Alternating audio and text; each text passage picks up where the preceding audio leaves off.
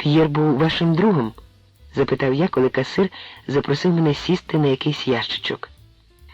Як залишив його тут хтось одного разу, так більше й не приходив по нього.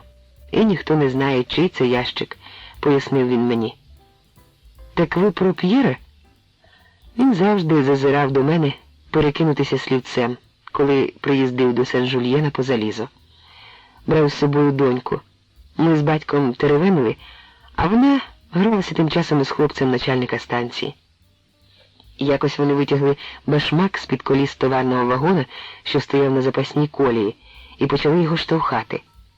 Їм вдалося його розігнати та зупинити вагон. Вони вже не могли і бігли за ним уздовж колії, підкладаючи під колеса камінці, щоб загальмувати. Марсіняк схопив тоді мою милицю, вибіг звідси, мов той олень, зупинив вагон, і так надавав обом милицею, що вона аж тріснула. Як же він загинув, бідолаха П'єр? Я розповів, що знав про сумний кінець Марсіняка, але мене передусім цікавило, що знає про нього сам Копо. Коли П'єра забирали жандарми, ви часом не були при тому? Я, любий пане, пам'ятаю все, але зі своєю ногою рідко встигаю кудись пришкандибати, щоб побачити щось на власні очі. Ляснув він себе по коліну. Але у той же час я тримаю національний рекорд, провоювавши акурат 24 години. Я недовірливо глянув на сиві скроні Копо і потертий залізничний кашкет. У першу війну не плутайте. Давайте дрібні, гукнув він пасажирові за перегородкою. У віконце було видно тільки чорну заяложену камізельку з товстим срібним ланцюжком від годинника. Кожний тицяє сотню, а я вам не курка, щоб нести дрібні. Тоді мене вмить забрали із запасу, похмуро розповідав він далі. Стромили в мундир після якогось велетня, рукави треба було підгорнути на 10 номерів і гайда в автомобіль. До того я в машині й не сидів, а тут зразу ж такий шмат дороги аж на Марну. І не в якомусь там таксі. За шофера був сам власник машини, справжній пан. Він увесь час озирався, чи ми, боронь Боже, не проколимо йому багнетами оббивки або чи не гасимо бички об сидіння. Тієї ж ночі в окопи, а вранці в контратаку. І як пробіг я метрів із 10, то вже ні про що більше не пам'ятаю. Отямився в лазареті з розбитим гранатою коліном. Ногу мені не відрізали, але від того дня я її кляту вже ні разу не зігнув. Отак я відвоював першу війну, мабуть, найшвидше за всіх французів. Так, чоловіче, тоді Франція ще мала генералів. А що, сьогодні їх у нас мало? Лукаво запитав я. Зверніть увагу, я вже сказав не французів, а нас. А хто перший вступив до Парижа? Примітка. Мається на увазі вступ союзницьких військ до Парижа у 1944 році, на чолі з генералом де Голлем. А вже ж, з американцями за плечима це змогли б і пожежники. Він сплюнув крізь зуби на підлогу. Про Другу війну краще мені не балакайте. Якби не такі люди, як Марсіняк, нам соромно було б людям в очі дивитися. Так, соромно, вигукнув він у віконце, за яким якраз виник симпатичний бюст із брошкою під глибоченьким вирізом. Ви добре знали П'єра. Як ви гадаєте, він справді виказав гестапівцям людей у Вентфоре? Копо заходився продавати квитки чималій групі людей, одягнених у чорне. Очевидно, вони їхали з похорону. Хіба можна засуджувати П'єра, не побувавши самому у такому становищі, як він? Мовив Копо, коли за віконцем вже нікого не було видно. Коли Петена засудили до страти, ніхто не казав, що це несправедливо. А Марсіньякові побажаємо, щоб земля була йому пухом. Того Одий, що після війни побив вікна Марсіньяковому жіноцтву, ви його, мабуть, знаєте? Навіщо це йому знадобилося? Я удавав, що мені нічого не відомо. Ще б пак не знати. Я знаю всіх із Сен-Жульєна, хто хоч раз куди-небудь їздив, а їздять тут майже всі. Одрі тут таки частенько купує квитки. Тільки ж ота історія, коли він подався у Баварняр бити комусь вікна, і не розтрусив свого запалу за ті півгодини, поки їхав у нашому експресі. Це для всіх тут було дивиною. Якось воно із цим Одрі не в'язалося. А коли він тепер кудись їде, то до якої станції бере квиток? До Пекероля, куди ж іще? У нього там моторка, возить і людей, і вантаж. У душі я тріумфував, отже, правда. Але чому жінка Одрі не хотіла дати його адреси? Підбадьорений, я сміливо почухав собаку за вухом. А що він за людина, отой Одрі? Добре, я ж нікуди. Завжди лізе помагати, відповів Копо. Чого ж він? Його брата вбили у Вентфоре. Молодшого брата, вродливого, як Роланд. Кілька років тому тутешні дівки за тим красунчиком роєм бігали. І коли це сталося, Фернан Одрі сам ходив як мертвий. А чому сам? Я хочу сказати, чому він сам не пішов до Макі? А хто подбав би про його матір, стару й немічну? Але ж в Одрі є жінка. Мабуть, вона перша не дала б йому строїти з себе героя. Фернан завжди був у неї під черевиком. Копо натягнув свій кашкет на лоба і притишив голос. Про його жінку кажуть, що вона влаштовує Фернановій матері справжнє пекло. Навіть їсти не дає вдосталь. І все ж таки він залишив матір їй на поталу, сказав я. Видно, братова смерть дуже його вразила, відповів касир. Хоч і успадкував він після цього другу половину господарства, та покинув і дім, і садибу, а сам подався шукати щастя в морі. А у його покійного брата не було сім'ї. Він тільки збирався одружуватися. Але як приїхала та парижанка, Франсуа вже не квапився із заручинами, а незабаром після того взагалі зник із Сен-Жульєна, мов у воду впав. Про яку це парижанку ви згадали? Та про ту, що мешкала в їхньому домі. Коли боші взяли Париж, примандрували сюди, у Сен-Жульєн, не менше 10 родин. І я відчув, як у мене заніміла потилиця. Вам, мабуть, знайоме відчуття, коли іскра інтуїції пробігає звідкись із шлунка аж до вершечка черепа, далі дороги їй немає, і людині здається, ніби там бігають мурахи. «А як її звали?» – запитав я, і голос у мене затремтів. «Хіба я знаю, главна жінка була, нічого не скажеш». «Пригадайте, це дуже важливо». «Таке скажете? Що тут може бути важливого? Та ще й після 2 років. Здається, звалася вона як отой артист». «Міньяр?» Він покрутив головою в синьому кашкеті. «Так жоден артист не зветься». «А чи не була вона схожа на Анабель?» Копо підозріло повернувся до мене разом із стільцем. «Звідкіля ви це знаєте? Як 2 краплини води». «Боже ж ти милий!» – вигукнув я по-чеськи, скочив на ноги і обійняв касира так рвучко, що кашкет злетів у нього з голови. «Та я ж люблю ту жінку!» Копо вилічився на мене, мов на дурня. Я бігав по маленькій касі, ніби лев у клітці. Перечепився об милицю Копо, і вона грюкнула об підлогу. Касир нахилився підняти кашкет, але я ненароком знову вибив його коліном з рук Копо, і кашкет упав на голову собаці. «Що ви тут витворяєте?» – розгнівався Копо, і тим самим тоном крикнув задиханому пасажирові за віконцем. «Не можете раніше прийти? За 3 хвилини до відходу поїзда я взагалі не маю права продавати квитків. Якби ви не були біля П'єрового смертного ложа, я б вас виставив звідсіля», – роздратовано кричав він у віконце. «Чужим тут заборонено бути». Загавкав пес, збуджений цим переполохом, і у комірці щинився справжній шарварок. «Тесьє! Ось як звався той артист, я згадав. І в неї теж було таке прізвище». Копо грюкнув віконцем, зачиняючи його. «А де вона тепер?» «Звідкіля я знаю. Артист той грає у якомусь театрі, якщо живий». «Яке мені діло до того артиста? Я про Маріель питаю». «Спитайте краще в Одрі, вона в нього жила». «Квиток до Пекероля швидше». Я витяг з кишені гроші. «А вже ж! А ви те бачили?» Касир красномовно повів оком і пальцем показав у вікно. Маленький поїзд з моторною тягою саме рушив від станції. Нарешті я трохи заспокоївся. Якось наприкінці 42-го року Одрій прийшов до мене і спитав, чи не міг би я залишити її в себе, бо у нього вдома їй вже не можна було жити. Чому це? Я ж кажу вам, у грудні 42-го, вже не ясно. На той час німці загарбали решту Франції, а люди бачили її разом з тим бошевським офіцером. Не розумію. Та бачу. Отже, мотайте собі на вус. Могла та мадам дізнатися, що Одрі має братуху у партизанах? Могла.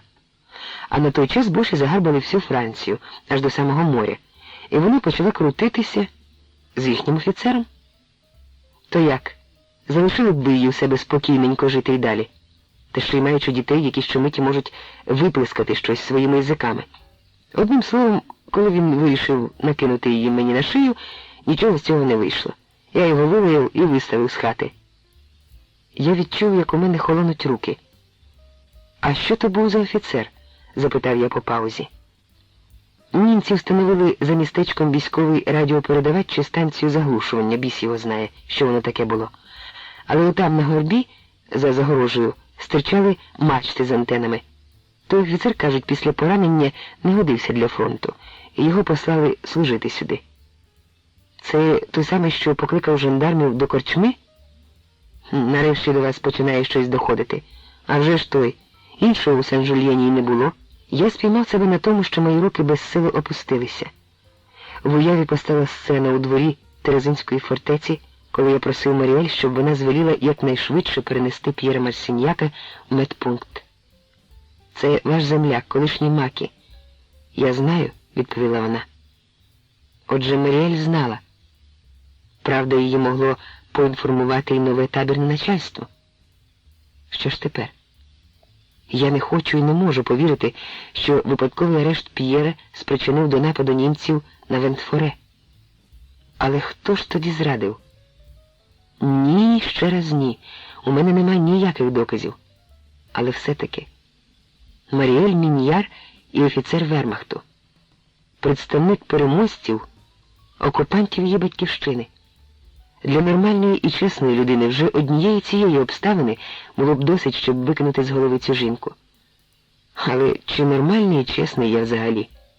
Щодо нормальності, то навряд, бо інакше не сидів би я зараз у касі далекої станції в департаменті ВАР із чужим паспортом у кишені, поряд із собакою, який, напевно, в цю мить безкорисливо передає мені свої блохи.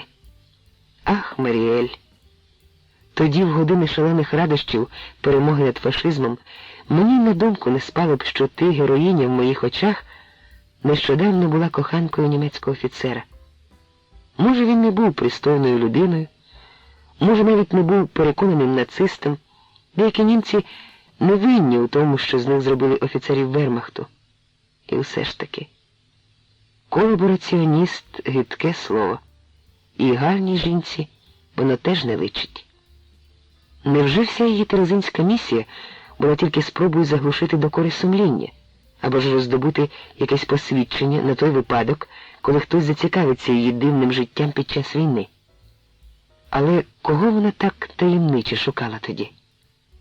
Я сидів на забутому кимось ящику в станційній касі, намагаючись дати лад своїм хаотичним думкам, а від собаки, що терся біля ніг, на мої штани безгучно перескакували блохи, і я відчував, що мушу почухатися. Чи ж люблю я ще Маріель? Я заплутався у мішанині нових відомостей, які щойно дістав. І мені важко було відповісти на це. Та в одному я був певний. Думка про неї, як про жінку, хвилює мене й досі. Одна обставина, проте, була ясніша від сонця. Якщо я вже натрапив на слід Маріель, то повинен побалакати з Фернаном Одрі. Він зможе щось іще повідомити про неї і, можливо, знає, куди переїхала вона після війни.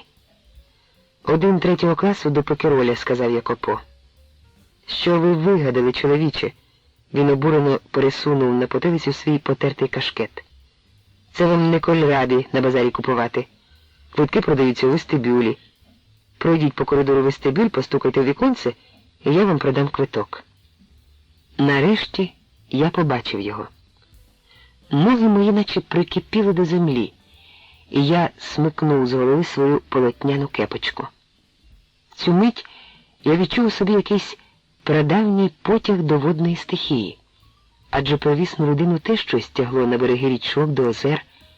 Мабуть, у воді вона відчувала основу всього сущого.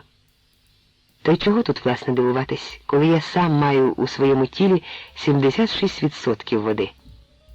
Я поставив валізку і підійшов до самого берега, щоб рукою спробувати, яке воно є, це море. Хвилька одразу ж залила мені черевики, але не порушила мого захоплення. У цю мить я особливо радів, що мій батько лісник, а не фабрикант у Першій Чехословацькій Республіці, який щороку під час канікул свого синочка їздив разом із ним на курорти.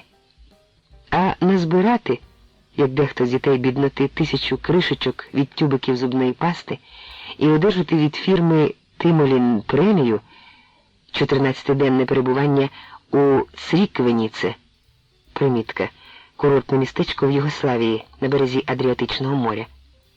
Я якось не спромігся.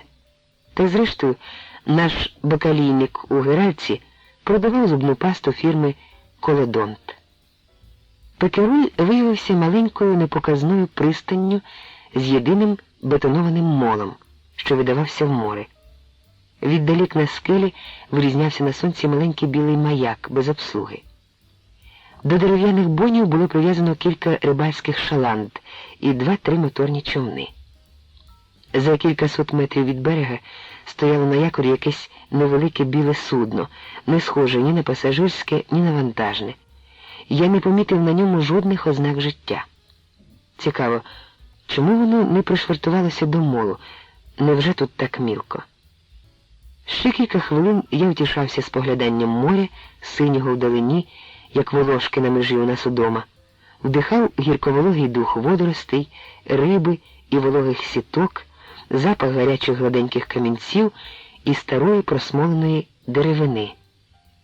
На поганенький пляжик, милий хіба що місцевим хлопчакам, набігали хвильки, викидаючи і знову змиваючи в море краба разом із помаранчевою шкоринкою, схожою на морську зірку.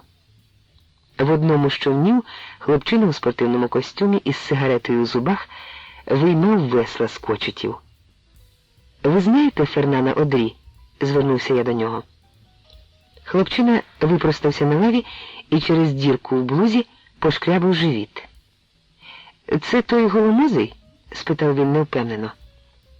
«У нього, кажуть, моторний човен». «А вже ж знаю». Він виплюнув недокурок у воду, тільки його тут зараз нема. Здається, повернеться днів за 3. Ще б пак. Хіба ж хтось із тих, кого я розшукую, може бути там, де йому належить бути? Та добре вже й оце. Адже я міг би почути, що Одрі подався на 2 місяці аж у Алжир. І я йшов понад морем. Муровані будиночки, розкидані по набережній, нещадно палило сонце. Жалюзі майже на всіх вікнах були спущені. В гарячому і непорушному полуденному повітрі почувся дивний звук, який повторювався через однакові відтинки часу. Хтось наближався, ляскаючи з кожним кроком відірваною підошвою сандалії. З відчинених дверей одного з будиночків тягнуло припаленою олією і чувся дитячий вереск. Чоловік з відірваною підошвою ніс у витягнутій руці невеликого восьминога, загорнутого у шматок сітки. Восьминіг мляво вистромлював крізь вічка сітки, схожі на гадюк щупальця, і рибалка вільною рукою час від часу ляпав по них. Оце, я вам скажу, екзотика. Ці пахощі олеандрів, що квітували в садочках між двоповерховими будиночками. «Де тут можна переночувати?» – зупинив я чоловіка з восьминогом. Рибалка позирнув на мою кепочку, потім на валізку. «А он готель», – показав він на вузький 3-поверховий будинок. Перед входом до нього в ріденькому затінку миршової пальми сиротливо стояли 2 металевих столики і кілька стільчиків. «А як там щодо комфорту?» – запитав я і почухав стегно. Давалися взнаки блохи, якими нагородив мене пес касира Копо. Чоловік у береті ляснув восьминога і подивився на мене уважніше. Потім обернувся до білого корабля. Можете домовитись із тими двома.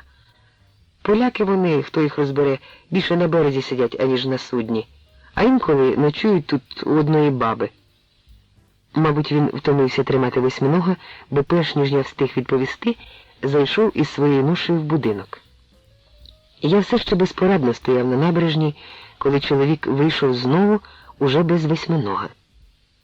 «До тих двох краще не ходіть», – заявив він похмуро, наче забув про свою попередню пораду.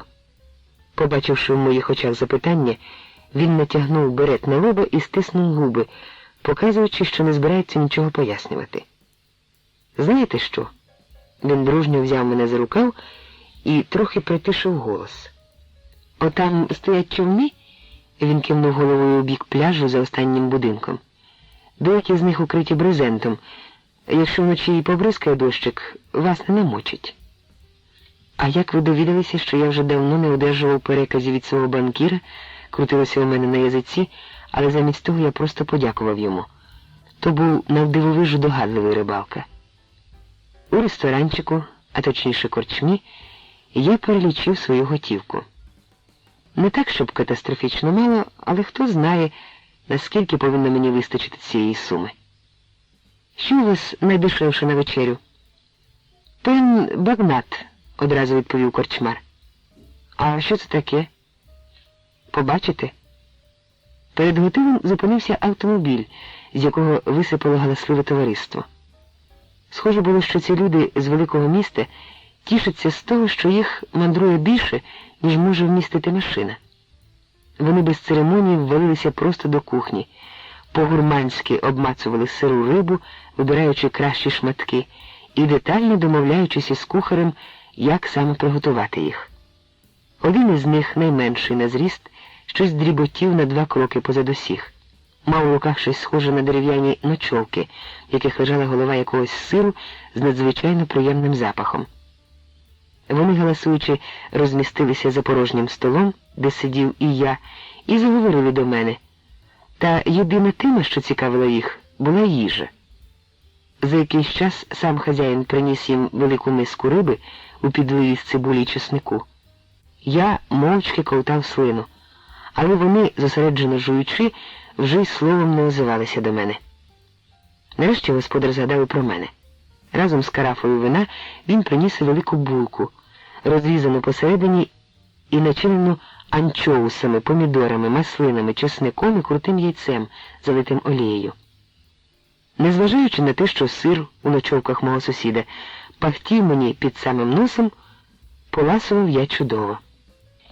Вже сутеніло, коли я, проминувши останні будиночки Пекероля, знайшов затишну місцину поміж скелями і викупався. Чого мені ще бракувало для щастя? Хіба що зустріти завтра Маріель під червоною парасолькою проти сонця. Але якби життя складалося тільки із щастя, що б тоді люди називали цим словом? Зрештою, я не сентиментальна гімназистка, щоб мріяти і зітхати у сподіванні щастя. Якщо в майбутньому я коли-небудь озирнуся, то хочу мати право сказати собі: щастя мені припало стільки, наскільки судилося пізнати світ. Що ж до шляхів пізнання, то мені, звісно, відомо, що вони дуже довгі і звивисті, дійти кінця неможливо, а що найдалі просунутися вперед здатні тільки з біса витривалі мандрівники, які довго зберігають молодість.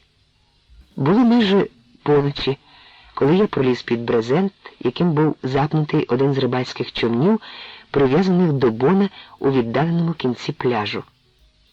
Чи не починаю я скидатися на волоцюгу? Але ж у мене все ще є власна кімната, з якої видно стіну соснового лісу і лужок під вікном. Колись на ньому жила приручена козуля Луцька. Батько знайшов її в лісі, ми вигодували її молоком з пляшечки, і згодом вона сама заходила до мене в кімнату, щоб поласувати грудочкою цукру, залишеною для неї на полиці, поряд із шкільними підручниками. А якщо я і схожий нині на бездомного вигнанця, то це лише через мою нерозсудливість і прагнення бачити життя не тільки з-за столу державного технічного урядовця із твердою платнею, яким я був протягом 3 років, перш ніж нацисти кинули мене за грати. Весла, що лежали на дні човна, я відсунув у бік, під голову поклав складений у 4 светр і, підлізши під поперечні лави, затишно вмостився на ніч. Човен мирно погойдувався під теплим бризом. Я вдихав гіркуватий запах викинутих на берег водоростей, брезент тріпотів на вітрі, і хвильки припливу, що ритмічно набігали на берег, заколисували мене, ніби добра казка. Повіки мої швидко обважніли, давалися в знаки благотворні враження сьогоднішнього дня, смачна і дешева вечеря та перше в житті морське купання. Я заснув із спомином про козулю Луцьку з-під 9 скель, яка носом відхиляє причинені двері моєї кімнати. З кількох сновидінь, що змінювали одне одне, запам'яталося останнє. Здавалось, мій плавучий притулок стискається, і вийти з нього немає змоги.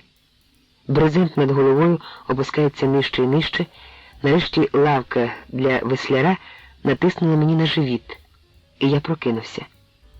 Човен злітав і падав на хвилях, бортом б'ючись об дерев'яний місток. На дворі тільки розвиднялося. Вітер щосили шарпав брезент, темне небо, що зливалося з лінією горизонту, було якимось брудним і ворожим. Спінені хвилі котилися до берега. Бони, до яких були прив'язані човни, вгинались у мене під ногами, і я мало не впав у воду. І куди це поділася вчорашня сонячна погода? Я, хитаючись і заточуючись, вибрався на берег. Мабуть, такого ніколи не виробляв ногами ніякий п'яниця. Кожна хвиля не тільки виривала з-під моїх ніг опору, а й боляче стискала шлунок. Нарешті я упав на коліна у глибокий пісок і дав волю природі. Мені одразу полегшало. Відійшовши далі від човна, я сів і підпер голову руками. Солений вітер висушив моє спітніле чоло. Що ж, доля дає мені ще один урок. Я до сьогоднішнього дня, недосвідчений мешканець Суходолу, після якихось півдоби життя на березі моря, можу твердити, що морська хвороба, підхоплена серед глибокого сну, найнеприємніша в світі річ. Я повернувся спиною до моря, щоб не бачити хвиль із білими гребінцями. Морська хвороба, видно, не тільки нудота у шлунку, вона пригнічує також душу. Ніде ніяких ознак життя. У непорушній ранковій сутіні містечко спало глибоким сном, і на всьому широкому світі я був сам один. У голові у мене мляво снувалися мрії про затишне ліжко на твердій підлозі, яку не зрушив би землетрус. Мабуть, мені не лишається нічого іншого, як найняти на кілька днів кімнатку у місцевому готелі, а розрахунок із хазяями доручити самому Господу Богу. Адже помічником офіціанта мене в Пекеролі, мабуть, не візьмуть.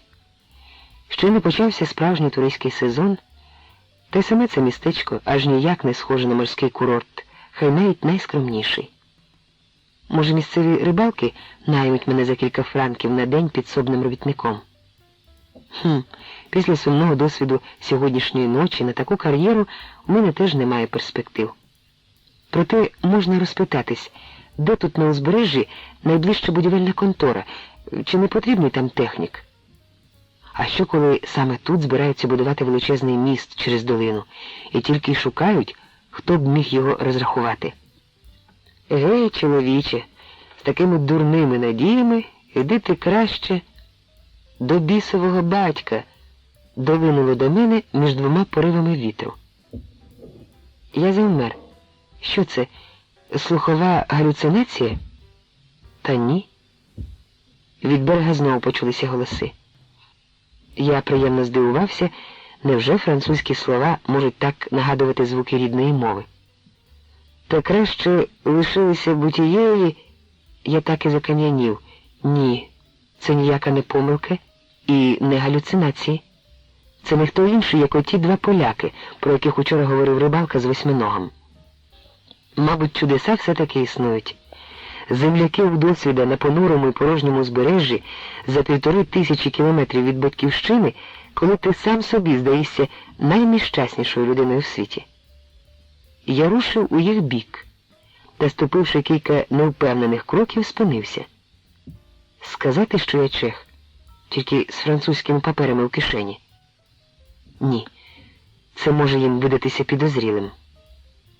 У цей час незнайомці побачили мене і сторопіло зупинилися. За їхніми спинами у ранковій сутіні вимальовувались обриси човна з причепним мотором. У шумі хвиль я не почув, як він під'їхав до берега. Пляж знову гойднувся у мене під ногами, потім ще раз. Чи ж припиниться, коли ця клята хитавиться? То вас таки добряче прихопило, мовив один із них, нижчий на зріст і гладкий. Вже з першого його речення я зрозумів, що він по-французьки розмовляє гірше за мене. Мені хотілося стиснути їхні чеські руки або ж обняти обох, але я стримався. «Не терплю моря, тобто коли штормить», – сказав я по-французьки. У кремезного чоловіка, який заговорив до мене, указівний палець на лівій руці був перев'язаний уже досить брудним бинтом. «А хто ви такий?» – запитав другий, високий і ставний. «Жак Мартен», – сказав я. Товстий вже розтулив рота, щоб і собі відрекомендуватись, але помітив, що другий не збирається цього робити, і лише запитав: «То це ви спали?» Правицею з короткими міцними пальцями він махнув кудись у бік човнів. Я кивнув головою. Берег піді мною знову захитався, і я сів на пісок. Порожній шлунок вільно плавав десь у моїх нутрощах. «Плюньте на це діло», – перейшов на ти товстун. Очевидно, він визначив для мене певну, мабуть, ближчу собі соціальну категорію. Я теж блював під ранок. «Ось, тримай, це тебе поставить на ноги». Він витягнув із задньої кишені штанів пласку пляшечку. Я ковтнув горілки, і вона здалася мені міцнішою за звичайний марк. Збудливе тепло розлилося в животі і піднялось аж до легенів. Гладкий намірився був ковтнути собі, але передумав і простягнув пляшку своєму супутникові. Високий похмурий чолов'яга, перш як пити, обтер шийку долонею. «Ви з отого корабля?» – показав я у бік моря. Швидко розвиднялося, судно стояло десь за кілометр, і з цієї відстані навіть не було видно, що воно гойдається на хвилях. «А ти звідки це знаєш?» – запитав високий. Коли він говорив, верхня губа у нього піднімалася, відкриваючи випнуті вперед великі зуби. «Учора мені казав про вас один тутешній чоловік. Він думав, що ви поляки». «Які там поляки?» – заперечив гладкий по-чеськи. «Ти що?» – тихо сказав високий теж чеською мовою. «Що зрозуміє?» «Звідки йому зрозуміти, шеф?» Гладкий похилив круглу голову до плеча і краєчком ока глянув на мене. Я і бровою не повів. «Це слово забудь», – пробурмотів високий чолов'яга з великими зубами. «Це слово кожен зрозуміє всякою мовою». Вони не назвали своїх імен ні при першому знайомстві, ні пізніше, але для себе я мусив був якось охрестити їх. Меншого я назвав просто Гладким, а високого Бобром, бо чомусь уявляв собі цю тварину грубою і похмурою. Водночас я подумав, що мені буде досить важко ніяк не виявити, що я їх розумію. Тепер уже пізно признаватися, що я, так само як і вони, нащадок Пшемисла Орача. Примітка. Легендарний князь, прабатько чеського народу. Та й зрештою, яке кому діло, хоч би й землякам до походження моїх французьких документів. Гладкий почав розмотувати брудну пов'язку, і на очі йому набігли сльози. З-під бинта показалася засохла різана ранка, зо 2 сантиметри завдовжки. Я допоміг йому знову зав'язати палець, на що він відповів удячною посмішкою. Присівши навпочіпки, Бобер похмуро збирав камінці і кидав ними у красивий голяк завбільшки у гусяче яйце, що лежав метрів за 2 від його сандалії. «Що то за судно?» показав я на море. Не схоже на пасажирське, не схоже й на вантажне. На, ковтни горілки, це тебе поставить на ноги, повторив Гладкий і, мов би вибачаючись, глянув на шефа. Це океанографічне судно, похмуро процідив Бобер. Я випив, і мені здалося, що горілка справді ставить мене на ноги. Світ уже не був таким чорним, та воно вже й розвиднялося, і життя знову цікавило мене. Я повернув пляшку Гладкому, а той простягнув її Бобру, але шеф відхилив пляшку рукою, і Гладкий випив за нього сам. А що на такому судні роблять? Гладкий краєчком ока зиркнув на шефа і, переконавшись, що той не заперечує, відповів. Та всяке. Беруть з глибини зразки води і всякої погоні і... Головним чином вимірюють ізогіпси, перебив його Бобер і уважно подивився на мене. У мене раптом майнула думка показати себе дурнішим, ніж я є насправді. А що воно таке? Запитав я. Лінії однакової глибини, відповів замість Бобра Гладкий, і в його голосі прозвучав відтінок гордості. Це для морських карт. Щоб знати, чи кораблі з великою осадкою можуть підійти до пристані і таке інше. Він таки поганенько говорив по-французьки, довго підшукував деякі слова, але кучерявий приятель і не думав йому допомагати. Я відчув, що мерзну на вологому вітрі, і підвівся, щоб кількома швидкими рухами розігнати кров. Але голова у мене знову пішла обертом. «Стривай, друже», — поклав руку мені на плече Гладкий. «Стривай хвилинку». Він теж не дуже твердим кроком пішов до човна і незабаром повернувся з мокрим носовичком і новою пляшкою горілки, тепер півлітровою. «Оце приклади собі до потилиці ззаду, а це залий у себе спереду». Він простягнув складену хустку і пляшку. «Це тебе таки поставить на ноги». «Ви тут давно?» – запитав я, сидячи на піску і нахиливши голову. Вода з компреса текла мені за комір. Бобер пробурмотів щось мало зрозуміле. Цього разу він теж ковтнув із принесеної пляшки. «У нашого інженера відпустка, але за 4 дні він повернеться», – пояснив Гладкий.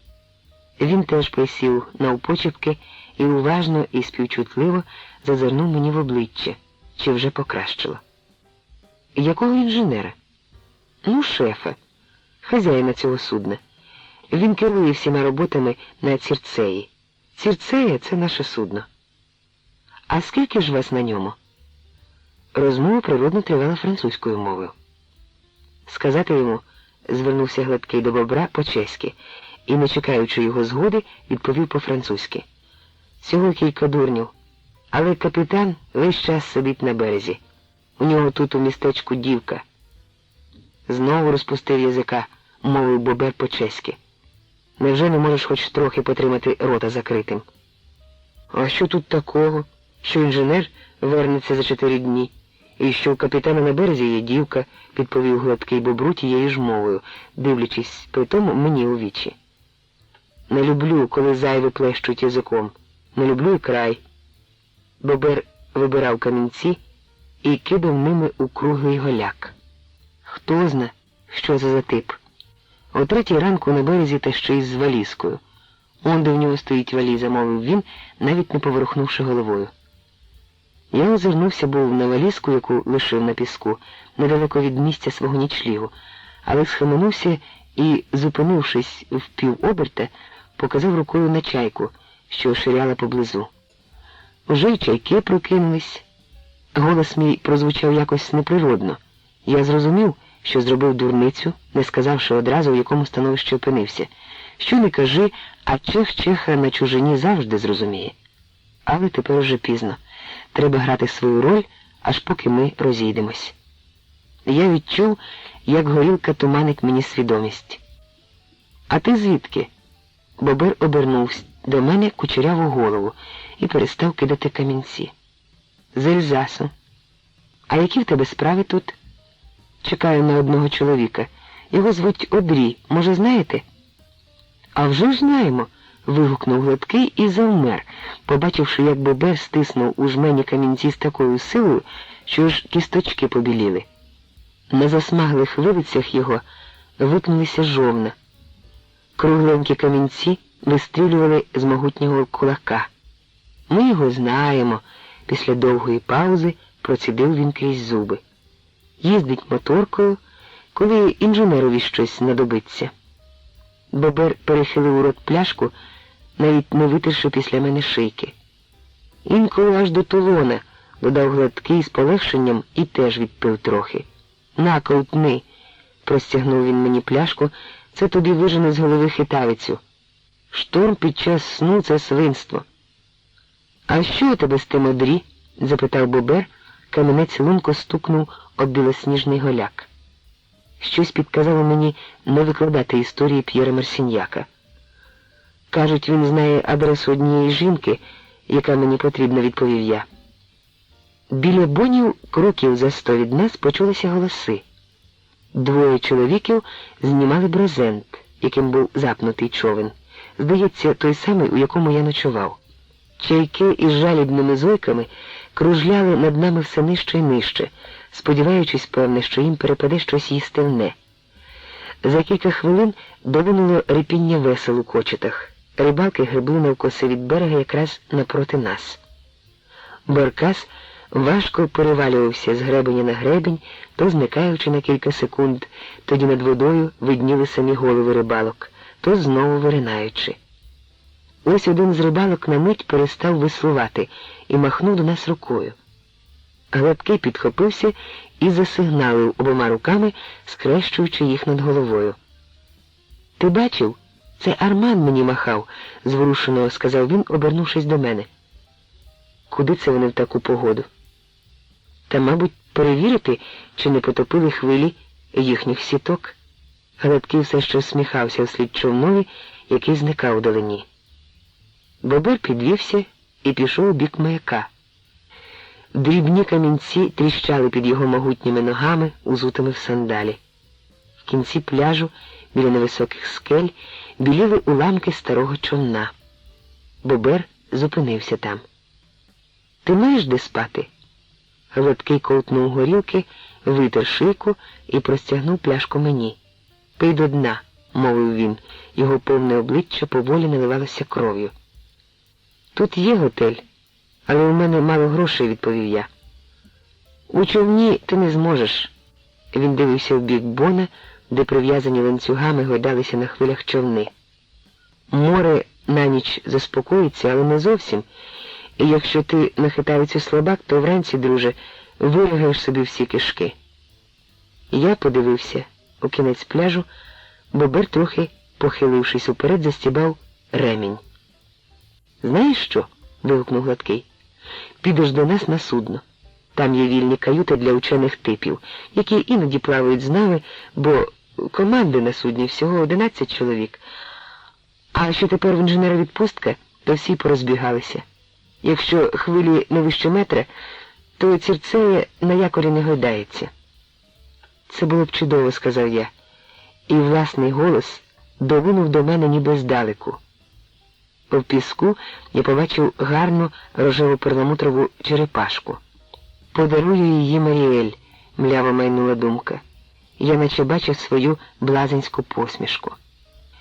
Я перевернув пляшку догори денцем, і кілька краплин горілки всмокталися в пісок. «Вино належить землі», — кажуть провансальці, а горілка у цьому краї одного кореня з вином. Бобер повернувся. Я запросив друзяку до нас переночувати, бо в нього нема грошей. Підняв на шефа Гладкий свій щирий погляд. Бобер показав великі передні зуби, але на усмішку це не скидалося.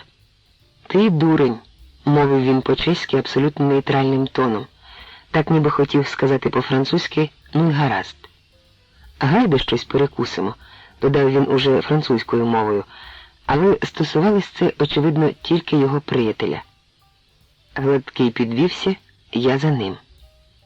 Трохи пройшов разом із ними в напрямку самотньої валізки на піску. Ноги у мене плели кренделі. Не знаю, через морську хворобу чи горілку, але п'яний я був, мов датський матрос після довгого плавання. Не піду з вами. Про їжу мені й думати не хочеться. Краще висплюсь, сказав я і заходився згортати на купу сухі водорості. Мої нові знайомці почвалали в бік корчми.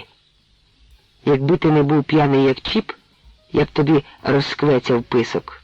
Почув я, як звернувся по-чеськи Бобер до свого Санчо Панси. Більшого ідіота я не бачив за все своє життя. Мій приземкуватий доброзичливець коливав поряд і щось говорив, задираючи угору круглу рудувату голову, але гомін хвиль заглушив його слова. Я ліг на піску і заплющив очі. Пляж піді мною злегка погойдувався, але тепер уже якось легко і плавно. У цьому русі було щось від елегантності чаїного лету. Отже, це вже наслідок не морської хвороби, а моряцької горілки. Хто б міг сказати, що троє хлопців за якусь годину запросто укутують у досвіда на голодний шлунок аж 3/4 літра? Але щось тут не так. Двоє чехів на французькому океанографічному судні через 2 роки після закінчення війни. Не знаю чому, але у мене склалося тверде враження, що до війни вони на ньому не плавали. Ці люди зовсім не скидаються на фахівців. Мабуть, просто виконують якісь допоміжні роботи. І що вони, власне кажучи, робили під час війни. Чим далі, тим більше мене муляла настирлива думка. Хто б робить так рано на чужому пляжі без даху над головою, той найімовірніше перебуває у конфлікті з законом, як, скажімо, я. Звичайно, мається на увазі не Терезин, а... Я й досі пам'ятаю, як залишилася сидіти у судовому залі смаглява худенька жіночка в хустці. Їй можна було дати років 50, насправді ж їй було, мабуть, менше. Я зрозумів, що це мати нещасного Яника. Її темні розгублені очі я бачу й досі. В них ніби завмерла глибока столітня туга від кривд, завданих всевладними, освіченими білими панами. Здавалось, тільки оця остання година судочинства переконала циганку у тому, у що вона весь час відмовлялася повірити. Ян Ако, єдиний син її та невідомого чеського батька, справді наклав головою на будівництві якогось мосту.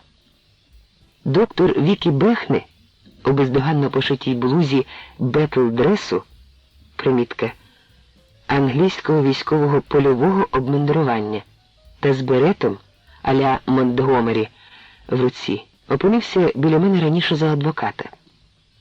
Я знав, що щастя сиплеться на вас з неба навіть за хмарної погоди, показав він на вікно, посмуговане навскісними потоками дощу. Я помітив, що молодий прокурор у мантії, виходячи окремими дверима, судова колегія у складі 3 осіб вийшла через інші, скоса зиркнув на Вікі. При цьому його обличчя лишалось офіційно нейтральним.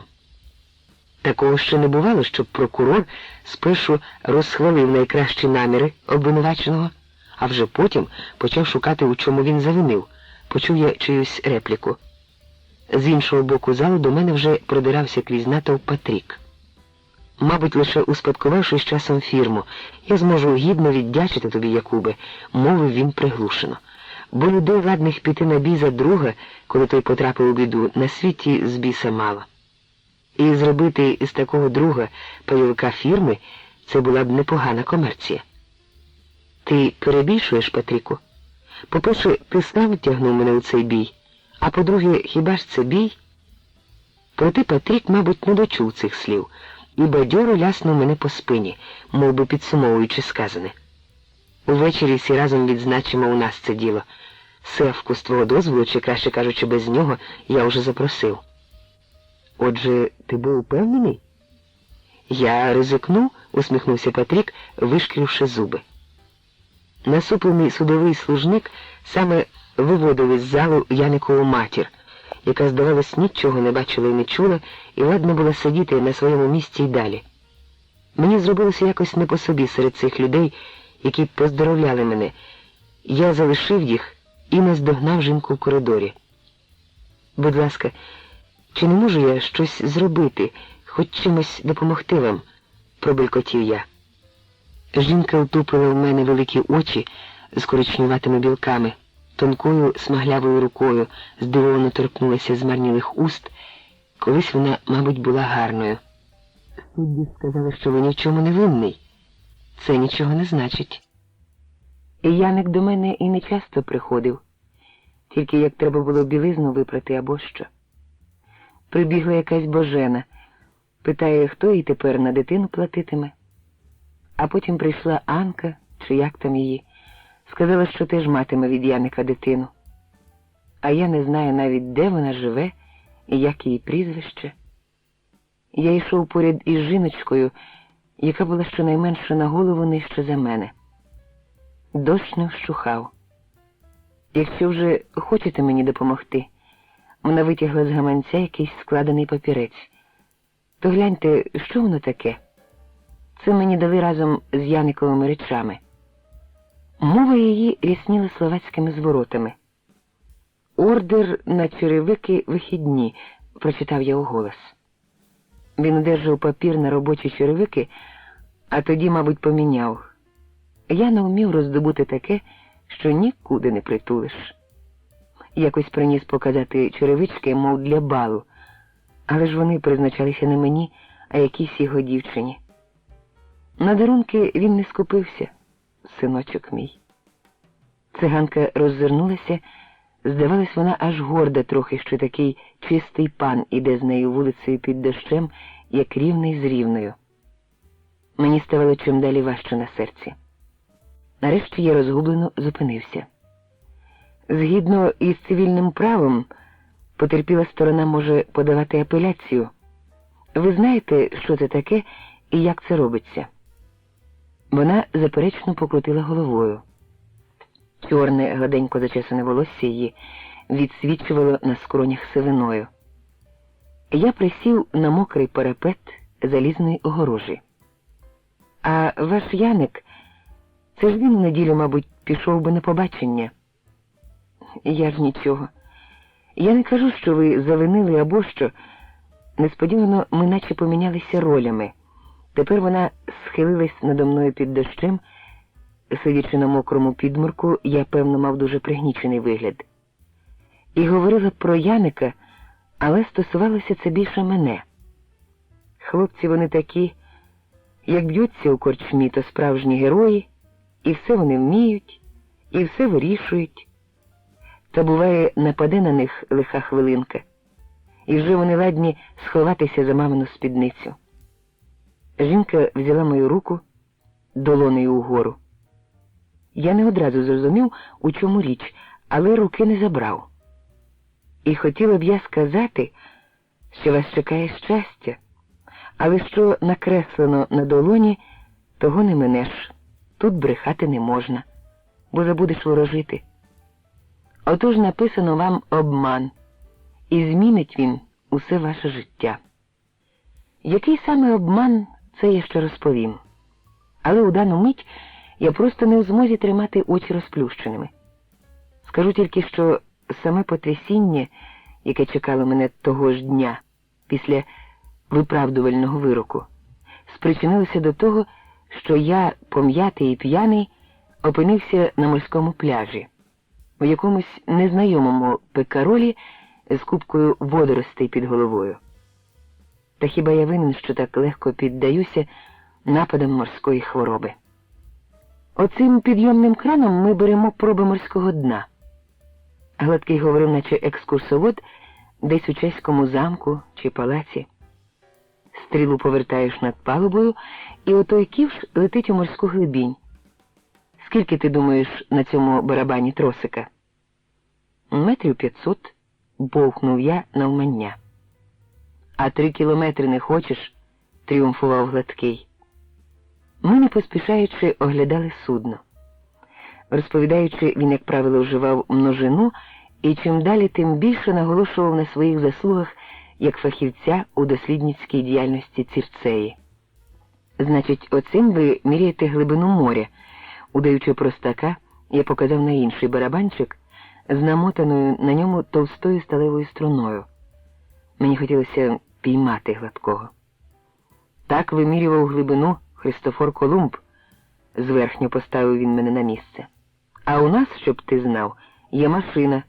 Вона посилає звуковий сигнал на дно і слухає, за який час повернеться луна. А з того вже обчислюють глибину. І твоя робота оті обрахунки? Це якраз не моя. Але глянь сюди, це найновітніший англійський апарат. Коли під нами пропливе, крім усього іншого, зграє риби, на цьому матовому склі з'явиться темна пляма. Чим темніше, тим більше риби. А оця стрілочка на циферблаті демонструє, на якій та риба глибині. Дати таку штуковину рибалкам ураз мільйонерами стануть. Тільки ж така апаратура надто дорога, 500 000 тягне. Я звернув увагу, що, пояснюючи сучасну техніку дослідження моря, Гладкий намагається говорити науковим штилем. А у чому полягає сенс твоєї океанографічної діяльності? Підробився я під його тон. Інколи ми проводимо експериментальний вилов риби, і коли часом спіймається якась небезпечна потвора, моє діло уколошкати її і вительбушити, гордо мовив Гладкий, і очі у нього заблищали. Адже за фахом я різник. Проте тут доводиться виконувати усяку роботу. Славно, промовив я, і запитав те, що вже давно крутилось у мене на язику. Правда, ті механізми для дослідження моря теж викликали мою цікавість. Так, це ти мав вдома власне діло. Довгим нігтем мізинця Гладкий ліквідував траурну смужку під нігтем указівного пальця. Уважно подивився на мене, наче зважуючи, наскільки можна мені довіряти.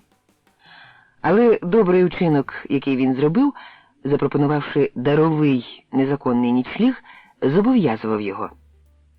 Та мав, якби не ця клята війна. І як же це сталося?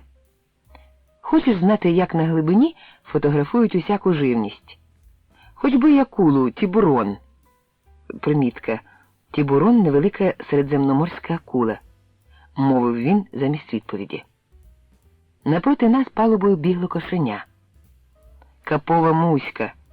Гладкий підхопив його і ніжно притис до неголеної щоки. Знаєш, що повинні були робити есесівці під кінець своєї підготовки? Це у них, кажуть, звалося атестатом зрілості. Треба було живому кошеняточку виколоти очі, сказав він, і на очах його заблищали сльози. Капова. Це дивне товстонове слово лунало у мене в вухах. Я розумів, що серед цих двох таких неоднакових людей Бобер, безперечно, посідає місце лідера і сильної особистості. Мабуть, слово «капо» після війни ввійшло і у французький лексикон для визначення людей саме такого характеру. Значить, боші наклали лапу на твоє господарство? Усе забрали, промовив Гладкий і зітхнув, бачачи, що йому не під силу протистояти моїй допитливості. А яким чином ти опинився аж тут? Це довга історія. Через Італію, друже. Цілком випадково. Випадки відіграють у нашому житті важливу роль, я це знаю, підбадьорив я його. Якось іще хлопцем весною, коли в Оленів починається тічка, узяв я у мами нишком скло від газової лампи і вирішив підманити оленя. Вислизнув уночі з хати, а це мені, звісно, суворо заборонялося, і раптом чую. З долини до мене й справді озвався олень. Я поспішив на голос і знову засурмив у скло. Тепер відповідь почулася значно ближче. Поступово я підманив оленя зовсім близько. Нарешті у гущавині переді мною щось зашелестіло. Із кущів вийшов мій власний батько з ловецькою дудкою в зубах. Про чухана я того разу не дістав тільки через те, що зумів так ловко підманити батька звичайнісіньким склом від лампи. Але як ти опинився в Італії? Гладкий якусь хвилину вагався. А ти нікому не розляпаєш. Не бійся. Якщо ж ти залишив мене спати на кораблі, то я тебе не продам, навіть якби ти й справді десь завинив. Та наскільки я можу судити, мабуть, ти не вчинив нічого поганого? Нічогісінько не вчинив. Хіба хто винен, якщо має жінку-шльондру? Словом, ходили до нас купувати і німці, чи, як ви на них кажете, боші. І був серед них один тип із німецького гарнізону, який відав провіантом. Почав він тертися і так, і сяк навколо моєї старої. А вона йому спершу не надійся, мовляв, я жінка чесна, ну а для бізнесу чесна жінка як виграш у лотерею. Але потім, ви тільки не подумайте, ще одна жінка, яка почала крутитись чоловіком у німецькому військовому мундирі. Справді випадковість. Як ото ми зустрілися з моїм батьком, коли разом підманювали оленів. А тоді якось, друже, дивлюся я і бачу, що машина з газогенератором везе нам болячий бік. Що це має означати? Звідки нам такий небачений пайок? Питаюсь я дружини. Не хвилюйся, котику, каже вона мені. Це премія за мої гарні очі. Для нашої крамниці таке браковане м'ясо з військової кухні просто знахідка. Так ми його розпродамо для собак, кажу я їй. Ти здурів, відповідає моя стара. Чехи не мають чого у рота вкинути, а ми продаватимемо м'ясо собакам. Ох, і зналася ж вона на комерції чоловіче, мов старий єврей. Я повинен був визнати, що м'ясце добре, та воно й справді було таким. Проте братися за цю справу я зовсім не хотів, бо тоді була карткова система, і за кіло маку, проданий з-під поли, можна було поплатитися головою, а тут цілий волячий бік. Зазирни до нас контроль, і пішли б ми на шибеницю всі троє. Тільки ж ми чехи, героїчний народ. Ми ліквідували Гейдріха. Ти навіть не уявляєш, як чехи боролись. Та коли вже моя стара встряла у те діло, то довелось мені повірити, що вдруге такий самий волячий бік, той тип прислав їй за гарні брови. Але за що мав би він прислати третій? Коротше, я майже зрадів, коли дістав повістку в армію. Ти, чех, у німецьку армію? У державне військо, друже. Ти ж, мабуть, і не чув, що в нас було державне військо. І не якесь там збіговисько колаборантів, не думай. Це не те, що власовці або усташі, оті, що послали сербам униз по Саві бочку виколопаних людських очей. Словом, це боші нас вигадали і кинули в Італію. А там ми були у них на побігеньках, і німці, і італійці дивились на нас згори вниз. І ті нам не вірили. Та й мали за що. Бо ми були чесними патріотами, кожен із нас у душі був борець опору. Можна сказати, в душі партизан. Словом, як ото наші маки, тільки в мундирах. А то ж, засяяв Гладкий, це ти точно кажеш, друзяко. Ти б побачив, як ми раділи, коли німцям давали по шиї. І ваша радість, треба думати, хитали німецьку військову машину аж до самих основ. Гладкий глянув на мене з підозрою. Спробував би сам побути у нашій шкурі. Тепер кожен лізе критикувати. А чому після війни ти на радощах не повернувся додому? Куди, друже? Хіба я міг би жити з бабою, яка валялась у ліжку з німецьким негідником? Я промовчав. Такого серце патріота не витримає, повір мені. На очі йому знову набігли сльози. Назустріч нам палубою прямував бобер. Після гоління рештки мильної піни біліли на кінчику вуха. «Куди це знову Муська зникла?» – крикнув він по-чеськи. Кошеня на ній подив одразу ж прибігло звідкилясь, і бобер узяв його на руки. «Дурне, що в море впадеш. А в каюті у тебе і молочко, і м'ячик, отам і грайся собі», – мовив бобер по-чеськи, і тон його голосу був зовсім інший, ніж коли він говорив з Гладким про мене. «Що він тобі сказав?» – запитав я, коли бобер збіг східцями вниз. З кицькою балакав. Якби Йозеф її загубив, він би не витримав цього, такий він душевний чоловік. Він теж був у вашому державному війську? Гладкий пом'яв долоною своє кругле обличчя, ніби міркуючи, чи можна довіритися мені до кінця. Він утік із концтабору десь недалеко від французького кордону, до Франції було ближче. Ще один тікач, ще одна схожа доля. Адже я теж утік з табору, принаймні у французькій версії мого короткого життєпису. А насправді, 4 таки втекли з Терезинської фортеці, де містився наш концтабір. За 2 дні вони були страчені на очах у всіх інших в'язнів, яких з цієї нагоди вигнали з їхніх камер. Був серед них і я, на жаль. Камеру, яка не відрапортувала одразу ж про нічну утечу, замурували разом із 54 її мешканцями. Отже, 58 смертей. Йому пощастило, другу Йозефу. Гладкий скоса зиркнув на мене. Він утік перед самим приходом американців. А чого не подався додому, в Чехію?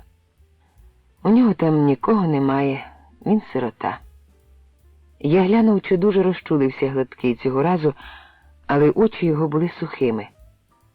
Потім ми всі троє подались на берег човном з причепним моторчиком.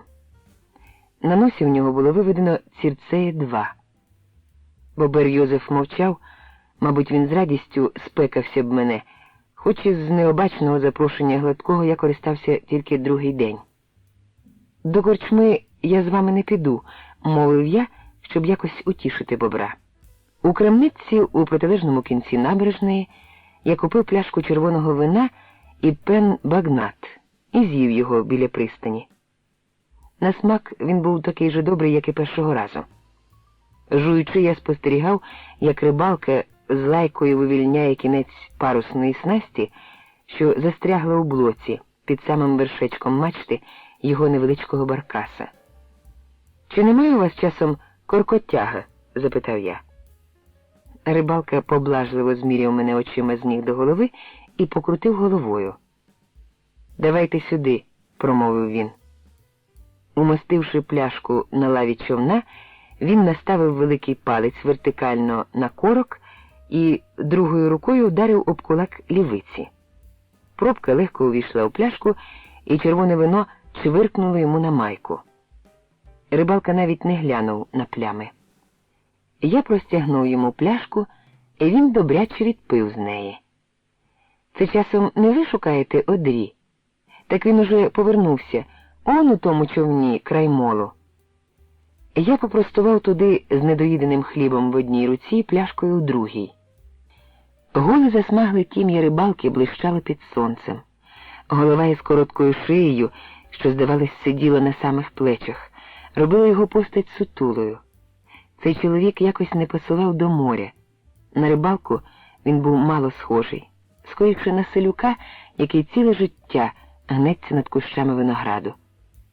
На дні чималого моторного човна я побачив кілька ящиків, широкий кошик, повний великих барвистих черепашок, певне сувеніри для туристів, і новенький дитячий самокат. Я назвав себе, але руки подати не міг, бо стояв високо над ним на молі. На обличчі Одрі відбилася цікавість. «У вас добрий човен», – мовив я. «Цей мотор знімається?» Одрі кинув насторожений погляд на мою полотняну кепочку. «Усякий мотор знімається», – відповів він. «Коли треба, можна зняти мотор із крейсера». «Гарні черепашки самі наловили?» – запитав я знову і подумав, що таким околясом ідуть до мети тільки цілковиті ідіоти. В Одрі, мабуть, теж майнула подібна думка, і він, не відповідаючи, запитав сам. «Вам щось треба? Відвезти до Сен-Тропе? Чи, може, якийсь багаж?» Він занепокоєно дивився на мою руку, мов би чекаючи, що вона раптом сягне у кишеню за поліцейським посвідченням. І саме цей його розгублений вираз підказав мені блискавичну, несподівану для мене, ризиковану, але, як ви побачите, напрочуд удалу ідею. Я член комісії по розслідуванню діяльності німців, які під час війни перебували у департаменті ВАР і будь-яким чином завинили проти французького населення. Борлак на шиї у нього підскочив угору і впав. Я з побоюванням чекав, чи не запитає Одрі у мене якоїсь посвідки. Та, на щастя, він про це не подумав. Але ж я навряд чи зможу вам чимось допомогти. Де чим зможете? Під час війни у Сен-Жульєні військовою радіостанцією командував офіцер вермахту, кажуть, що з ним крутила якась француженка. Ви її знали? Непорушне обличчя Одрі мов би здригнулось. Він відвів очі, уникаючи мого погляду. Не знав, відповів він нарешті. Я кахикнув. Але якщо вона жила у вас, ви з нею не могли не познайомитися? Тепер Одрі дивився на мене широко розплющеними очима.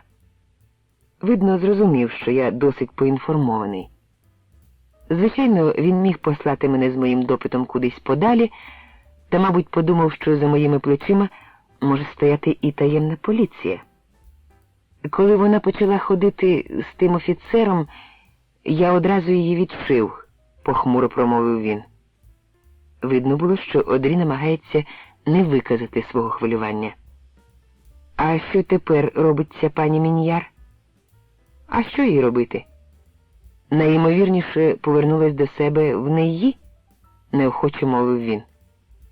У Неї під Парижем? Іншого я не знаю. Найбільше у цю мить мені хотілося стрибнути у човен і обняти Одрі. Але, згадавши про сцену радощів у касі Гастона Копо, я подумав, що при цьому човен обов'язково перекинеться. Ми разом із самокатом опинимось у вкритій рясними плямами бензину воді, яка так гарно переливається всіма барвами райдуги. А Одрі випірне, мабуть, із макаронами за вухом, які теж плавають там, і я вже не витягну з нього й слова. Тепер мені стало ясно, чому в Паризькому довідковому бюро нічого не знали про Маріель. Очевидно, жителі приміських районів реєструються окремо. Стоячи в човні, Одрі підозріло поглядав на мене. А звідки ви знаєте ту жінку? Із Терезина. Вона клопоталась там про ув'язаних французів, наприклад, про П'єра Марсіньяка. Кров відринула у Одрі від обличчя, його засмагле чоло враз зробилося кольору ріденької кави з молоком. Про того чоловіка ви мені краще не говоріть. Він заходився без потреби переставляти на дні човна ящики. Якщо ви стільки всього знаєте, то, мабуть, чули і про мого брата, який загинув, хоч і повинен був жити. 20 убитих. І серед них мій рідний брат. Ви це розумієте, пане... Кіліан, мовив я і злякано завмер. Це вже вкотре пошуки Маріель отак підводять мене. Одрі непорозуміло дивився на мене. Що ви сказали? Кіліан? Я кажу, що вже рік, як Марсіньяк помер, бурмотів я, затинаючись. Цікаво, чи моя винахідливість вивезе мене і цього разу. Даруйте, я не хотів торкатись речей, які все ще болючі для вас. Краще, мабуть, сісти на мол, подумав я. Така сусідська позиція сприятиме взаєморозумінню. Ви розшукуєте німців, яким наш народ має пред'явити рахунок, але не завадило б вам зайнятися деякими французами. Якби Марсіньяк не був мертвий, то в першу чергу ним. Я розумів його гнів, але водночас мені точив серце хробак сумніву. Ви твердо впевнені, що це він зрадив тих у Вентфоре? Одрі витріщив на мене очі. А хто ж ще? Я більше не міг ходити кругом та навколо. Пані Міньяр, котра мешкала у вас, водила знайомство з німецьким офіцером, із тим, який наскочив на оту бійку перед корчмою. Одрі приголомшено опустив руки. Я майже фізично відчув, як його мозок запрацював на повний хід. «Ні, це не вона», – мовив він після довгої паузи. Звідки вона могла знати це місце у горах? Я не в силі висловити, який тягар упав з мого серця. Але навіть Одрі я не міг сказати, як мріяв почути саме таку відповідь. «Мій брат на совісті П'єра Марсіньяка», – твердо промовив він. «Ви так говорите, наче маєте проти нього якісь докази?» «Я вам скажу дещо. Вам, мабуть, багато відомо, але цього ви можете і не знати. Перед тим, як його забрали, П'єр одну ніч перебув у мене. Саме тоді, коли йому передали цілу паку грошей для загону у Вентфоре. І була у нас тоді з ним розмова, і саме тоді він мені й не сподобався, Марсіньяк цей. Ми були з ним знайомі ще до війни, але того разу переді мною стала наче зовсім інша людина». «Як це розуміти?» «Ну, коли людина довго поживе у горах, то з нею всяке буває. Одні зітхають по м'якому ліжку і жінаться в ньому, інші просто перестають вірити». «Вірити у що?» Ми трохи випили того вечора, і раптом П'єр мені каже: «Знаєш, іноді у мене з'являється думка, що вся наша боротьба – це марна справа. Адже війна вирішується на фронтах, а не у якомусь Вентфоре». Мені страшенно не сподобалось те, що він сказав. Але по-справжньому я замислився над цим тільки тоді, коли цей чоловік уже сидів за ґратами. Ви вважаєте, що Марсіньяк, щоб привласнити гроші, зрадив своїх товаришів у Вентфоре? Виказав їх? Я цього не говорив. Може, П'єр такої бійні й не замишляв, але ж грошики йому були потрібні для сім'ї, і повертатись у загін йому не хотілося. І коли саме у той час спіткала його нещаслива пригода, і коли на допиті виявилося, що він партизан, тепер ви наче знову виправдовуєте його? Ні. Якщо йдеться про життя 30 друзів, то я скоріше дам себе забити до смерті, аніж вимовлю хоч слово. Маки давали присягу, розумієте? Якби ви знали мого брата, який то був славний хлопець. Ваш брат не умовляв вас піти у гори разом з ним? Хтось повинен був подумати про матір. Франсуа вона любила ще більше, ніж мене, мабуть, через те, що він був такий красень. Він сам мені казав: «Залишайся дома, Одрі. Подбай про господарство і про матір, бо Адрієнна, то моя жінка, не дасть їй і поїсти. Бошів ми зрештою виженем, але що нам з того миру, коли поля заростуть бур'янами? Як ми святкуватимемо перемогу, якщо виноградники будуть спалені?» «Послухайте», – згадав я, – «ви сказали, що на Вентфоре під загрозою було життя 3 десятків людей. Отже, 10 чоловік урятувалося?» «Там було 2 групи. Меншу хтось попередив про небезпеку. Кажуть, якась незнайома жінка. Ну, звідти одразу ж послали зв'язкового до групи Кроманьяре, де був і мій брат, але зв'язковий наскочив на Бошів, і там знялася стрілянина.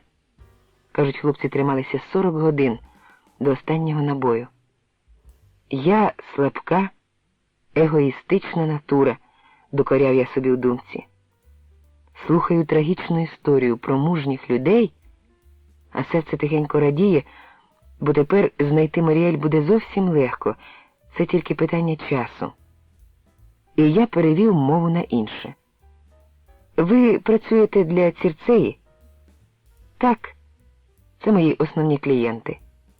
Коли їм щось потрібно, хоч би навіть з Тулона, то я їду своєю моторкою навіть туди. У їхнього судна там головна база, там вони споряджаються, залежно від того, які дослідження треба провадити». «А діти у вас є?» Він кивнув. Мабуть, скучили вже за ними. Я вперше побачив, як Одрі усміхається, коли він переможно підняв над головою новий самокат. «Ще пак. Але тепер ми покатаємось». Якого маленького ключика іноді досить, щоб проникнути у людське серце. Одрі пошукав у кошику, витяг рожеву мушлю з білими шпичаками, видерся з нею на мол і, незважаючи на мої заперечення, тицнув її мені в руку. За єдине добре слово. У цю хвилину я не міг пригадати матері нещасного Яна Ако, отієї циганки, яка після судового фарсу, що зняв з мене обвинувачення, за кілька добрих слів провістила подію, яка змінить все моє життя. Я тоді й подумати не міг, що її відчування здійсниться того ж дня. За півгодини після того, як ми розпрощалися з нею на залитій дощем вулиці, я повернувся до своєї контори. Побачив знайому емальовану табличку «ДР інженер Валентин Бехне, будівельна фірма» і почув роздратований голос шефа за дверима. «І куди ти подів калькуляцію витрат, хай йому чорт?» У відповідь пролунав добродушний і заспокійливий голос старого бухгалтера, що носив сатинові нарукавники. «Не хвилюйтеся, пане шеф, вона у столі у пана інженера. Подзвонімо на будівництво, хай передасть ключі шоферам». «Але ж він ще не доїхав туди, а мені вони потрібні негайно. За півгодини починається обговорення в Державному будівельному управлінні». «О, вітаю вас, колего! Вітаю і поздоровляю!» Він рушив мені назустріч. «Сподіваюсь, ви пробачите мене і зрозумієте, чому я не прийшов на суд. На щастя, ви не потребували ніякої моральної підтримки. Гасло старої Австрії «спільними зусиллями» виправдало себе і цього разу. Наші об'єднані сили діяли злагоджено. Ви, мабуть, почули, про що зараз йдеться? Тож допоможіть нам відімкнути Патрікову шухляду. Не розумію, на якого біса він її замкнув? Такого у нас не заведено». Я перепробував усі ключики, і свої, і всіх присутніх. Нарешті замок клацнув. Бухгалтер мав рацію, ось воно. Міст Хинєва, калькуляція витрат. Але раптом між паперів майнула знайома обкладинка. Я здивувався. Що роблять мої креслення бункерів для щебінки у Патріковому столі? Машинально перегорнув кілька аркушів, прочитав якийсь абзац, потім ще один, і враз у горлі в мене пересохло. Адже це... Ні, пам'ять мене не зраджує. Розміри несучих балок проставлені не ті, які я запроєктував і вирахував. Копії на кальці, як правило, бувають блідорожевого кольору, а тон саме цієї сторінки, з розрахунками несучої конструкції, був скоріше сірий. Слова Яникової матері півгодини тому? Дурниця. Не може бути, щоб доля людини була визначена наперед і накреслена на долоні. На мить я злякався того, що відкривалося попереду. В одну мить перекинути стрілку і вже ціле життя їхати, можливо, іншою колією. Та тільки ж мені завжди була властива риса. Чим важливіше рішення маю прийняти, тим швидше я на нього зважуюсь. Пане доктор, бувають випадки, коли практикується негайне звільнення з роботи. Я прийшов повідомити вас, що хочу терміново розрахуватися. Шеф завмер, як стояв. У пальті, натягнутому на одне плече, вражений почутим, потім зміряв мене поглядом від голови аж до черевиків, які чесно дослужували свій вік. Ви, мабуть, випили з нагоди суду? Я тверезий і кажу цілком серйозно. Доктор Бехне зняв демісезонне пальто і кинув його на шкіряне крісло. Тоді ви збожеволіли? Нічого подібного, причина інша. Мій друг по концтабору Патрік, коли бункери у Хинєві з відомих причин завалились, підробив мої розрахунки.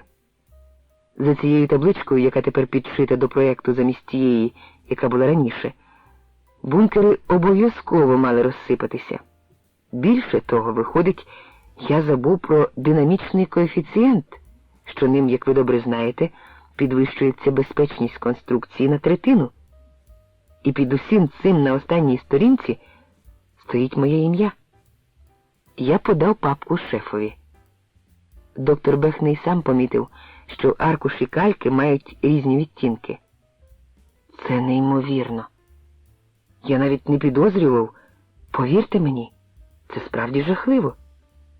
Блідий, він згорбився за столом, зняв окуляри і розгублено потер собі очі. Я вірю вам, пане доктор, тільки ж зрозумійте й ви мене. Але ж все-таки мій син не скористався з цієї підробки, згаслим голосом промовив Бехне після довгої паузи. Жереб уже був кинутий, я відчував, що не можу махнути рукою на шанс, який підносила мені сама доля. Патрік сфальшував розрахунки не для розваги. Якби у цьому була необхідність, він, не вагаючись, представив би їх суду. І для мене важливо не те, що йому не довелося цього робити, а те, що він готовий був піти на це. Шухляди у вас в конторі не замикалися ніколи, це правда. Я наполягаю на своєму звільненні. Тепер ви нарешті знаєте, чому я тут опинився. Можете заперечити, що я міг піти від Бехне і знайти собі іншу роботу. Звісно, міг. Але я зовсім не такий доброчесний, справедливий і благородний, яким сам собі здавався у той момент, коли робив цей фатальний крок. Якщо обставини грають людині на руку, їй зовсім не важко трохи одурити саму себе. Принаймні, так буває зі мною. І крім того, я страшенно хотів знову зустрітися з Маріель Міньяр, та й П'єрові Марсіньяку я теж дещо пообіцяв. Згадайте при цьому пригодницьку половину моєї натури і півсвідоме бажання компенсувати, по змозі чесно, без лихварського процента, змарновані у гестапівському ув'язненні кращі роки життя. І ви дістанете, сподіваюсь, достатні пояснення моєї чудернацької поведінки, через яку ось уже 5-й місяць я опиняюся щоразу в нових, здебільшого незвичайних ситуаціях. Про моїх господарів, які дали мені притулок на Цірцеї, решту дня я не згадував. Зазирнувши після вечері задля годиться у корчму на набережній, я побачив їх у товаристві явно підозрілої жінки, яку вони називали Жозефіною. Всі троє сиділи над пляшкою абсенту, яку розводили водою, інакше ту отруту пити неможливо, і, видимо, почували себе прекрасно. Проте Жозефіна незабаром підвелася з-за столу, ті двоє її не спиняли. Щось підказувало мені не втручатися в їхні справи, і тому про повернення одрів Пекероль я навіть не згадав. Однаково завтра вони довідуються про це і без мене. Гладкий глянув на годинник. «Спати ще рано? Може, зіграємо?» – мовив він, перезирнувшись із бобром, і жестом показав, що тасує карти. «У тарок умієш?» – запитав він мене.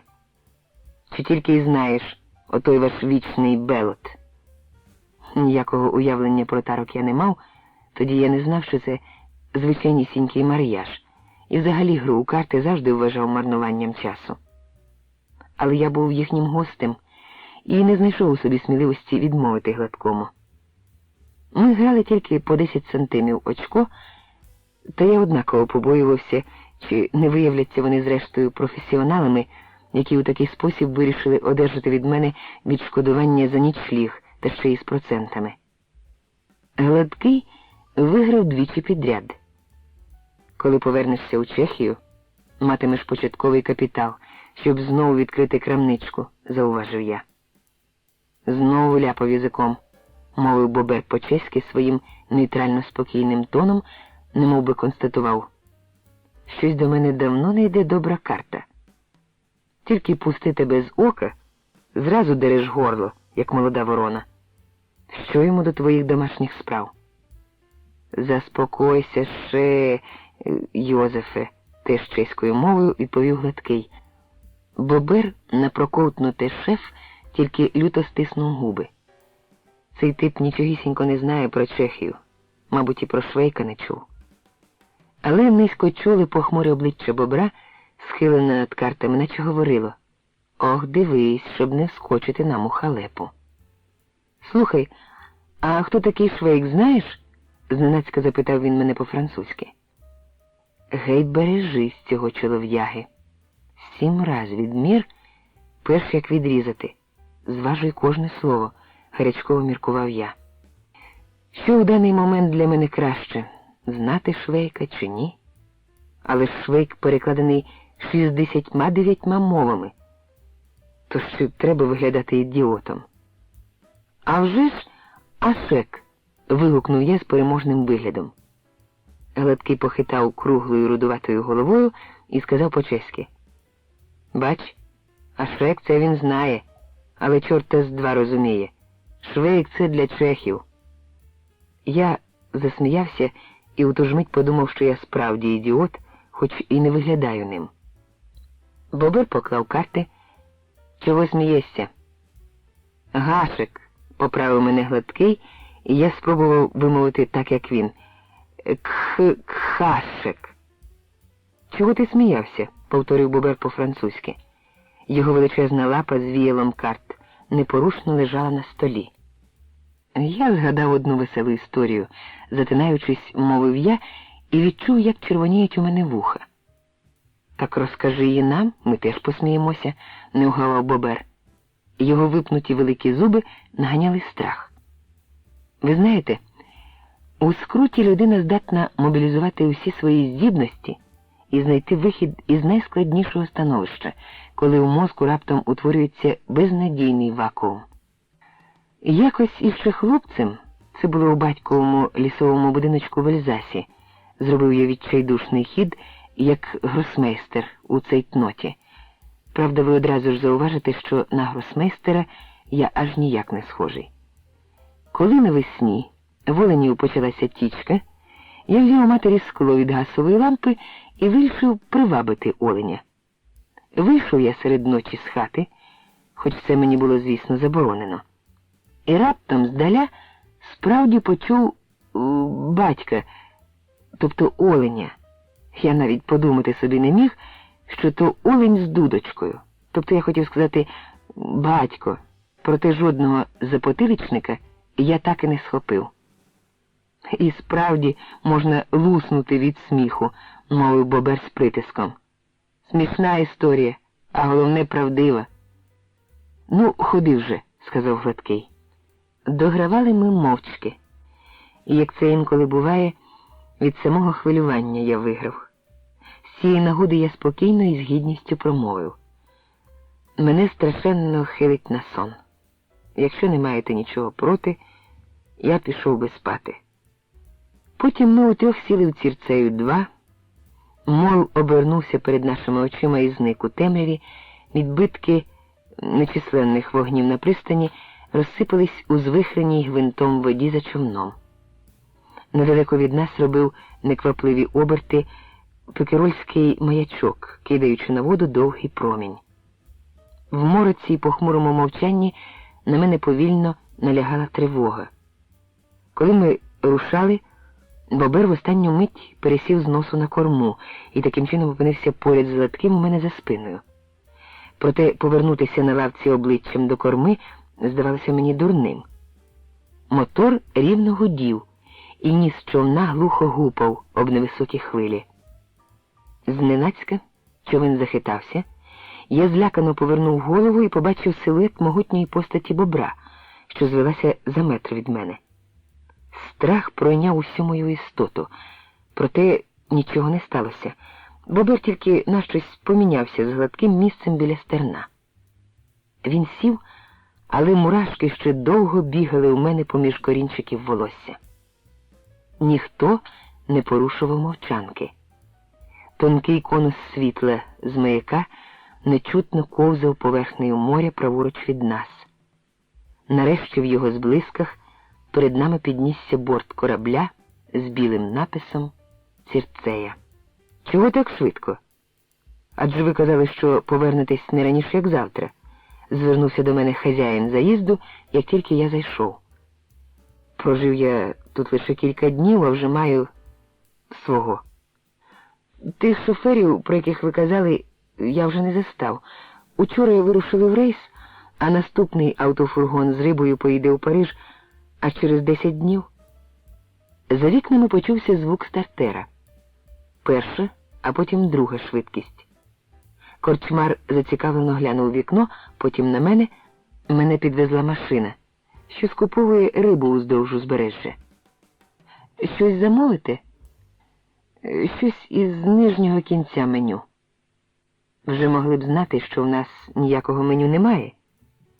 Ви чудово розумієте, що я хочу сказати. За сусіднім столом сидів гурт монтажників. Учора я бачив, як вони тягнули за селом нову лінію високої напруги. Той, що сидів найближче, двічі озирнувся на мене, понюхав свій рукав і покрутив головою. Його сусід теж занепокоївся, і вони вже обидва позирнули в мій бік. Але ж від цього чолов'яги й тхне, мовив перший. Факт. Це від нього тягне. Смердить, мов гицель, тільки риб'ячий. Я нічого не розумів. Корчмар приніс мені ковбаси з часником. Коштує вона всього на кілька франків дорожче за пен-багнат. Ну й ну, хай йому біс. Він глибоко втягнув повітря. Та у чому річ? Від вас же смердить, наче від капітана китобойного судна, який проплавав 30 років. Але ж я нічого не відчуваю, запротестував я, починаючи розуміти, у чому річ. Хіба я винен, що в кабіні не було місця, довелося сидіти у кузові з рибою. Якщо поїдете з транспортом риби до Парижа, то просіться у кабіну. Все-таки столиця, і там похований Наполеон. У цій машині кабіна була тільки на двох. Невже задля вашого панського носа я мав лізти вантажникові на коліна? Мій ніс витерпить що завгодно. Та коли сюди прийдуть солідні гості, я вас виставлю разом із вашою вечерею на двір, вон за той залізний столик. Чекайте, а чого ви так тремтите? Закінчив корчмар свою тираду запитанням. Ви не повірите, але мені холодно. Чоловіче, на дворі ж 35 градусів у затінку, заперечив він. Зауваження це прозвучало не дуже доречно, бо за вікнами саме сходив над морем місяць. Шофер вимкнув холодильник, коли я заліз усередину, але холоднеча там була страшенна. Отже, замість ваших полум'яних промов принесіть мені краще чвертку гарячого вина. Гей ви, підмітальнику з риб'ячого ринку, чи не хочете побажати нам смачного? Накинувся на мене третій монтажник-електрик. Якби вас залити маринадом, то можна було б продавати замість оселедця. Подвійний коньяк, гукнув він корчмареві. Чого ви до мене чіпляєтесь? Адже я проєктант великого мосту біля Хиняви. Хотілося мені крикнути, але не насправді, бо я відчував, що лають мене теж не навсправжки. Хлопці в комбінезонах мені змалку миліші за пересичених панків з краватками. Я доїв ковбасу, і перші ковтки гарячого вина зразу зігріли мене. Ви те вино смокчете, мов черниця на Великдень, знову переключився на мене корчмар. Частування за рахунок закладу за те, що вас мало не доконала ота клята риба. Він поставив переді мною другу склянку, що приємно пахла гвоздикою і корицею. Проте другу я пив ще повільніше. Чим більше темніло на дворі, тим менше хотілося мені повертатись на Цірцею. Переночувати під брезентом у човні? На це я після тієї ночі в Пекеролі вже не міг наважитись. До речі, кожний негативний досвід насправді є позитивним уже тому, що це досвід. І все ж таки я повинен був повернутись на це таємниче судно без екіпажу, адже там були мої речі. Троє місцевих чолов'яг у протилежному кутку підвелися з-за столу. З їхньої розмови я ще раніше зрозумів, що вони зайшли сюди підкріпитися перед тим, як вирушити вночі ловити рибу. Я бачив, що це остання рибальська артіль, яка цього вечора вийде з Пекероля в море. На моє прохання підкинути мене на Цірцею, старший мовчки кивнув головою. За чверть години ми підійшли до борту мого тимчасового плаваючого готелю. Крім човника, який належав до суднового інвентаря, біля корабля гойдались на хвилях і чимала моторка. Я вибрався сходнями на палубу і попрямував до коридора, в який виходили двері кают. В цю мить із каюти Бобра почулися збуджені голоси. Два рідні я упізнав одразу, але кому належить третій, теж знайомий голос. Ми все-таки свої люди. Якось домовимось, добрав я зрештою голос Одрі. А моя думка така, додав заспокійливим тоном Гладкий. Люди повинні тягти за один кінець линви, якщо вже мають на те... Краще б тобі помовчати, перебив його Бобер. Я навшпиньках пройшов повз двері до своєї каюти. Вішуючи піджак у шафку, я відчув, що маленький відкидний столик у каюті виглядає якось не так, як треба. Одразу я не зрозумів, у чому річ, і тільки за хвилину пригадав. Перед тим, як вирушити сьогодні вранці на прогулянку, я читав оголошення на останній сторінці місцевої газети. Потім глянув на годинник і побачив, що маю поспішати, аби не запізнитися на автобус. Газету я так і залишив на столику, а сам вибіг на палубу і попрохав товстуна підкинути мене човником до молу. Тепер газета лежала першою сторінкою догори. Я відкрив валізку і завмер. У ній хтось рився. Рука сама потяглася до нагрудної кишені піджака. Слава Богу, документи були там, і французькі, і чехословацькі. А вже ж, я не такий легковажний, щоб залишити їх у каюті, яка не замикається на ключ. Я складав перетрушені речі у валізці, і враз мене обдало жаром. Пригоди славного вояки Швейка. Чеською мовою. Ох і дурень же я. Ще дома, збираючись за кордон, вирішив я прихопити з собою, як годиться, часточку батьківщини. У вигнання йдучи, узяли собі то лише кралицьку Біблію і лабіринт світу. Примітка. Герой роману згадує рядки патріотичної пісні 17 століття про те, як чехи після Білогорської битви 1621 року йшли в вигнання, беручи з собою найдорожчі реліквії – чеський переклад Біблії та знамениту книгу Коменського «Лабіринт світу». От і вскочив я через свою сентиментальність у халепу. І від Одрі я, напевно, нічого більше про П'єра не почую. Що ж робити? Узяти валізку і тихо зникнути? Але як це зробити? Я обережно вийшов у коридор. Це мені вже набридло, почув я голос Бобра. Платити золотом за позичений човен? Твій напарник, мабуть, здурів, та найбільший ідіот – це я, коли повірю у таку казочку. Не дратуйся, Капо, він хоче... Ану, заткни пельку, гримнув Бобер. Я для тебе ніякий не... Мабуть, від хвилювання він не міг підшукати потрібних слів. Під час війни ти не дратувався, чуючи це слово? То знай, я на своїй старій калоші через море не поїду. А тому чоловікові ти не дивуйся дуже. Він мені сказав, що післявоєнними франками незабаром можна буде тільки підтертися. І що люди, які вирішили їхати човном через море, певно, мають на те свої причини. А якщо вони збираються на човні аж у Африку, то вже, напевно, їдуть не з порожніми кишенями. Серце в мене стукотіло, мов тракторний мотор на вільних обертах. Ще почують оті у кімнаті. Я вирішив трохи одійти від дверей. Це Капова муська, спливла у пам'яті вчорашня фраза товстуна, коли він демонстрував на палубі можливості Цирцеї. Захоплений своєю хвалькуватою промовою, він, мабуть, і не помітив, що вжив це слово, інакше спробував би його зам'яти. Отже, Бобер утік із концтабору, пригадав я розповідь Гладкого. Втік, але від кого?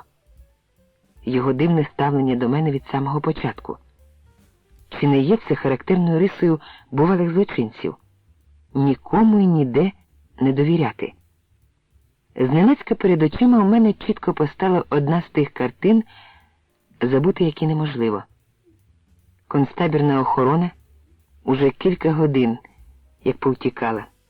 Поміж кріпосними ровами і мурами юрмиться безліч пострижених нагло в'язнів, що разом із волею дістали нарешті змогу виговоритись. І раптом у цьому збудженому людському гомоні почулося знайоме репіння. Двоє чоловіків у куртках з нашитими жовтими зірками, схилившись до самої землі, тягнуть, а троє ззаду штовхають велику двоколку, що немилосердно рипить за кожним обертом коліс. Більшість гефтлінгів навіть не помітили їх у тому натхненному гармидері. Але я і ще кілька товаришів ми бачили добре.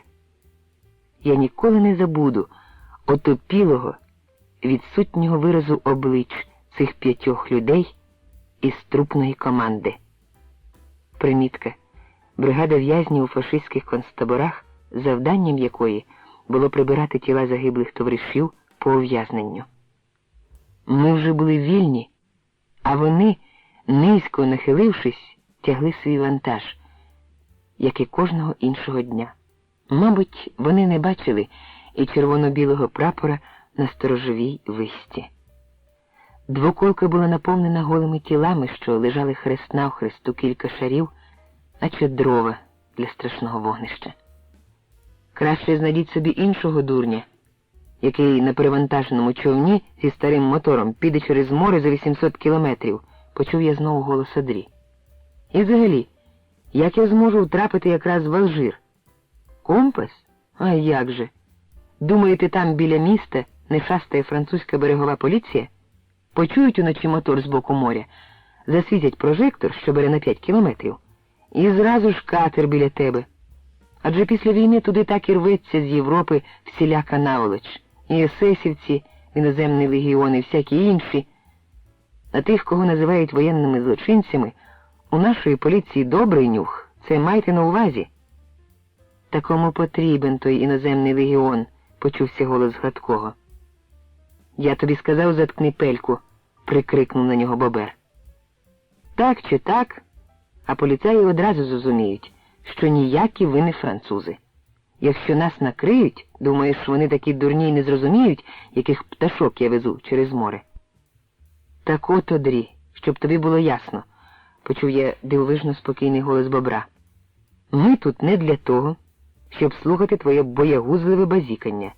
Ми тут зовсім не для цього, ясно? Ти дістанеш свої 100 тисяч і відвезеш нас у Алжир. Все інше тебе не обходить, затям це собі. У тебе куце пам'ять, Капо, коли ми... Будь ти проклятий! Ану оближ, кажу тобі востаннє, вигукнув Бобер. Якби я не взяв це на себе, то ним став би якийсь шкуродер. Хтось та повинен був захищати в'язнів від есесівських наглядачів. А як же захищати, почув я насмішкуватий голос Одрі. Якщо ти їх так захищав, то чого ж ти боїшся повернутись додому? Чого рвешся подалі від батьківщини, аж в Африку? Це не твоє діло, Одрі, запам'ятай, це не твій клопіт. 50 тисяч наперед і 50, коли нас туди довезеш. Ось про що думай.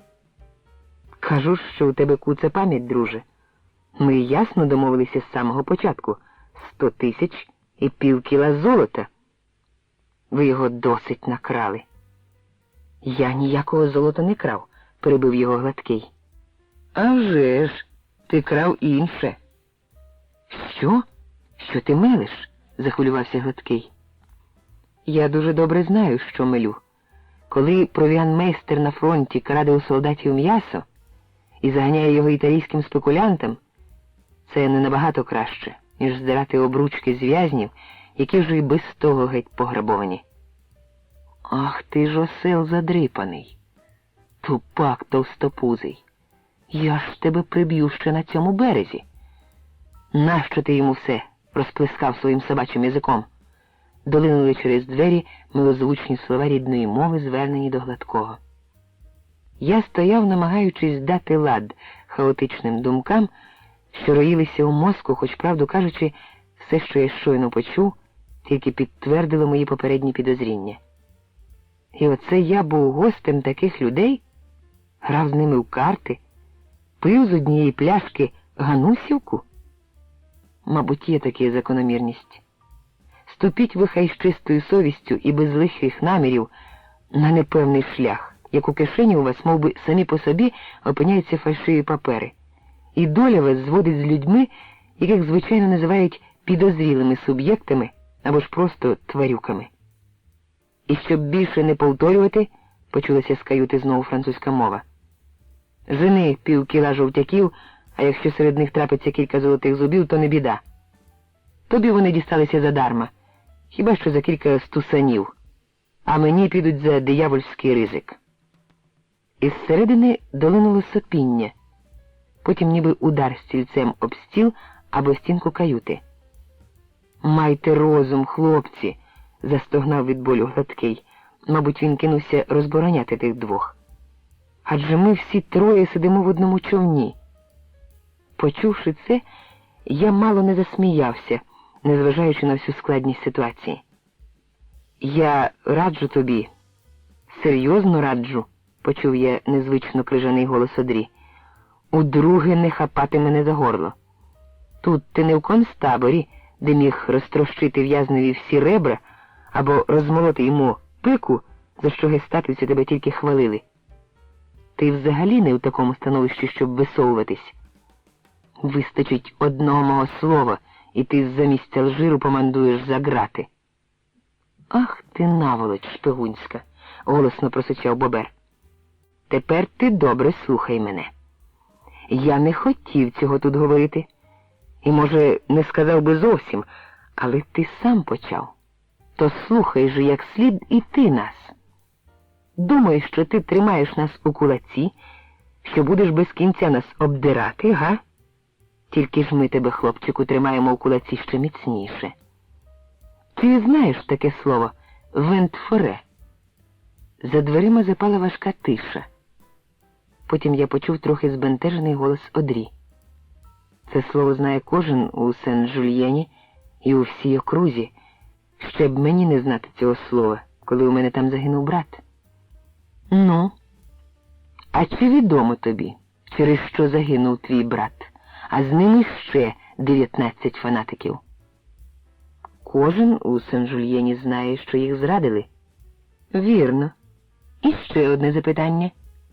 Чи кожен у Сен-Жульєні знає, хто виказав тих фанатиків? Один із них, вигукнув Одрі, П'єр Марсіньяк. Марсіньяк. Такого імені я ніколи не чув. А тепер слухай уважно, ти, непомітний селючок із Сен-Жульєна. Що б сказали люди у твоєму містечку, а може і в усьому департаменті, навіть у Парижі, якби дізналися, хто насправді зрадив Макію Вентфоре? Ти здурів? Ти просто збожеволів. Ти... Таке обвинувачення треба довести, це зовсім не жарти. Голос Одрі звучав так само безбарно. Ти був капо в концтаборі, і від цього не відкрутишся. Тут є 1000 свідків. А для того свинства, яке ти мені шиєш, тебе немає жодного свідка, чуєш? Жодного. Ти здивуєшся, друже, є? Пригадай оту бабу, до якої ти вже жонатим лазив у ліжко, а потім дав їй по одному місцю. Оту свиню Жозефіну, та я з нею, я їй паскуді писок розтовчу. Розтовчи, що хочеш, але спершу завези нас в Алжир швидко і акуратно, і не думай більше варити з нас воду, зрозумів? І запам'ятай раз і назавжди, запам'ятай, що я тобі зараз скажу. Коли ти хоч у думці спробуєш нас завалити, підеш на шибеницю. Як-не-як, а на своїх воєнних злочинців ваші власті нюх мають. «Ти падло!» – вигукнув Одрі.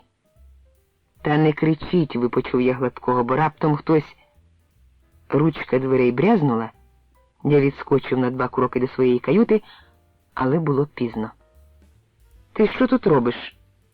промовив у мене за спиною Гладкий, і я усвідомив, що він звертається до мене чеською мовою. Бобер відштовхнув його і вийшов у коридор, за ним Одрі. «Так ти підслуховував під дверима, хлопчику?»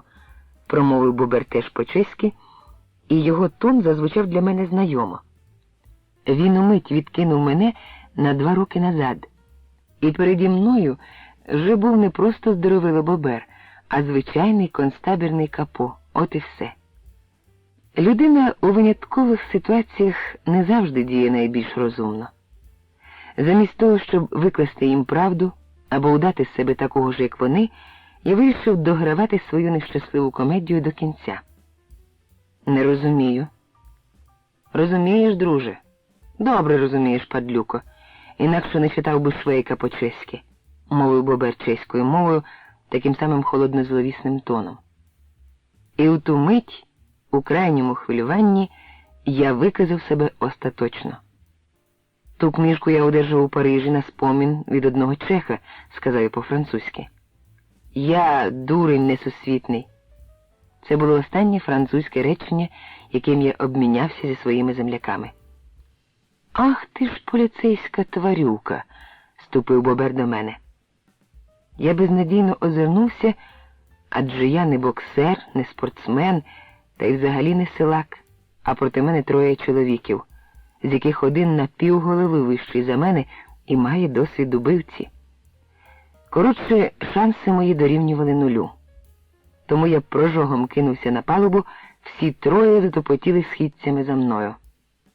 «Стій, бо влуплю в спину!» – вигукнув Капо, вискочивши на палубу. У тьмяному світлі сигнального ліхтаря я побачив, як блиснув у його руці пістолет, і відчув, що волосинки на руках у мене наїжачилися, ніби від холоду. «Чеський шпиг», – пояснив Бобер по-французьки, враженому Одрі. Підслухав за дверима все, що ми говорили. Він сам усе заварив, хай тепер нарікає на себе. Я цього не люблю, та нічого іншого не лишається. «Оце вже не варт», – мовив я по-чеськи, сам здивований своїм спокійним тоном, «додавати вбивство до усього, що вже є на твоєму рахунку. Почує черговий на кораблі, і суд зарахує тобі усе разом». «Не бійсь, не почує, ніхто не почує, бо сьогодні ми самі тут чергуємо. Цей клопіт можеш викинути з голови із своєї хитрої, але дуже дурної шпигунської довбешки», – говорив Капо, наставивши мені у груди німецький парабелом. «Тільки ж краще не порушувати вечірнього спокою мирних громадян на березі». «Ану, дай ту рейку», – гукнув він Гладкому. «А ти принеси мотузку», – додав він по-французьки Одрі, убивці 20 партизанів у Вентфоре. І я побачив, як Гладкий обрізав шнур, на якому висіла півметрова рейка і підв'язана поряд залізна паличка, на той випадок, якщо у разі тривоги відмовить суднова сирена. Перед очима у мене промайнули кадри кінофільму «Ми із Кронштадта». Замість важкого каменя можна прив'язати на груди рейку. Тільки ж там море зімкнулося над головами героїв, тоді як я... Напевне, ви скажете, що я вигадую, але повірте, дістати у серце кулю мені здавалося у ту мить не таким страшним, як піти на дно з рейкою на грудях. Тільки тепер у мене і справді ослабли коліна.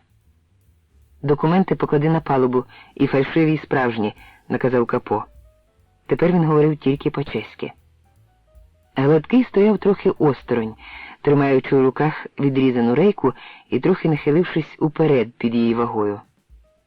Мені вже не було чого втрачати. Піджак із документами висів у моїй каюті, але я все-таки сягнув рукою до задньої кишені, наче шукаючи їх. Ту ж мить я відштовхнувся від палуби і перелетів через поручні, ніби через планку на стадіоні. Падаючи на воду, я боляче ударився обличчям, але не звернув на це уваги, адже йшлося про значно важливіші справи. Поодинокі вогні на пристані допомогли мені зорієнтуватись, і я поплив у їх бік. З палуби почулися вигуки, я не розумів, що там кричать, бо в вухах було повно води. Я потер ногу об ногу і скинув черевики, які заважали плисти. Я зовсім не видатний плавець, але не ручуся, що на першій 100-метрівці не перекрив рекорду Чехословаччини. У цей час за спиною у мене вдарив постріл, і одразу ж другий. Я пірнув, але зміг пробути під водою лише кілька секунд. Оце вже нечесно, встиг я подумати. Адже закон обірваної мотузки шанують навіть кати під шибеницею. А моряків, які зазнали аварії і рятуються на уламках торпедованого корабля, розстрілювали тільки фашистські підводні човни. Та хіба є різниця між чехом Капо і німцем-головорізом у фашистському мундирі? Фіть! Біля моєї голови ніби стьобнув об воду натягнутий дріт, а за кілька метрів попереду здійнявся стовпчик води. Я знов пірнув. О небо! Поможи мені! Моїм єдиним союзником була темрява, яка швидко гусла. Зірки на небі затягло хмарами. Але що буде, коли оті на судні згадають про моторний човен? Адже треба бути дурним, щоб не скочити в моторку, хоч би із звичайним кишеньковим ліхтариком. Я й справді почув шум моторного човна. Невже я міг так швидко навіяти їм цю думку? Але що це? Гуркіт мотора наближався з протилежного боку від берега. Обігнали. Відрізали мені шлях до берега. Ось мотор збільшив оберти, і човен, здавалося, почав обходити мене дугою. Нараз він змінив напрям і пішов, як мені здалося, у темряві просто в мій бік. На тлі ледь освітленого берега я побачив у човні силуети двох чоловіків. Як це розуміти? Або ті двоє відібрали в одрі моторку, або Тюхтій Гладкий не наважився взяти участь у цьому брудному вбивстві. Човен був уже метрів за 20 від мене, і моторист перевів мотор на холостий хід. Ще кілька секунд, і вони... «Убивці! Негідники!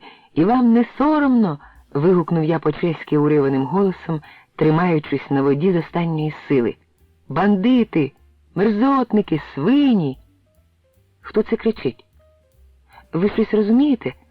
Почув я чиїсь слова французькою мовою. Це був незнайомий голос. «Допоможіть!» – заревів я, мов утопаючий, хоч тепер міг би плисти вільним стилем цілий кілометр. Чоловік біля стерна, він же й моторист, підігнав човна до мене.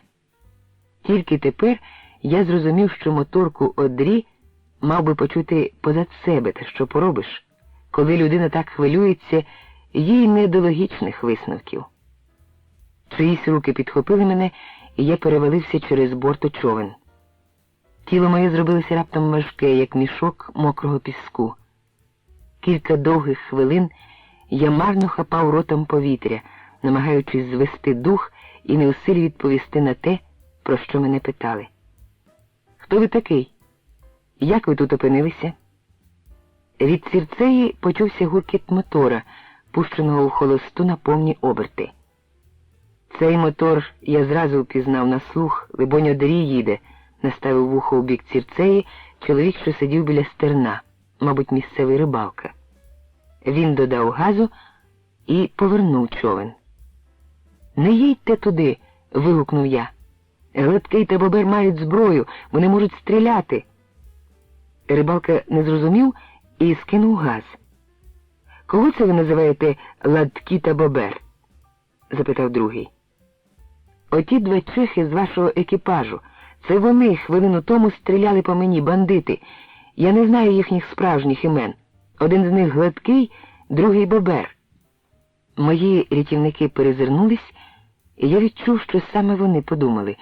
Ми виловили з моря якогось божевільного. «Та хто ж ви такий?» – знову запитав другий чоловік, судячи з вимови городянин.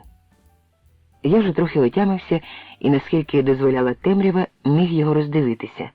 Барвисте кашне на шиї було заправлене за вилоги тонкої шкіряної куртки. Вигляд у нього був цілком елегантний. Я швидко зважив відповідь, оскільки спершу гукав до них по-чеськи, та взагалі годі з мене цих містифікацій. «Інженер Кіліан», – сказав я. «Ті двоє бандитів – мої земляки».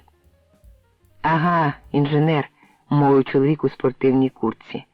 У такому разі я інженер Якобсон. Його тон мене трохи образив. Звісно, йому могло видатися дивним, що двоє його працівників, до мене вже дійшло, що це не хто інший, як хазяїн Цірцеї, повертається з відпустки, стріляють по чеському інженерові, який серед ночі плаває одягнений у Середземному морі. Але хіба не викликає співчуття уже те, що він знесилений, і з його одежі на дно човна натекла величезна калюжа? Та перш ніж я зібрався почати з паном Якобсоном розмову на цю тему, від Цірцеї знову долинув шум мотора. Цього разу тон його плавно підвищився, а потім різко спав. Мабуть, човен, що взяв курс у відкрите море, потрапив у акустичну тінь корабля. У цю мить двоє ваших людей тікають до Африки, прихопивши з собою золото, награбоване у в'язниці концтабору. Здоровило Бобер був там за капо, пояснив я інженерові. Він не відповів. Мабуть, його приголомшив потік такої дивовижної інформації, і він хотів насамперед дістатися на судно, посвітити мені в обличчя і довідатися про все, що відбулося тут за його відсутності. Моторний човен з Цірцеї гойдався на воді, прив'язаний там, де йому й належало бути, під спущеним трапом. Ми піднялися по трапу на палубу. «Ви поки що побудьте тут», – мовив інженер рибальці. Ми спустилися вниз. Світло скрізь увімкнуте, двері каюти капо розчинені навстіж, усередині все розкидано. Певно, Бобер і Гладкий, тікаючи, жбурляли на підлогу те, що не могли прихопити з собою. Бобрової валізи, де зберігалися його скарби, ніде, звісно, не було. «Цікаво, що робиться в моїй каюті», – сказав я. «У вас є навіть своя каюта?» – здивувався інженер. Я кивнув головою. Із завмиранням серця відчинив я шафу і полегшено зітхнув, намацавши в нагрудній кишені піджака свій гаманець. Слава Богу! Поспішаючи, вони не встигли зайнятися моїм скромним майном, та й зрештою, навіщо б воно їм здалося? «Ось мої документи», – подав я папер інженерові. «Оці справжні, а ці фальшиві», – додав я сердечним тоном. Якобсон нашвидку проглянув ті і глибоко зітхнув. «Може, ви нарешті поясните, колего?» «Охоче, але чи не знайдеться у вас трохи кави? Правди кажучи, мене трусить від холоду». Він глянув на калюжу, що розпливалася під моїми ногами. «Сподіваюся, ви розповісте і все інше?» Його спокій мені сподобався. Як тільки переодягнуся, на жаль, мої черевики пішли на дно, а інших у мене немає. Може, позичите мені якісь? Люди дивуватимуться, якщо я піду по Пекеролю босий. Мій самовпевнено життєрадісний тон був, очевидно, наслідком щойно пережитого шоку, адже у цю хвилину мене запросто могли вже обгризти якісь баракуди чи акули Тібурон. «Я зараз заварю каву», – сказав інженер. Перед цим він вийшов на палубу і відпустив рибалку разом з його човном. Я з полегшенням почув, що Якобсон попросив його до завтрашнього ранку ні з ким не говорити про сьогоднішню пригоду, аж поки він сам. Тепер він подобався мені ще більше. Потім у сухій білизні і пожмаканому полотняному костюмі, який був у моїй валюзі, у Якобсонових капцях, французи, на жаль, здебільшого дрібні на зріст, і черевики, які він мені позичив, на мої ноги не налізли. Попиваючи міцну каву, я випив 3 чашки підряд, і коньяк, інженер раз у раз підливав на честь моїх пригод. Я довго розповідав колезі-океанографу свою одіссею. Від першого відвідання загубленого якоря і аж до сьогоднішнього вечора. Ви не повірите, як приємно було після довгої перерви знову говорити комусь чисту правду. Коли я почав океанографічну розвідку, мені здавалося, що я ступив на шлях пригод, до чого завжди мав схильність, мовив Якобсон, коли я замовк. Головним чином через те, що після 6-ї чарки коньяку язик у мене майже не повертався. Але тепер бачу, що проти вас я просто хлопчик. Вас дуже цікаво слухати, але це тільки один бік справи. З іншого ж боку, треба подумати, що робити далі. Поїхати на берег і підняти на ноги жандармів? Не робіть цього, мобілізував я в собі рештки тверезості. Тут я скрізь фігурував під іменем Жака Мартена. Як тільки поліція докумекає, що у мене фальшиві документи, мене відразу кинуть за грати, а Маріель Міньяр тим часом вийде заміж за іншого. Що ж з вами робити, чоловіче? Штурму, який заглушив би стрілянину на судні, увечері не було. І люди у пікеролі, напевно, чули її, не кажучи вже про рибалку, який підкинув мене на Цірцею, коли виявилось, що човен із судна не чекав біля молу, там, де він мав бути. Ви гадаєте, що той рибалка мовчатиме? Адже йому не кожного дня доводиться серед ночі виловлювати з моря людей, по яких хтось стріляє. Та й не годиться, щоб троє бандитів отак просто втекли за море. Не забувайте, що між ними є французький воєнний злочинець. Мені навіть дивно чути це від вас, адже ви самі побували у концтаборі. Слухаючи його, я водночас вирішував дилему. Вищі суспільні інтереси чи своя сорочка, яка таки ближче до тіла. Крім того, я ледве перемагав бажання заплющити повіки, які весь час опускалися, як забороло на лицарському шоломі. У старому човні вони не можуть через море. Якби й наважились, їм спершу треба запастися бензином, бо старий мотор багато жире. В мою мову упліталося чимало чеських слів. Де вони його серед ночі дістануть? Зачекайте хоч до ранку. Але яка вам користь від цього? Я зараз п'яний, як датчанин. Якщо поліція... Чому саме як датчанин? Мій прадід був звідти. Хіба у вас у Чехії чоловіки не бувають п'яні? Тепер я п'яний, як чех. Давайте сюди жандармів. Я їм можу наговорити про себе що завгодно. Я переправляю контрабандою героїн, я готую замах на президента. Хай вибирають. Гей ти поле, широке поле, підніс я 7-му чарку коньяку. Та я ж, братухо, оце нині міг би бути вже сировиною для твого планктону, мовив я по-чеськи Якобсону. Інженер засмучено подивився на мене. А хто знає про ваші фальшиві папери? Тут на узбережжі жодна жива душа. У Парижі один шахрай і один старий офіціант. Обидва надійні хлопці. Та ще ви і я. Інженер якусь мить подумав і затримав мою руку, що потяглася до пляшки Курвуазьє. Гадаю, найкраще для вас було б і далі триматися версії французьких паперів. Будемо сподіватись, що поліція не перевірятиме ідентичність вашої особи аж у Ельзасі. Та й навіщо б їй це робити, коли ви просто свідок, який нагодився на сварку між тими людьми? Я не люблю жандармів, та й хто з французів їх любить, але повідомити мушу. Ті двоє чехів нашу поліцію навряд чи зацікавлять, але по сліду Одрі вони підуть, мов гончаки, хоч би й до самого Алжиру. А собі ви побажаєте, щоб бандити, коли їх спіймають, не дуже розводилися про вас. Він поплескав мене по руці, і я знову розплющив очі. А тепер швидше лягайте. Жандарм у Пекеролі лише один. Я скажу йому, щоб до ранку не приїздив сюди, бо після нічного купання ви для допиту не дуже придатні. Та воно й справді так. Спасибі. Я зробив 3 присідання і не впав. Послухайте, ви позбулися 2 помічників, а у мене у кишені всього кілька франків. Може, наймете мене на якийсь тиждень? А що ви можете робити? Усе. Додавати, віднімати, ділити, множити, зробити розрахунки будь-якої конструкції моста із сталі чи залізобетону. Саме тепер біля Хенєва будується великий міст за моїм проєктом, але я можу також залюбки опустити ручною лебідкою грейфер і витягти на палубу проби морського дна. Я, звісно, хизувався, але мені здалося, що інженер дивиться на мене трохи заздро. Гаразд. Поліція однаково забажає, щоб кілька днів ви лишалися у її розпорядженні.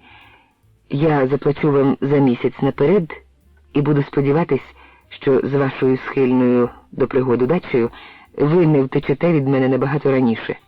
На добраніч. За хвилину я, майже засинаючи, почув, як зачмихав слабенький мотор Цірцеї-2. Потім звук той віддалився у напрямку пристані. Я допив рештки коньяку і вийшов у коридор, якось доплентався до своєї каюти. І от я знову йду вузьким шосе від далекої станції до Боверньярга. Усе навколо мені добре знайоме. І ряд струнких кипарисів, висаджених ніби під лінійку, і вузлуваті маслини із розчахнутими стовбурами, і посмугована виноградниками гора, на вершечку якої біліють стіни монастиря ордену Серця Ісусового. Стояла задушлива спека, та я майже не помічав її, адже принести симпатичній тобі людині добру звістку – це все одно, що вручити їй цінний дарунок, а відомо, що найбільшу радість від подарунків має той, хто їх дає. Від монастирської каплиці далеко навколо линув звук дзвону.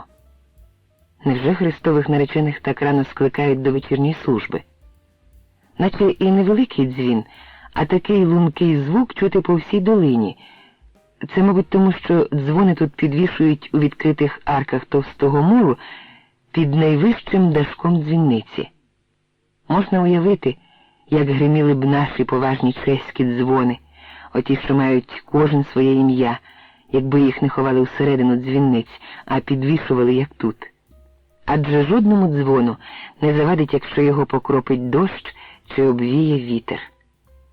Я потроху сповільнював крок. Обідня пора уже минула, та спека не спадала. Вдалині над розпеченим асфальтом вузенького шосе висіло тремтливе марево. Мухи, шаленіючи, лізли просто в обличчя. На путівці, що біг від гайка, де росли дуби упереміші з дикими маслинами, я побачив сіру в яблуках конячку, запряжену у двоколку. Конячка скидалася на ту, якою їздила Жермена Серце Ісусове. Але я марно напружував зір. Напередку ніхто не сидів. Кучер, мабуть, із комфортом улаштувався у кузові на м'якій соломі. Я навмисно зачекав, щоб побачити, як поведеться конячка на роздоріжжі. Вона, не зупиняючись, повернула до села. Проте я помітив, що віжки волочаться по асфальту. Що ж це таке? Дядько в кузові заснув, і віжки випали у нього з рук. Я наздогнав візок — нікого. На дні кузова у сіні лежало щось барвисте. Жіночий одяг. З-під саржевої сукні визирало щось синє. Панчоха? Я розгублено йшов поряд з візком, кінь, що тягне віжки по землі, жерменене вбрання недбало кинути в кузов. Тфру! Я виліз напередок. Но! Кобила не рушила з місця. У Провансі, мабуть, коней поганяють інакше. Довелося стібнути її віжками, вона заїжджала, повернула до мене голову. Зрештою, я таки примусив її бігти клусом. Недаремно я ще хлопцем допомагав своєму дядькові-селянину працювати на полі, і у нагороду мені дозволяли їхати в село з повним возом аж до самих воріт. Із шосе я звернув на дорогу до гайка. З-під великих коліс здіймалася курява.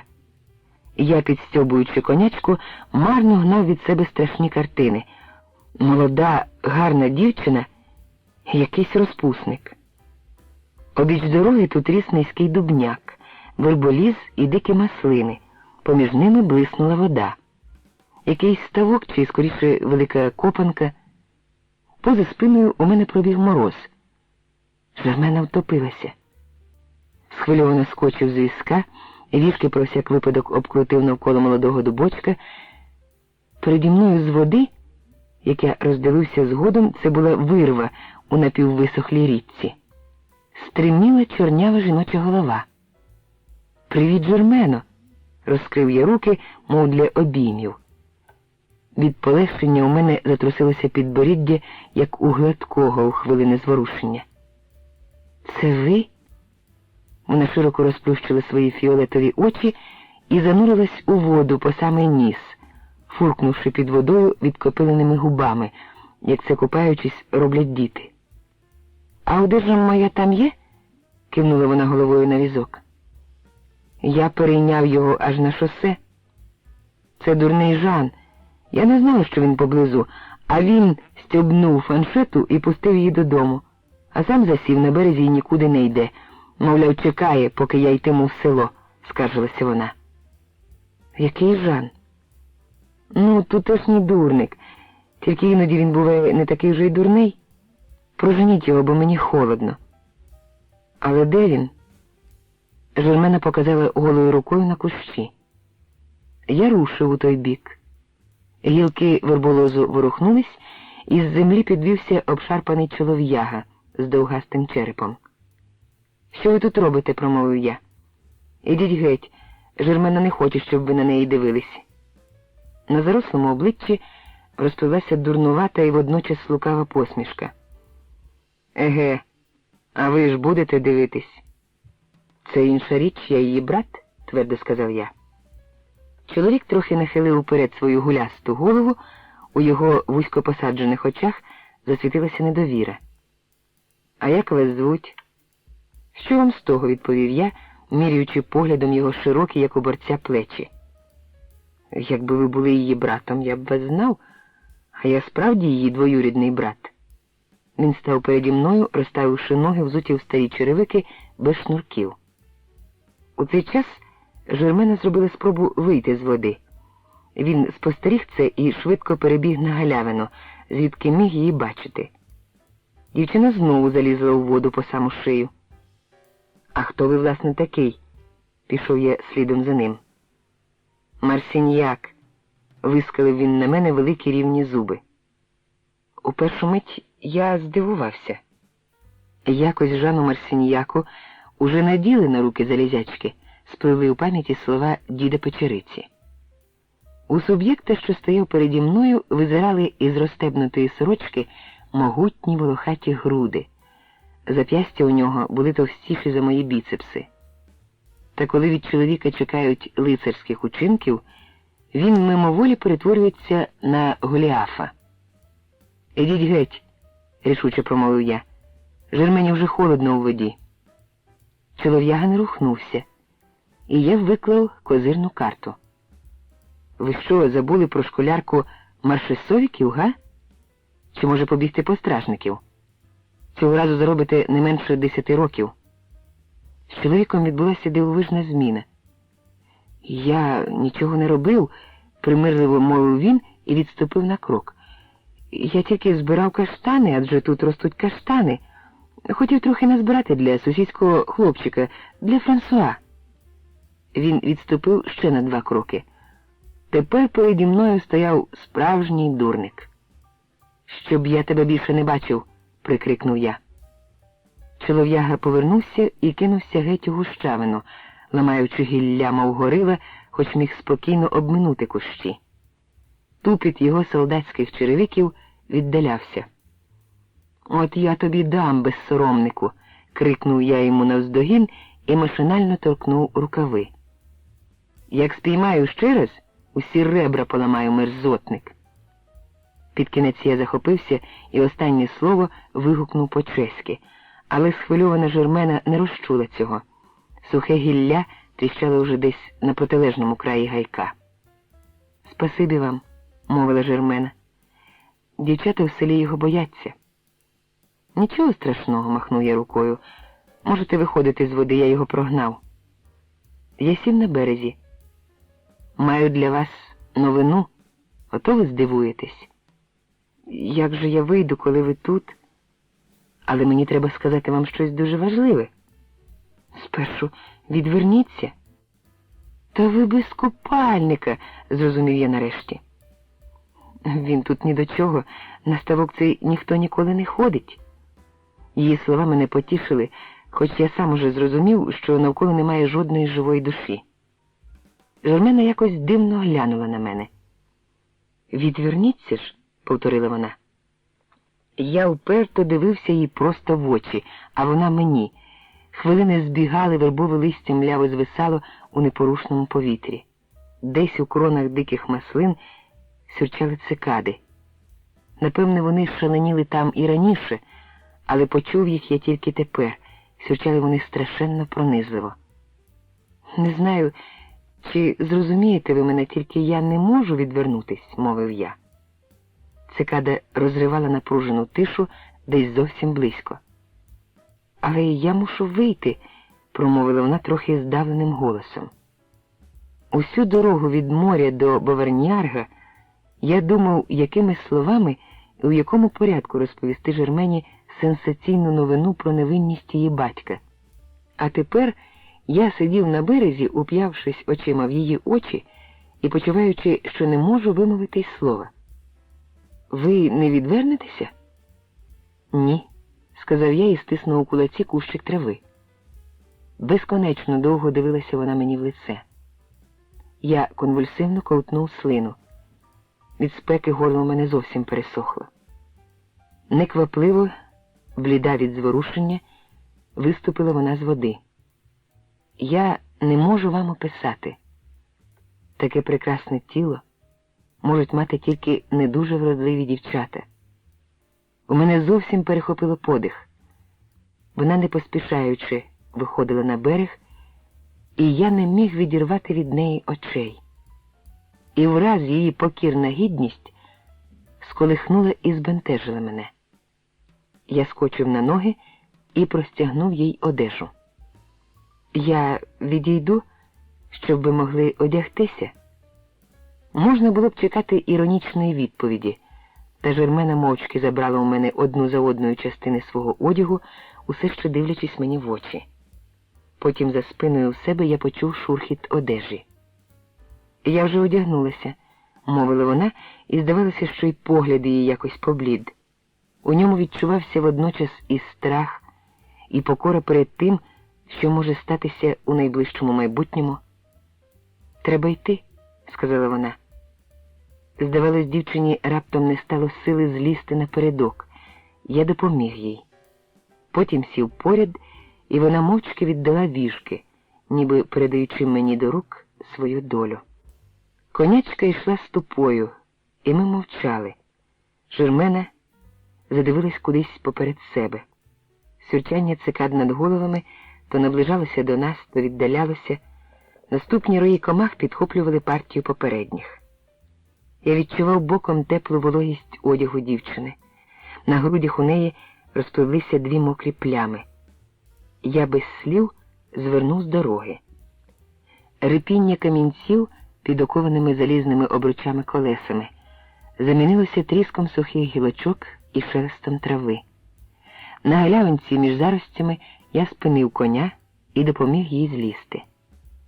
Вона сприймала все це як належне, а у широко розплющених очах її завмерла гідність Жермени серце Ісусове аж до хвилини, коли вона їх заплющила. А тоді за мить незвичайно почервоніла. «Ех, друже Марсіньяк, ти, мабуть, не уявляв, що отак буде виконана обіцянка, яку я дав перед твоїм смертним ложем». Потім ми виїхали з гайка у широку провансальську долину. На виноградники і кукурудзяні поля спадала сутінь, вечірній вітрець трохи розігнав задуху. Сонце сіло, залишивши на обрії червону заграву. По землі уже стелилися вечірні тіні, тільки монастир на горі, його білі стіни з червоною смугою черепичного даху, чітко вирізнялися на тлі темно-оливкової зелені.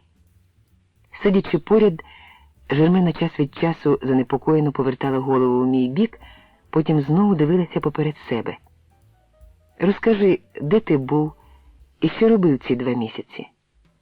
Вона взяла мене за руку і одразу відпустила, ніби щось злякало її. Це була інша Жермена, без широких театральних жестів самодіяльної актриси, які я спостерігав, коли вперше познайомився з нею.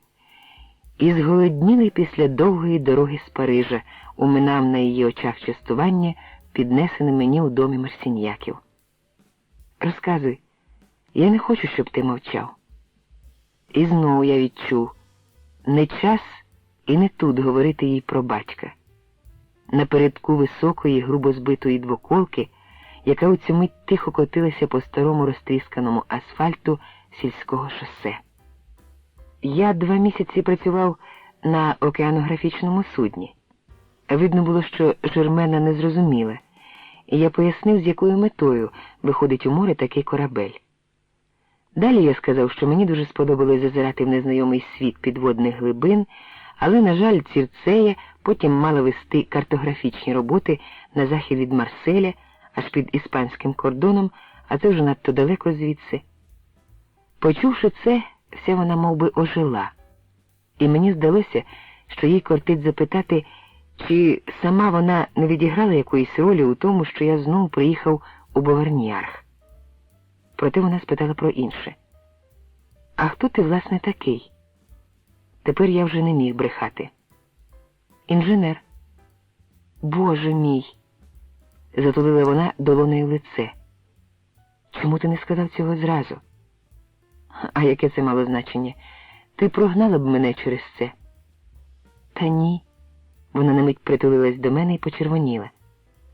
«Але все ж таки інженер, а я з фаншетою вожу олію та овочі». «Слава небу! Якби не твоя фаншета, може, ми разом і не...» Я замовк, не знаючи, якими піднесеними словами закінчити речення, і не бажаючи розвивати далі думку про те, що нас поєднала оця конячка. Краще розповісти Жермені, як, плаваючи на Цірцеї, ми спеціальною сіткою спіймали живу акулу для океанографічного музею в Монте-Карло. І як одного разу після сильного шторму, коли ми були далеко від берега, нам на рею сіли 3 молодих орлани-білохвости. Коли сонце вийшло за хмар, орли, сидячи на реях, розпостерли крила і сушили їх, наче мокру білизну. Про свою пригоду із пройдисвітами земляками я поки що не прохопився й словом. «Ти знову поїдеш?» – перебила вона мене без видимого зв'язку із темою розмови, дивлячись кудись понад головою конячки.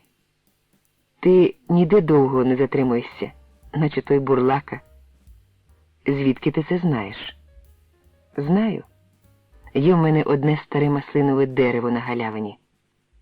Я зрозумів, що є 2 Жермени. Одна порається щодня по господарству, як і тисячі інших дівчат у французькому селі, а друга належить скоріше до світу дерев і звірів. Вона, мабуть, здатна провіщати майбутнє або щось наврочити людині. Ця дівчина не має освіти, зате, можливо, знає таке, про що нормальні люди не мають і уявлення. «Поїду, Жермено», – погодився я. Пояснювати, що людина, яка хоче побачити світ, весь час когось залишає, мабуть, не мало сенсу. Зрештою, я подорожую не тільки для того, щоб загасити внутрішній вогонь, цього вимагає і мій фах. На її обличчі, півгодини тому її щоки розчервонілись і вже такими і лишалися, я вловив печаль майбутньої розлуки. Дівчина просунула свою руку мені під лікоть і вже не відпускала. Погляд її фіалкових очей будив у мені неясне відчуття провини. Кого ж я, власне кажучи, зрадив? Жермену чи Маріель? Дивно, але у мене майнула парадоксальна думка, що зрадив я Севку. Ми їхали стопою, я стискав віжки. Жермена тримала мене під руку. Їй було байдуже, що 2 чи 3 людей із села здивовано повертали голови нам услід. А я, дурень, чомусь думав і думав про ті останні хвилини, які провів разом із Севкою. Того вечора я подзвонив біля Севчиних дверей. «От добре, що ти заскочив за мною. Я тільки накину щось на плечі і вже йду», – сказала вона і почала шукати жакет. «Куди?» «Так ми ж запрошені до Бехни. Якщо ти зібралася до них, доведеться тобі йти самій». «Не розумію. Але я про все вже знаю. На суді я не могла бути, бо мене, як і завжди, послали на репортаж. Щоправда, мені, може, взагалі забракло б мужності піти на той суд. Могла б спокійно йти. Мене виправдали, очевидно, ще вчора або тиждень тому, або хто зна коли. Не знаю, як часто дають комедії у судових залах, але сьогодні я зрозумів, чому у тієї гарної гіпсової жінки із пишними персами, яка схилилася над головами суддівської колегії, зав'язані очі. Слава Богу, що ти вже пройшов через це, Якубе. Мені вся ця історія не подобалась із самого початку. Я рада, що тепер знову все буде як слід і взагалі. Це не так просто. Адже повної 100% реабілітації не існує. Існує тільки реабілітація на Х%. Винна людина чи ні, а на ній завжди лишається якась тінь. Проте зараз йдеться не про це. Я прийшов попрощатися з тобою. Севка зробила круглі очі, у цьому вона була схожа на Жермену. Ти їдеш із Брно? Взагалі з Чехословаччини. Я розповів Севці, як був знайдений підроблений проект, а також про свою розмову із доктором Бехне. Кошмар! Але який це має зв'язок? Я пояснив, який. Мене ніби громом прибило, Якубе. Ти швидко повернешся? Я знав, що це буде дуже нешвидко, і розумів, що мушу якось пояснити своє рішення. Це залежить від кількох обставин. І якщо я повернуся, то кудись в інше місце, а не до Бехне. Мабуть, ти мене розумієш? А коли це буде? Може, і за півсторіччя. У людини повинно лишатися прагнення померти у себе на батьківщині. Невже ти не розумієш, що жарти зараз недоречні? А з чого ти там житимеш? Коштом однієї будівельної фірми, яка заборгувала доктору Бехне за якісь багатоківшові екскаватори та паровози. Зрештою, мені не так вже й багато треба. А якщо доведеться сутужно, то зумію щось там розрахувати із залізобетону, навіть бункери для щебінки. Я розумію, що Патрік підставив тобі ніжку, і що це тобі зіпсувало чимало крові, але отак залишити свою працю і покинути тих, для кого ти не байдужий? Проект мосту я закінчив. Доктор Бех непристойна людина. Що він робитиме без такого інженера? Не будь наївною, Сефочко. Людина повинна лишатись трохи наївною. Надто розумні люди одного чудового дня перетворюються на страшенно поважних, нудних святенників. І що робитиму я? Протягом 3 років війни ти знала, що робити? Тепер теж знатимеш. Не відраджуй. Мене тягне у Париж, хоч трохи побачити світу після утрачених в ув'язненні років. Крім того, я повинен розширити свої обрії у сфері обраного фаху, або, просто кажучи, дечого підучитися. Але людські вчинки, як правило, зумовлюються 2 факторами. Один високий, про людське око, а другий справжній. Ти гостра на розум, Севко. Справді, я повинен виконати доручення одного француза, з яким ми разом сиділи у концтаборі. Перед смертю він узяв з мене слово. Крім того, в Парижі я маю кохану жінку. А тож, тільки не знаю, звідки вона там взялася. А я? Адже я повернулася до тебе, Якубе, коли все це сталося, коли Патрік ускочив у ту халепу, а ти взяв усе на свої плечі і на тебе подали в суд. Я сказала Владимиру, що...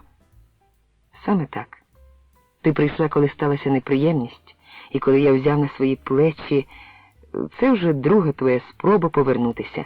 Спасибі за добру волю, тільки краще обійтися без жертв. Ті, які чимсь пожертвували задля когось, потім, при нагоді, піцяють тій людині це під самий ніс. Як ти можеш таке думати про мене? І я, з ким я сперечатимусь, якщо ти з паном доктором? Рано чи пізно ти з ним однаково сперечатимешся. Ти виліплена з іншого тіста і не будеш поважною матір'ю сімейства і господинею. На цю роль годиться скоріше він. Тільки не треба його кривдити. Якось, коли він робив операцію апендициту, у місті вимкнули струм, а лікарняну електростанцію запустити не пощастило, знову якийсь саботаж чи що, і тоді Владимир закінчив операцію при 2 свічках. Сліпу кишку, кажуть, може оперувати і лікарняний швейцар, навіть у темряві. Ти надто розумний. По-твоєму, на щось справді розумне здатні лише інженери-будівельники, такі, що креслять проекти усяких мостів чи бункерів. Ой, вона притулила долоню до губ. Я цього не хотіла, вибач. Вона винувато дивилася на мене, зараз було особливо помітно, що вона трішки косоока. «Тепер ти розплачешся і кинешся мені на шию», – сказав я. Севка справді заплакала і кинулась мені на шию. «Владі, Якубе, ти ж не зробиш цього, правда?» «Клотіль, а чому би ні, Севко?» «Хто це Клотільда?» «Одна моя дівчина». «Неправда. З дівчиною, що має таке ім'я, ти б не приятелював. Можна подумати, що ти знаєш усіх, з ким я приятелюю. Анічку, Душечку, Софію, Маріель. Останнє – це моє особливе захоплення». Севка голосно схлипнула, пошукала в сумочці носовичок і, не знайшовши, витерла очі тильною стороною долоні. «Позич мені хусточку. Я знаю, що ти страшенний брехун, Якубе». Не знаю, звідки взялося це відчуття, та на майданчик між старою кузнею, воротами у двір і бічним фасадом мурованого будинку Марсіньяків я повертав наче додому. Жермена навіть не спробувала перед першими хатами забрати у мене вішки і дозволила на очах здивованих буварнярців повести її по всій головній і єдиній вулиці села, повз костел і садибу священника. Якусь хвилину я злякано думав, чи не означає це за місцевими звичаями, що ми з нею заручені. Біля кузні вона зіскочила з візка і пішла відчинити ворота. Тріумфально, як полководець Бен-Гур, я в'їхав аж у двір. Але фаншету до стайні вона завела сама. Перед цим ми ледве встигли домовитись, що при домашніх знову будемо казати одне одному «ви». Старенький автомобіль без коліс досі стояв під відчиненим сараєм, але Рено священника Луї, мабуть, давно полагодив. Я зітхнув з полегшенням, побачивши, що в домі його не видно і не чутно. Не знаю, з якої причини, але про зустріч із ним я зовсім не мріяв.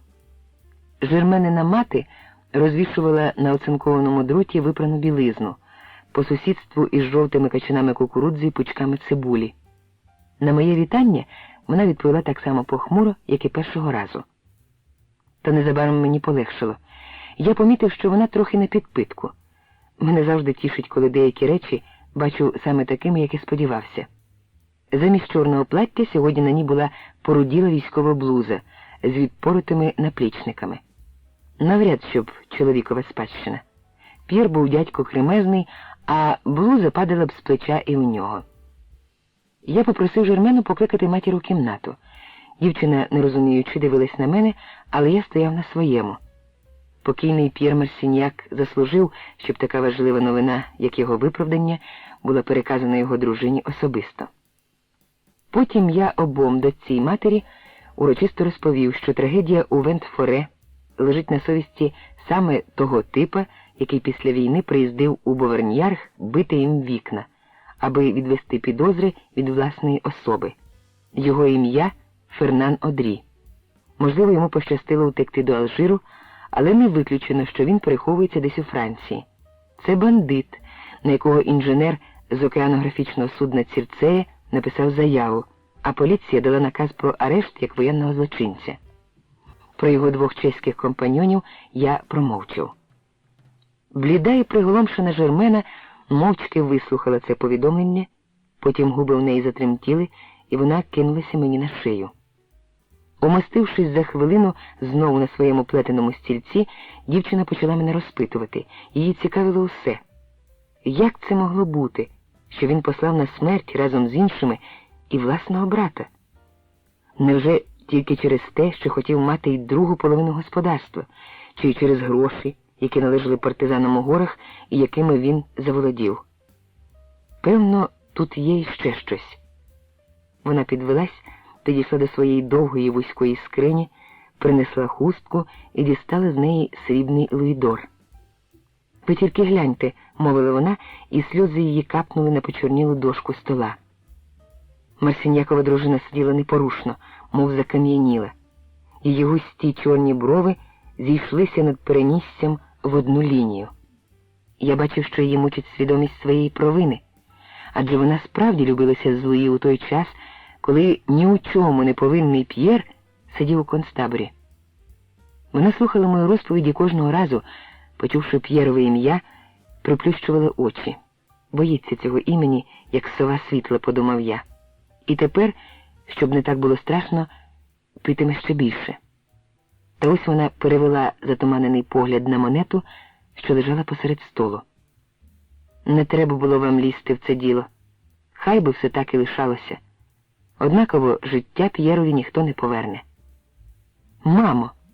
Жермена по-чоловічому ударила рукою по столу, рішуче витерла заплакані очі і попростувала до комірки. Повернулася вона, несучи під пахвою портрет.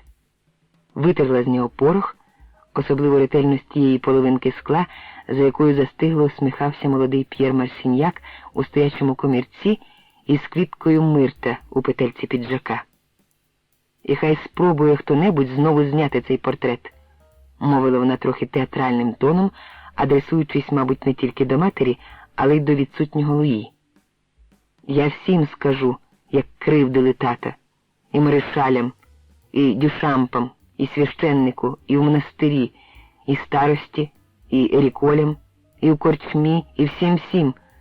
А завтра поїду у Сен-Жульєн і повибиваю в вікна сімейству того одрі. Краще б обійтися без цього, Жермено, сказав я. Вони живуть на другому поверсі, ще вцілити у вікна сусідам. Потім я, горілиць, лежав у кімнатці на піддашші, марно намагаючись заснути. Спека не спадала і вночі, над головою у мене досі пашив теплом черепичний дах. У відчинене вікно лилася темрява, стояла непорушна тиша села, у якому стає все менше мешканців і все більше порожніх будинків на продаж. Сюрчання цикад у кроні старого каштана я незабаром перестав сприймати. Десь далеко озвалася сирена останнього мотопоїзда, що йшов до Сен-Жульєна. По шосе повз кузню проїхав автомобіль, судячи по звуку, якась старезна таратайка, що її хазяїн ставить десь у сараї. За вікном зарипів під кованими черевиками пісок, потім щось грюкнуло, наче у когось із рук вислизнули відра, і почулося п'яне бурмотіння. Видно, Луї повернувся з корчми. Минув якийсь час, і кам'яними сходами через двоє зачинених дверей до мене долинуло могутнє хропіння. Від мене ж сон тікав. Бідолашна Жермена. Звичайно, мені доведеться їхати. Тільки ж де тут думати про близький від'їзд, коли перед очима весь час стоїть постать прекрасної голої дівчини, яка на твоїх очах виходить із води. У чорному прямокутнику вікна горів один єдиний маленький, мов макове зернятко, вогник. Це вдалині на горі в монастирі світилося чиєсь вікно. Яка це черниця не спить там і чому? Двері тихенько рипнули, босі ноги ступили кілька кроків, і на краєчок мого ліжка присіла Жермена. Замкни двері. Ключ давно загублений, але сюди ніхто не зайде. Об ніс мені черкнула її сережка. По обіді на Жермені не було ніяких прикрас, вона їх наділа тепер на мою честь. Я зворушено обняв її. Потім ми довго дивилися на ту єдину світлу пляму у вікні. Тепер я вже не міг би сказати їй неправди, адже напівправда завжди є напівбрехнею, тому розповів і другу половину своєї пекерольської історії. Я з першої хвилини зрозуміла, що ти не француз, прошепотіла Жермена. Вже тоді, коли ти дав мені татків Луїдор і сказав, що татко його дав тобі на той випадок, якщо колись потрапиш до Франції. І нічого мені не сказала? Я боялась, що тоді ти не повернешся до мене. А хіба ти була впевнена, що я повернуся? Я це знала. У цю мить світло на горі згасло. Я відчув долонею, як легенько здригнулося її тіло. Але тепер я також знаю, що ти більше не приїдеш сюди. Я подумав, що запевняти Жермену у протилежному було б підло, і промовчав. Хоч завтра ще побудь зі мною, прошепотіла вона крізь сльози. Адже на тому кораблі із такою дивною назвою ти пробув аж 2 місяці. Вивіска з білим якорем дружньо підморгнула мені. Але я чомусь не наважився одразу зайти і спершу боязко зазирнув усередину у вікно. Проте шибка блищала, і я нічого не побачив, крім власної усміхненої фізіономії. Зворушливе повернення блудного сина. Я прийшов у двері, оббиті безліччю ніг. Раймондо, таця з тарілками мало не випала у неї з рук. Дівчина поставила її на вільний стіл і на очах у всіх відвідувачів кинулася мені на шию. Звідки ви взялися тут? Із цим підносом. Тільки й спромігся я запитати. Теж заступила вас. Ой, як добре, що ви повернулися. Ми вже якось поділимось роботою. У зачісті у неї блищала срібна стрічка з якоїсь бонбоньєрки. Потім мене обійняв Митя, і я чи не вперше побачив, як він усміхається. Однак Митя видався мені значно старішим і немічнішим, ніж цього можна було чекати після 4 місяців нашої розлуки. Анастасію Миколаївну я поквапився привітати у неї на кухні, щоб не надто дивувати відвідувачів. З нагоди щасливої зустрічі я замовив 4 чарки марку, але Митя свою порцію лише пригубив і передав чарку старій куховарці. Коли пообідній наплив відвідувачів припинився і ресторан майже спорожнів, Митя категорично відмовився взяти від мене гроші за обід. Ми нарешті змогли на хвилину присісти з Раймондою у другому залі. «Ну, розповідайте», – сказав я. «Про що?» Під час зустрічі з Антоніном Григориком я, як пригадуєте, необережно пообіцяв опікуватися дівчиною, хоч і не дуже уявляв, що від мене вимагається. Звісно, найбільше мене цікавили тепер її любовні справи, але бувалий дипломат до мети завжди йде не навпростець, а кружними шляхами. «Як ваш батечко?» «Готується до репатріації, і, уявіть собі, тягне й мене разом. Тільки не знаю, що б я там могла робити. Слава Богу, все це затягується, бо наші власті не дуже поспішають. Якщо у тій Чехії все так чудово, то чого ж тато звідти втік? То було 16 років тому, а тепер у нас на батьківщині все інакше і роботи скільки завгодно. Чому ж ви звідти виїхали? Це складна справа. А вашому батечку я особливо не дивуюсь. Якби я мав таку дочку, як ви, таку першокласну дівчину, і вона почала б крутити з лисим дядьком, старішим за неї на чверть століття, я теж діяв би так само. Точніше кажучи, діяв би інакше, так що пан Анже тільки за голову схопився б. Раймонда зашарілась, очевидно, від першокласної дівчини, і поправила срібну стрічечку. Але ж я від нього вже пішла. У куховарки на кухні щось з грюкотом випало з рук. Мабуть, почала діяти подвійна порція марку. «Що це?» – злякалася Раймонда.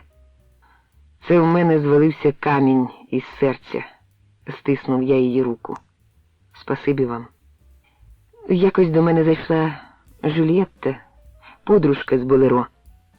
Жижі був вдома, почастував її кіршем, а через день пішов дивитися програму у Болеро, начебто просто так, із вічливості, щоб побачити, як вона танцює. А потім мені й каже: «А чому ти її не запрошуєш?» Мовляв, йому це не заважає. А я не так сумуватиму, коли він часом затримається десь у своїх справах. Одного разу була сильна злива, і Жюльєтта лишилась у нас ночувати. Потім прийшов Жижі і сказав, що у таку холодну ніч він ніяк не може зігрітись. І якщо вже ми подружки, то щоб ми зігріли його удвох. Ну, це мені не сподобалось. «Я б тебе ніколи не міг зрадити, діді», – сказав він мені після того. «Та коли ви з Жюльєттою разом, то у цьому немає ніякої зради». «Ну, що ви на це скажете?» «Що йому треба дати по зубах, і не раз». А потім його почала смикати поліція, мене теж, і Жижі умовляв мене, аби я говорила, що не він просив у людей гроші наперед, а, мовляв, вони самі пропонували, бо їм дуже потрібні були рекламні гасла. Оті, що ви їх теж допомагали писати. Ну, а коли мене викликали в комісаріат утретє, тоді Митя сказав, що я повинна махнути рукою на жижі і влаштував мене сюди на роботу.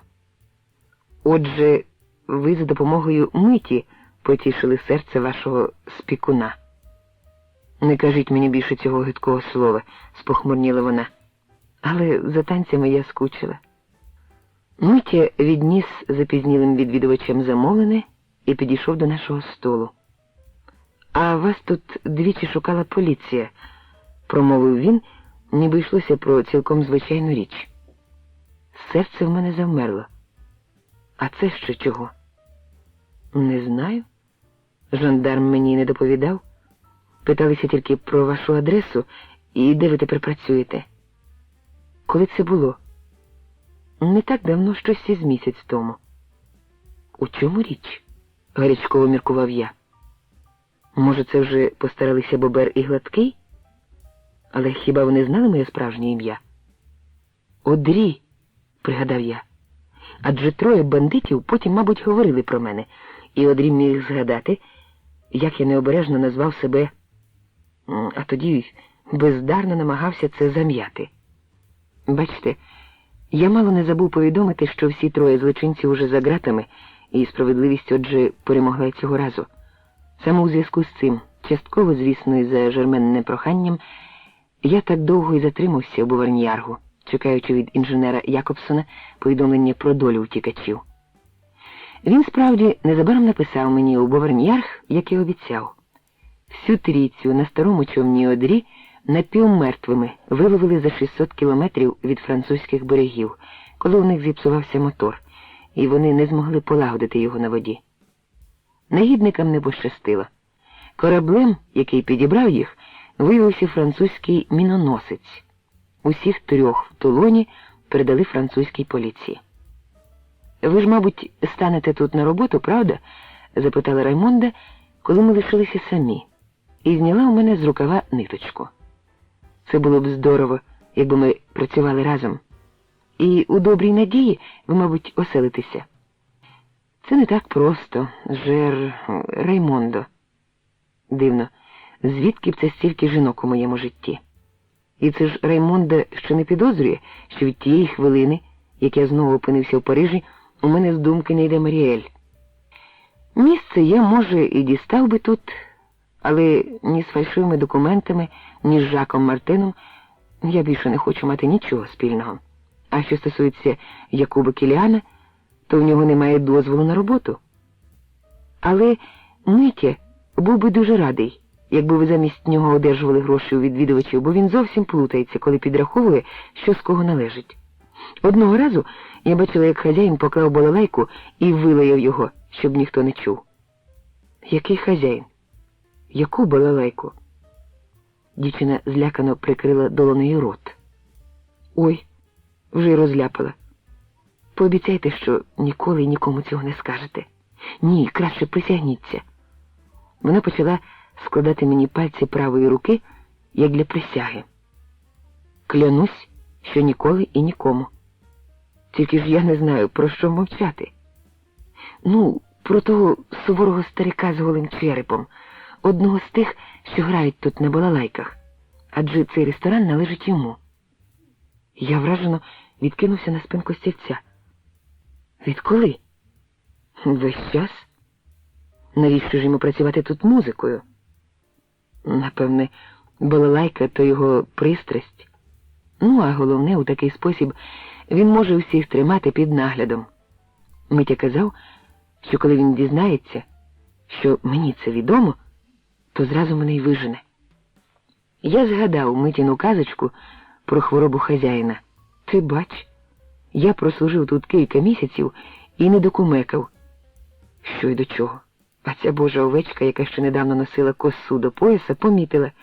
Кмітлива дівчина, що й казати. Раймондо, ви тут були, коли мене питала поліція? А вже ж? Як ви гадаєте, чого їм від мене треба? Дівчина знизала плечима. Ну, може, пана де Монтанвере притиснули в поліції.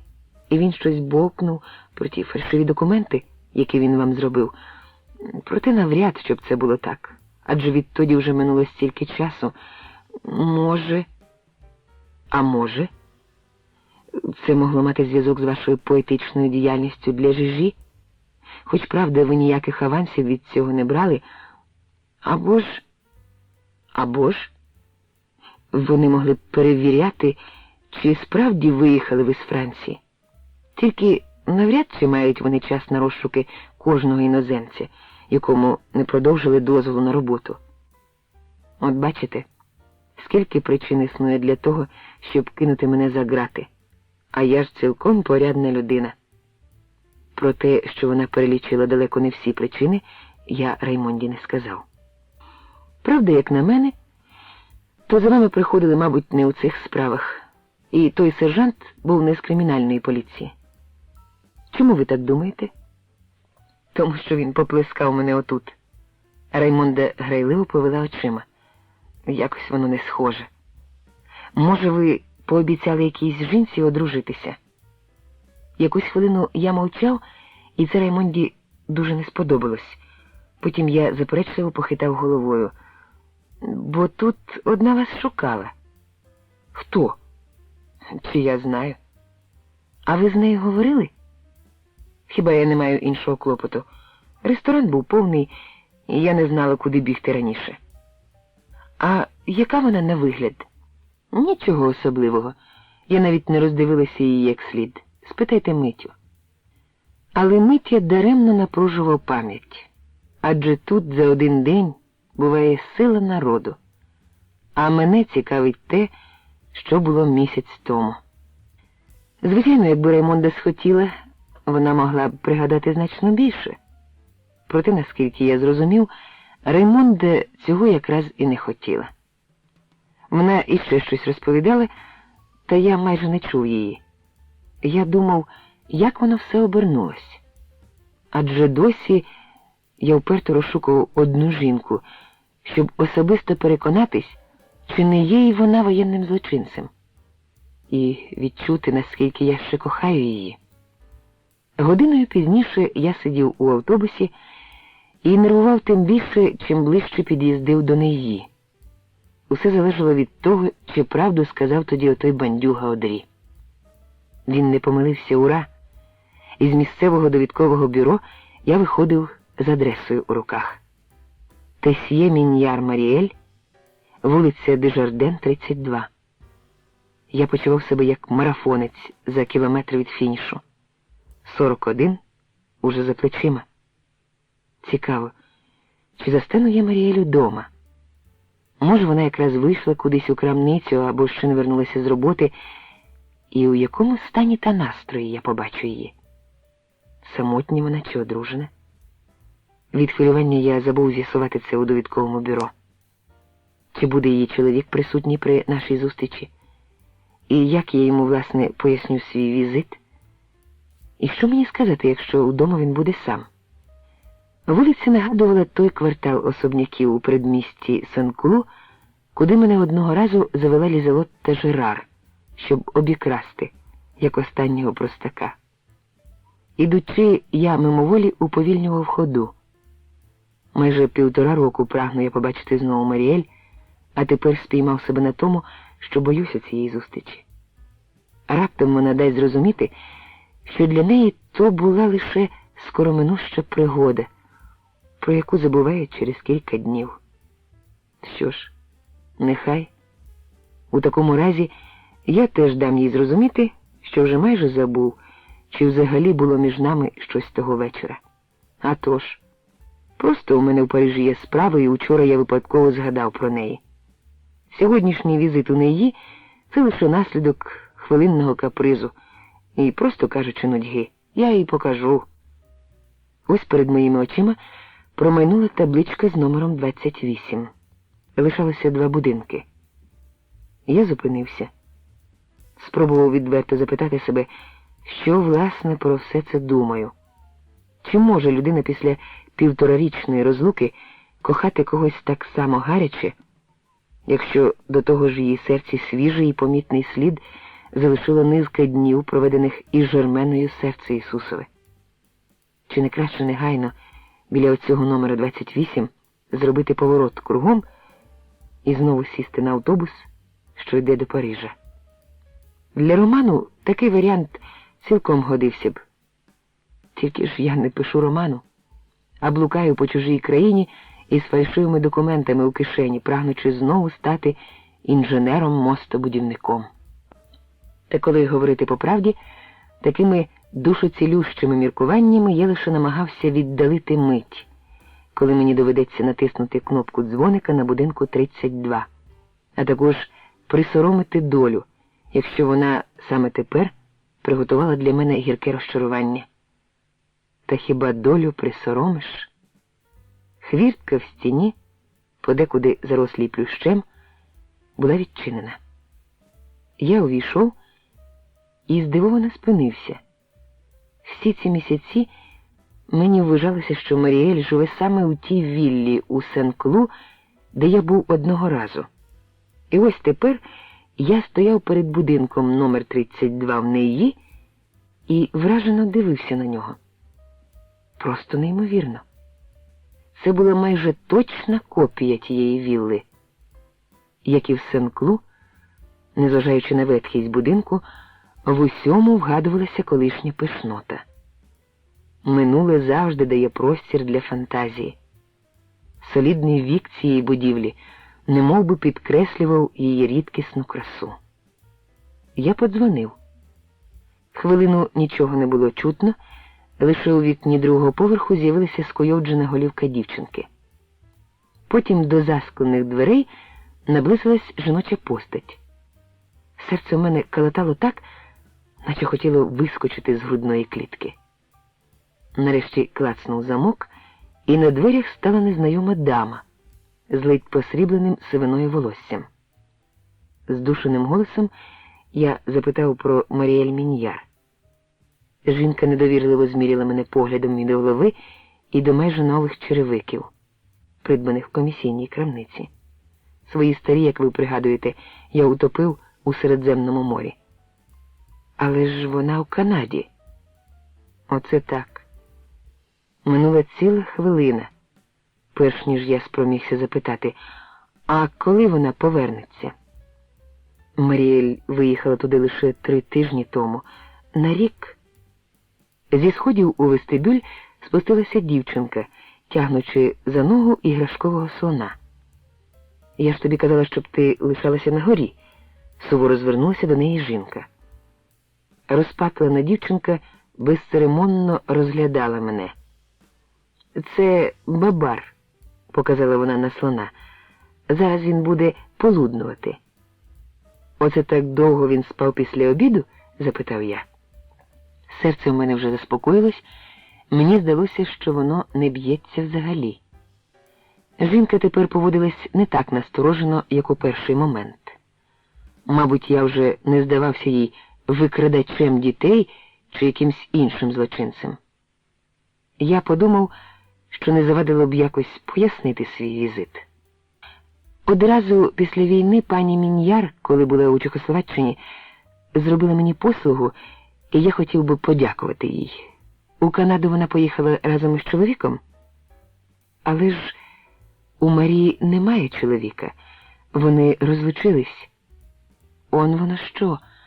А як ви гадаєте, пані Міньяр повернеться? Повинна повернутись. Адже Тереза наступного року піде до школи. Довше року вона там не пробуде, та й я більше не зможу глядіти малу і давати лад господарству. Тільки тепер я відрекомендувався. Жінка назвала своє ім'я, яке одразу ж вилетіло у мене з пам'яті. «Маріель моя племінниця», – додала вона. «Даруйте, пані Міньяр виїхала до Канади у службових справах?» Жінка якусь мить вагалася. Їй випала нагода трохи підробити там. Ви розумієте, дівчинка росте, а будиночок цей старий, його треба весь час ремонтувати. «Бабар уже хоче їсти», – мовила Тереза і стрибнула вниз через 3 сходинки просто на килимок. «Тільки хай не виридує», – сказав я. «Слонам не можна давати одразу багато смачного». Подякувавши за інформацію, я попрощався і пішов. Я повільно брів попід зарослою плющем стіною, точнісінько такою, як та, через яку я колись дерся, сподіваючись зустріти за нею свою кохану з відкритими обіймами. То як, бабаре, чекатимеш на пані Мін'яри ще рік? Що ж, слово «відступ» не римується із словом «чоловік». Зустрітися з Муріель – це стало для мене питанням честі. Крім того, тепер, коли мені вже не треба обдурювати самого себе, я відчув, що люблю її ще міцніше, ніж колись. Але хто вона, та загадкова жінка, що розшукувала мене в загубленому якорі? Хіба що пані Редерер, яка хотіла одержати реквізовані машини? Або пані Жофре, яка прагнула зібрати свої розбиті надії? Жермена навряд. Вона могла б почати розшукувати мене хіба що за 2 місяці. А може, та німкеня, як її прізвище, хоче повернути мені украдені фунти? Лізелотта Жерар. Адже Лізелотта була з поліцією за панібрата. Наступного дня я стояв перед її дверима і енергійно натискав на кнопку дзвінка, аж поки на порозі виріс сухий якийсь пошарпаний чоловічок. На плечі в нього сиділа маленька папуга, маленька і зелена, мов жаба. «Пані Жерар», – видушив я і повторив це ім'я ще раз, аби перекричати з дюжину папуг, які висвистували й гомоніли, сидячи у клітках або літаючи по кімнаті з кутка у куток. Звідти на мене війнуло важким духом зоомагазину. Здавалося, тут розводили морських свинок і мишей, хоч видно було тільки папужок. Лише тепер я помітив у ріденькому чубі господаря та на його піджаку безліч дрібненьких рожевих крапочок пташиного посліду. Жерар вибралася звідти з місяць тому, слава Богу, після неї тут уже трохи провітрилося. Папуги не люблять запаху конвалій чи гвоздики і взагалі бруду. Хто може сказати, чому жінки типу Лізелотти так часто змінюють житло? Не знаю, як хто, але я міг би дати відповідь на це запитання. Мабуть, вона знову не платила, і власник квартири вигнав її. Цю мадемуазель Жерар питають самі чоловіки. Ще ні разу її не питала жінка. Але ні, стривайте, одна таки шукала. Де та дама, я їй хочу побити фізіономію. Сталося диво. Лізелотта залишила у хазяїна пансіонату свою нову адресу. Фальшива, справжня. Фальшива, справжня. Фальшива, справжня. Рахував я вогні станції за вікном гальмуючого поїзда метрополітену. Ось вагон посунувся ще на дециметр. Справжня. Адреса виявилася справжньою. Так, синій птах удачі завжди охочіше сідає на плече тим, хто спершу помічає синє небо над головою, а не плювок на землі. Це я помітив ще в часи війни концтабору, потім на океанографічному судні скрізь. 4-й поверх, другі двері ліворуч, сказав мені з віконця консьєрж, коли я зайшов у вестибюль будинку. Очевидно, я йому сподобався, оскільки він змовницьки підморгнув і промовив кілька слів, які видалися мені дивними. Щастя ваше, що він на службі. Якось один цивільний перерахував там всі 13 сходинок до найближчої площадки. Я подзвонив у вказані мені двері. Відчинила Лізелотта, помахуючи у повітрі рукою із свіжо полакованими нігтями. Мене вона впізнала одразу ж. «Сподіваюсь, ви прийшли не за тими грошима», – мовила вона із відвертістю, звичайною між давніми приятелями. «Якщо маєте готові, то міг би взяти. Не скажу, щоб я дуже розбагатів відтоді. Зате ви, як бачу, розжилися». Озирнувся я на цілком пристойну обстановку. «У вас гарна квартира». «Ну, вона ще не зовсім моя», – промовила Лізелотта, – «але незабаром буде». «Хто ж той щасливчик, дозвольте поцікавитись», – підтримав я тон, який вона запропонувала. Ви, мабуть, здивуєтесь, вона підійшла до шафи і відчинила дверцята. Поміж її сукнями там висіли 2 чоловічих костюми і знайома синя пелерина. Може, пам'ятаєте, як застали у мене Ажана, якого викликав отой здирник, хазяїн? Так оце ж і є отой самісінький мундир, тільки я його ані трохи не боюся. Вона дістала поліцейський мундир на плічках і промовисто ляснула по ньому долонею. Але ж це чудово! Я не утримався і обняв її. Це ж саме той чоловік, який мені потрібен. Момент. Лізелотта взяла дзеркальце, щоб пересвідчитись, чи не розмазалася помада, коли я виявляв свою радість.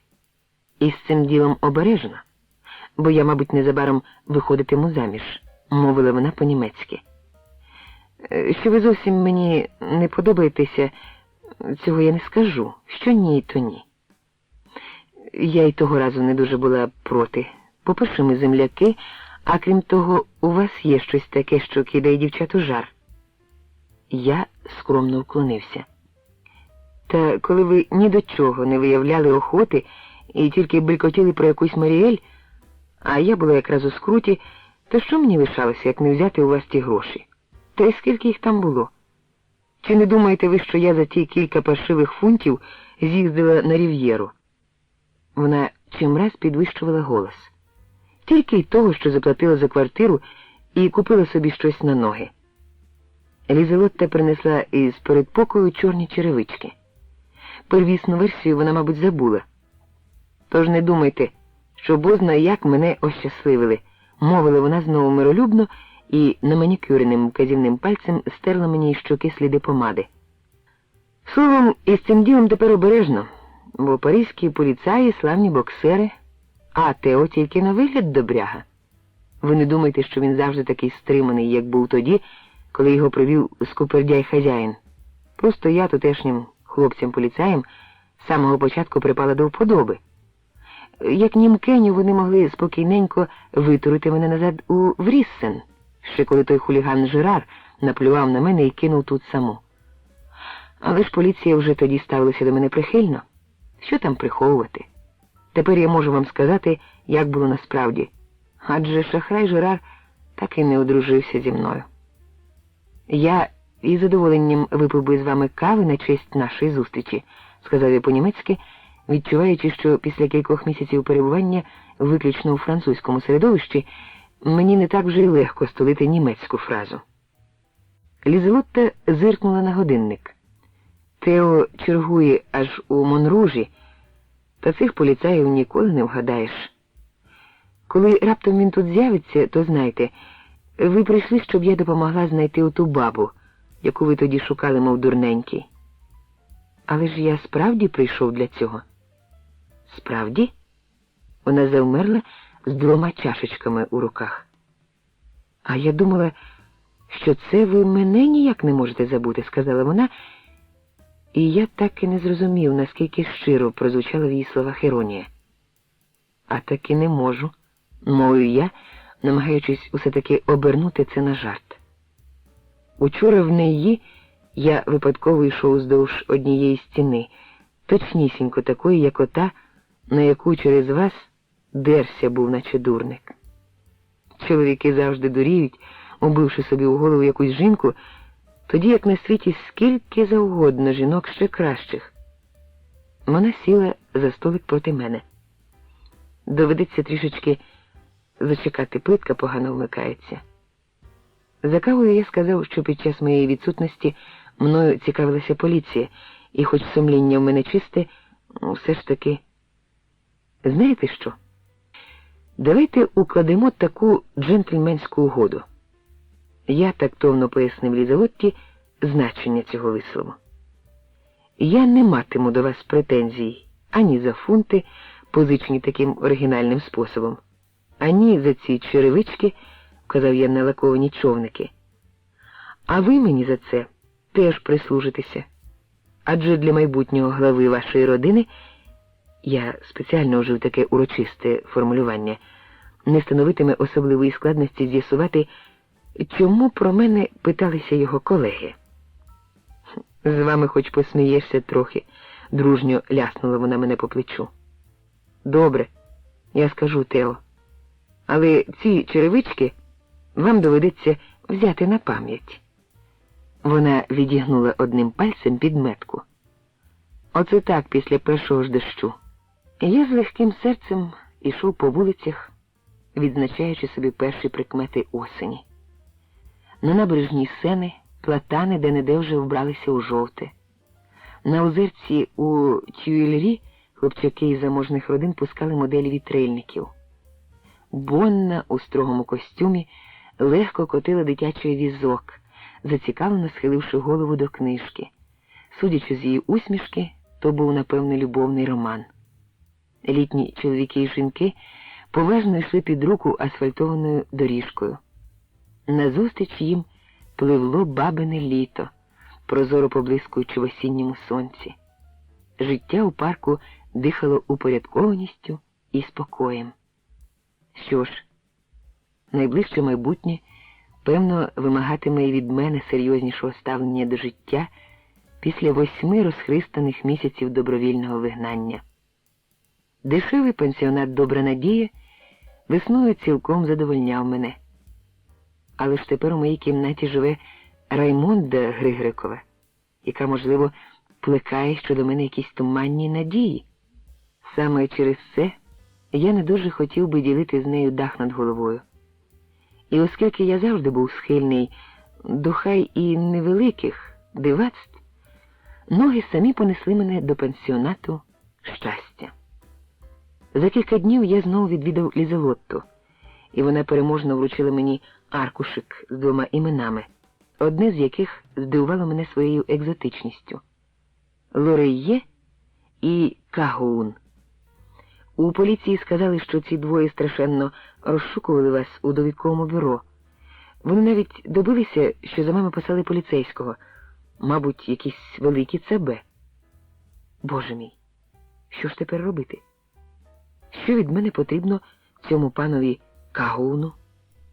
Тепер він вижатиметься мені у вісні у вигляді загадкового гренландського чудовиська. Чи не забагато вже для мене цих пригод? І від усіх тих хвилювань я раптом затужив за спокоєм рідного краю, і мені схотілося зазирнути до земляків у одне маленьке містечко на півночі Франції. Мені пощастило.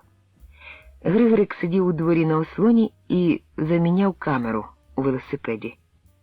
«Несу вам добру новину», – крикнув я замість вітання. «Ваша Раймонда покинула того пройдисвіта Унгедульда». «Дай вам, Боже, здоров'я», – обняв він мене так, що у мене перехопило подих. Із дверей кухні вийшов рудий пес на коротеньких ніжках. Спершу він подумав, що його господар з кимось свариться, і загавкав. Але потім підійшов обнюхати мене, двічі махнув хвостом і ліг посеред дворика. «Матінко, ну ж бо візьми короля за вуха. У нас гість із Чехії», – гукнув Григорик по-чеськи у кухонне вікно, удаючи, що б'є кролика ударом карате. Після довгої перерви рідна мова прозвучала для мене ніби музика сметани. Правда, нещодавно я вже почув був кілька чеських слів, але тоді на палубі Цірцеї вони звучали зовсім інакше. Вийшла тоненька жіночка у чорному вбранні і подала мені руку, білу і м'яку. За спиною у неї з кухні вихопилась біла хмара, війнула запахом змилків. «Приємно чути», – мовила вона по-французьки, напевно, це стосувалося мого повідомлення про Раймонду, і відкинула з лоба сиве пасмо. Загалом же волосся у неї було й досі темне. Кажуть, що жінки у Парижі тепер часто вибілюють собі під сивину якийсь кучерик. Модна повоєнна новинка. Та Григорикову дружину тут, у шахтарському виселку Венсеї, навряд чи можна було запідозрити у цьому. Григорик запропонував мені присісти поряд з ним на ослоні. «Ви тільки погляньте сюди», – витягнув він із гаманця і тицьнув мені під ніс давню фотографію, яка вже не раз була перегнута. Мабуть, він забув, що вже демонстрував мені цей знімок у Парижі. Тут їй 14. І отака божа овечка за кілька років починає тягатися з якимось голомозим бабієм. Та вона ж могла б мати парубка, як дуб, що й кучерявого. Шахтар кинув оком на мою досить пристойну шевелюру. А пес у вас той самий, порівняв я живий екземпляр із тим, що на фотографії, спрямовуючи увагу Григорика на інше. Він уже на одне око сліпий і не хоче йти з кімнати, на ніч доводиться його виганяти у двір. Та якщо Раймонда його так любила, зітхнула жінка. «Іди, приготуй короля», – звелів Григорик. Я озирнув убогий інтер'єр дворика. Поміж всіляким мотлохом стирчала залізна перекладина для вибивання килима, на якій висіла сяк-так вирізана з дерева почорніла колиска для ляльки, пам'ять про дочку. У великому ящику у кутку металево поблискувало кам'яне вугілля. Бачу, що за 16 літ шахтарювання у Франції ви не дуже забагатіли, промовив я.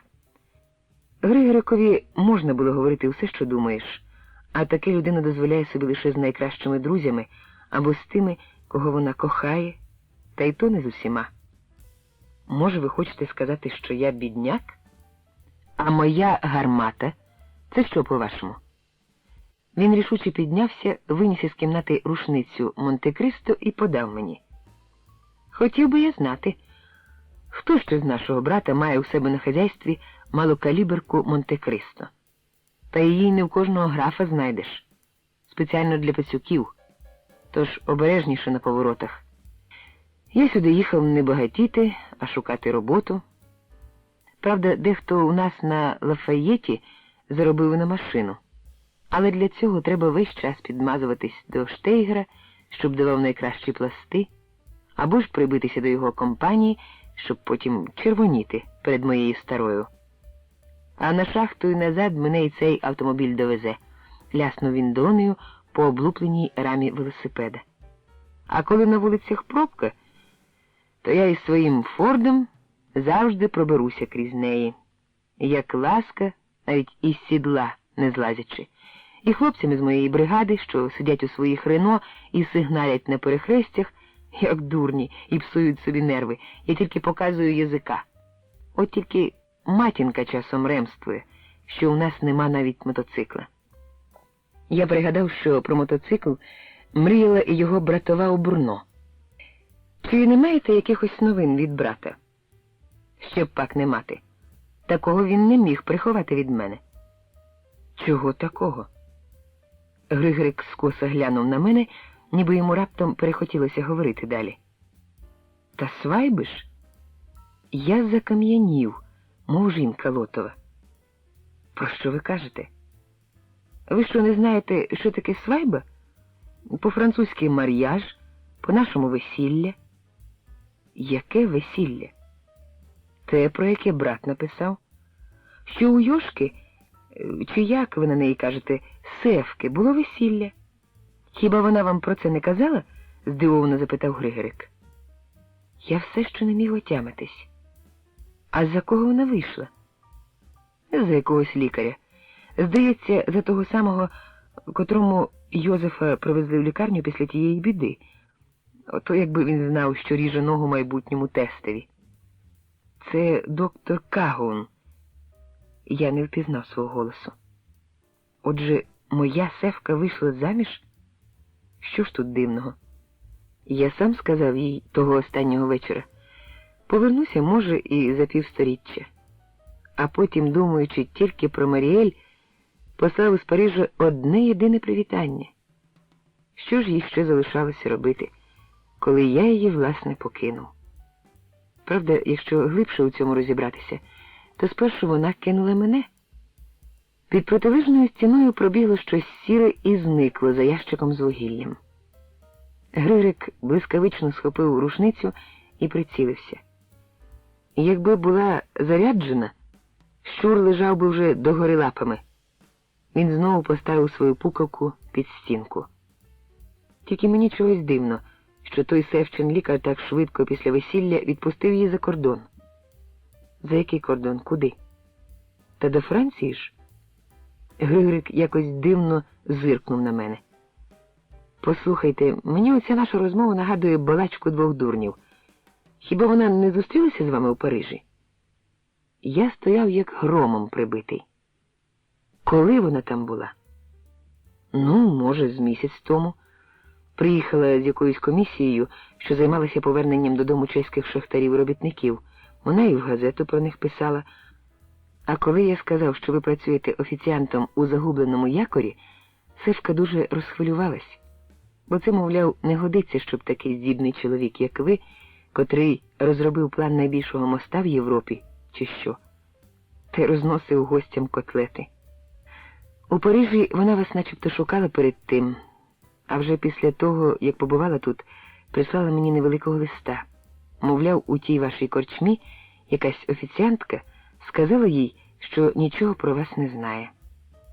В думці я ляснув себе по лобі, як це робила Жермена серце Ісусове. Якась офіціантка? Так то ж була Раймонда. Не розумію. Я ж вам кажу чеською мовою. Старий Митя якраз тоді мав багато роботи, тому із нею розмовляла Раймонда. Григорик дивився на мене, нічого не розуміючи. Ваша дочка? А що дівчина робила у загубленому якорі? Працювала офіціанткою. Григорик жбурнув заклеєну камеру на землю. Туди, до біса. Адже ми про це нічогісінько не знаємо. Жозефіну, ти чуєш? Наша дівка служить у ресторані кельнеркою. Будьте задоволені, що хоч не танцює у болеро. Цей приїзд у Венсей був для мене повний несподіванок. Я пригадав розмову з Раймондою. Очевидно, їй не сподобалось, що про мене розпитує молода симпатична жінка, і вона просто відшила її. А винахідлива Севка? Я мало не ляснув себе по лобі уже не в думці. Кагун! Чудовисько із Лабрадору. Це ж не що інше, як французька транскрипція чеського Кагуна. І ото я не міг докумекати цього раніше. Але ж хіба міг я собі уявити, що Севка перетвориться на пані Кагуну, або що мене у Парижі так енергійно розшукуватиме пан доктор, з яким я майже не знайомий. Тільки мені те не дуже до вподоби, якщо гості чіплятимуться до дівчини, знову долинув до мене Григориків баритон. Або коли якісь покидьки ляпатимуть її по задньому місцю, як вона йтиме повз них із повними руками тарілок. І хто взагалі ходить до вашого шинку? Так, всякі люди.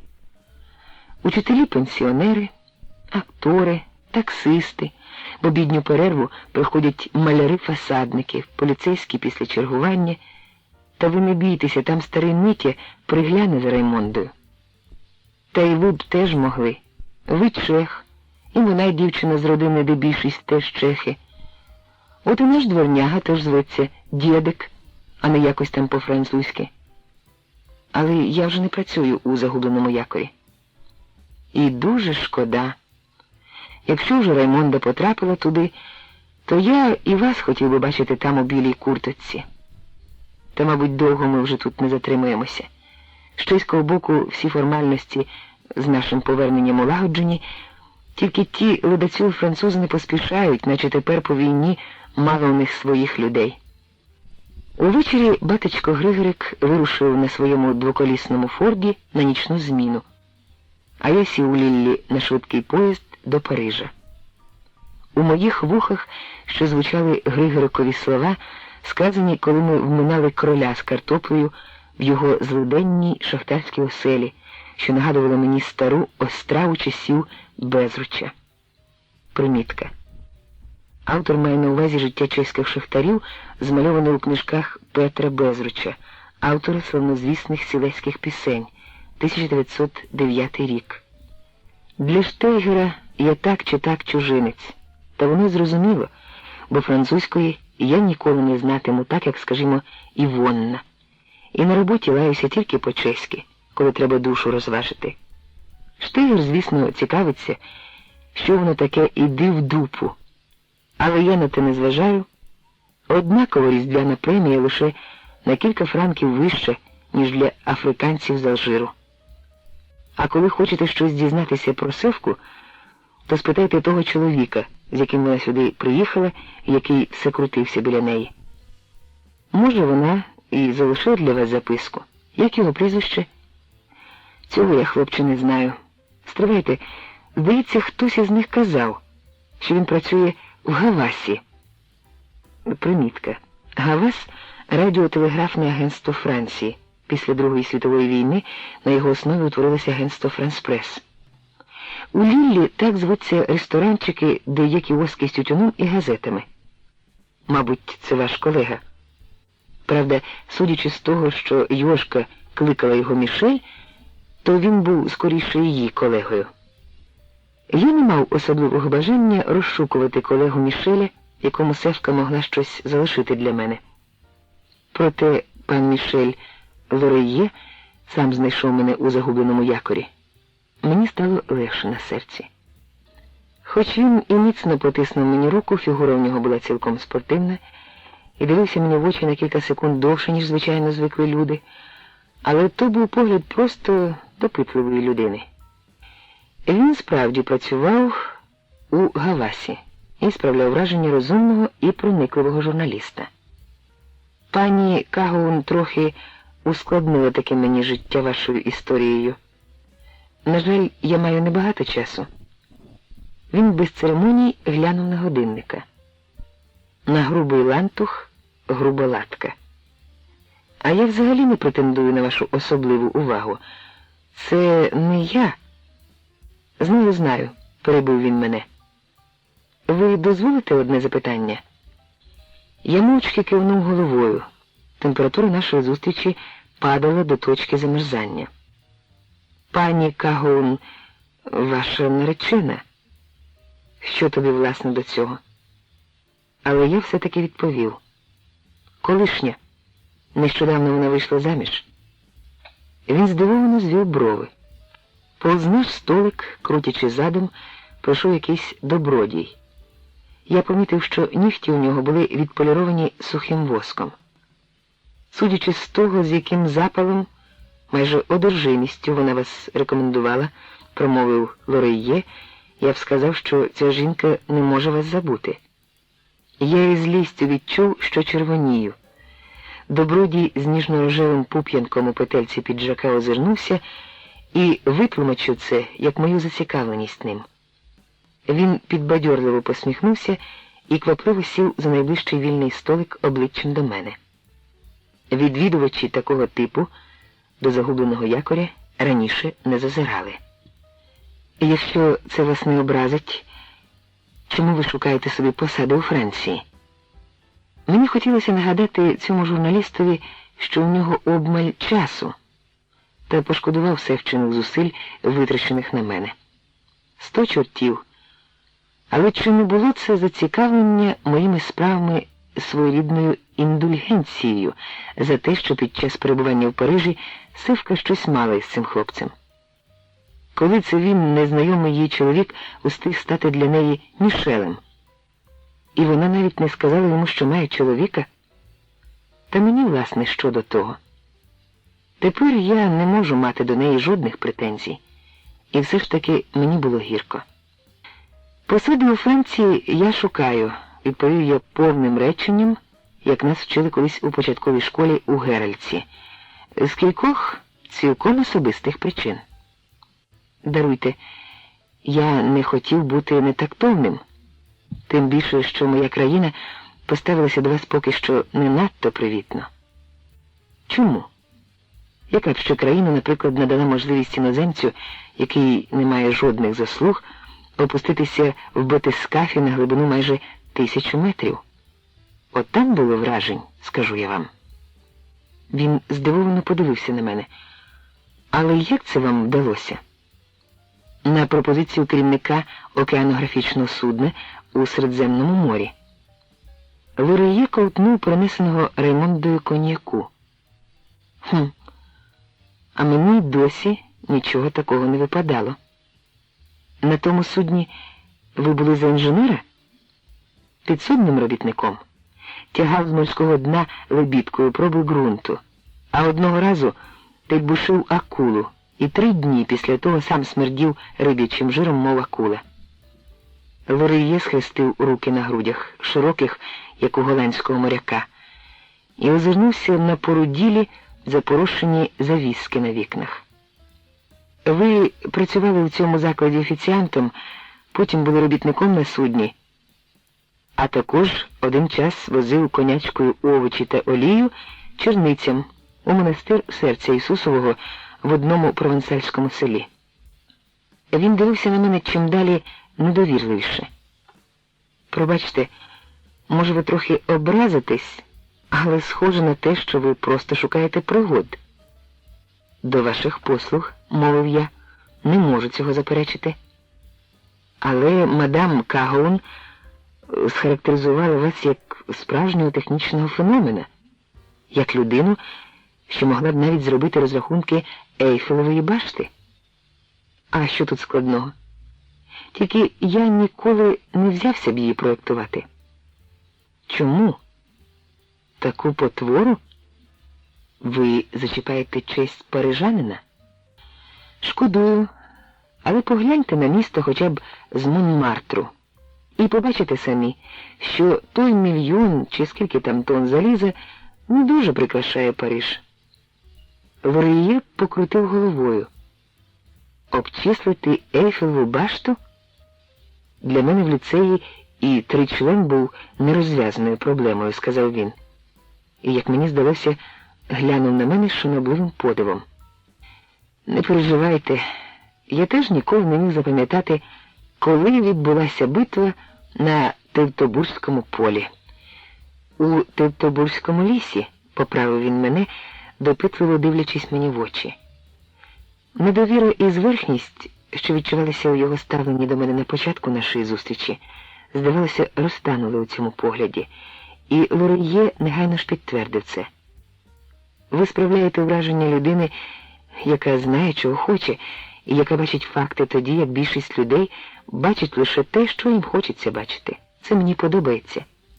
Мій зять завідує відділом у великій будівельній фірмі. Я побалакаю з ним. Нічого не обіцяю, але все ж таки дайте телефон свого пансіону. Я вам подзвоню. Коли за півгодини я виходив з ресторану, добродій з підведеними бровами швидко розплатився і красномовно посміхнувся до мене. «Ану згинь, Есмеральдо», – мовив я йому по-чеськи. На 3-й день після цієї розмови хтось подзвонив мені в пансіон. Жіночий голос запросив мене зайти у відділ кадрів фірми інженерних споруд Рамбуйє і К. Якусь хвилину ми розмовляли, і під кінець невидима співрозмовниця повідомила: «Якщо характеристика, яку дав вам пан Лорельє, підтвердиться, після місячного іспитового терміну ви можете бути зараховані на штатну посаду». Я повісив трубку, забувши спитати про платню. Характеристика, яку дав мені пан Лорельє, безперечно відповідає дійсності. Більше того, дійсність, як я скромно сподіваюся, навіть перевищить ті відомості, які я дав про себе пану Лорельє. Адже розрахувати Ейфелеву башту для мене справді не проблема, хоч це і забрало б чимало часу. Я зручно вмостився у кріселку посеред своєї занедбаної кімнати, відкоркував пляшкою одним духом, випив виноградну горілку, якої лишалося на денці пальців на 2. Зрештою, якщо людина поселилася спершу в пансіоні «Добра надія», а потім у щасті, то що, крім добра, може чекати її у майбутньому? Якщо не помиляюсь, минув рік з того дня, як телефон пансіону «Щастя» приніс мені те велике щастя. Однак напівгола панночка з квітками у зачісті, як малювали щастя романтики-модерністи, зовсім небезтямно блукає довкола, щоб час від часу накинутися на декого. Як вам відомо, я прибув сюди здобувати знання. Однак неможливо виміряти світ тим метром, еталон якого, як пам'ятаю це з уроків фізики, зберігається у Севрі під Парижем. Витворити кожному власне мірило для пізнання світу дозволяє моя теорія екстремальних ситуацій. У ній і повчальну, і цілком безпечну для життя межу становить перебування на дні. Дно дає людині не тільки опору, щоб відштовхнутися і почати шлях нагору, а й широке поле для самопізнання. От і себе я найкраще узнав лише тоді, коли добув із кишені останні 50 франків, щоб купити сосисок з булкою. І це, до речі, була саме та хвилина, на яку чекала напівгола панночка з квітками у зачісті, щоб спіймати мене за трояндового куща. У фірмі Рамбує і К, щоб перевірити, на що я здатний, мені підготували пастку, запропонувавши креслення якоїсь старої, безглуздо ускладненої конструкції даху із жолобчастим склепінням і опорами різної висоти, так званої кобилячої голови. Дах цього павільйону, мовляв, пошкоджено під час війни, а документація загубилась. Чи не зможу я заново розрахувати конструкцію цієї пам'ятки архітектури і будівництва? Вранці того дня, що я працював над розрахунками, кадрові інженери цієї великої будівельної фірми раз за разом підходили подивитись, як, вмиваючись гірким потом, марно б'ється новачок над цим ребусом. За кілька місяців роботи не за фахом я, звісно, трохи декваліфікувався. Та й орієнтуватися у французьких будівельних таблицях, які мають відмінності порівняно з нашими, теж було спершу нелегко. І я не заперечую, що на цьому екзамені на атестат зрілості мені довелося попотіти ще більше, ніж над листом до севки, написаним напередодні. Ви не повірите, як важко інженеру, чиї літературні нахили утілюються передусім у жанрі технічних доповідних записок, висловити добрі побажання своїй колишній нареченій з нагоди її весілля, про яке, між нами кажучи, він думає, що воно є помилкою, якщо не просто результатом навіженої упертості. Незважаючи на це, після обіду того ж дня я мовчки поклав на стіл керівникові проєктного відділу готові розрахунки. За годину мене викликав сам директор у свій кабінет, оздоблений червоним деревом. Хазяїн фірми, інженер Рамбує, через похилий вік до контори вже не ходив. Директор зміряв мене трохи здивованим поглядом, ніби сподівався побачити східного варвара, який за примхою природи, хоч і оволодів інженерним мистецтвом, але їжу собі й досі добуває переважно києм. Мої розрахунки лежали перед ним на столі.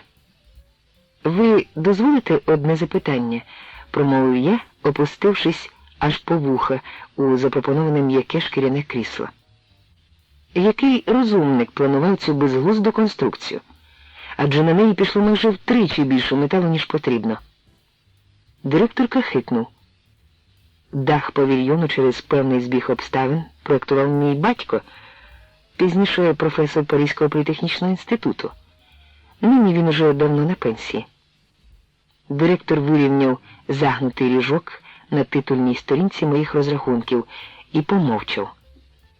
«Пардон», – промовив я, і мені зробилося жарко. Наша фірма саме готується взяти участь у конкурсі на нове замовлення – проєкти будівництва мосту біля Шамбері.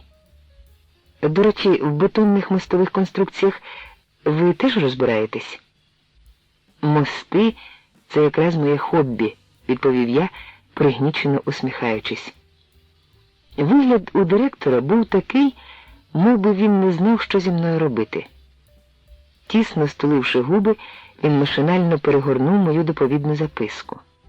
На її останній сторінці я помітив кілька дописаних олівцем речень. Мабуть, чийсь висновок. Директор зробився ще суворіший. «Дякую вам за візит», – сухо промовив він і закрив картонну папку. «Від місячного іспитового терміну ми відмовляємось». Я проковтнув слину. «Так, їж, що наварив. Є ситуації, за яких для слабшої сторони єдиною зброєю лишається гранична відвага. Але хай йому біс. Невже я маю пояснювати, що був таким відважним тільки через те, що місяцями не міг знайти пристойної роботи, і основною моєю їжею був пен багнат. 100 чортів. Навіщо плакати над розлитим молоком? У ньому і так досить води, кажуть англійці. Директор устав, я теж підвівся. Я дам вказівку відділу кадрів оформити з вами постійний контракт уже з 1 числа, тобто за тиждень, з початковою платнею 40 тисяч франків. На рік? Тільки коли слова ці вихопилися в мене, я збагнув, що верзу нісенітницю. На місяць? Директор злегка покрутив головою. Мовляв, все-таки він східний варвар, цей інженер.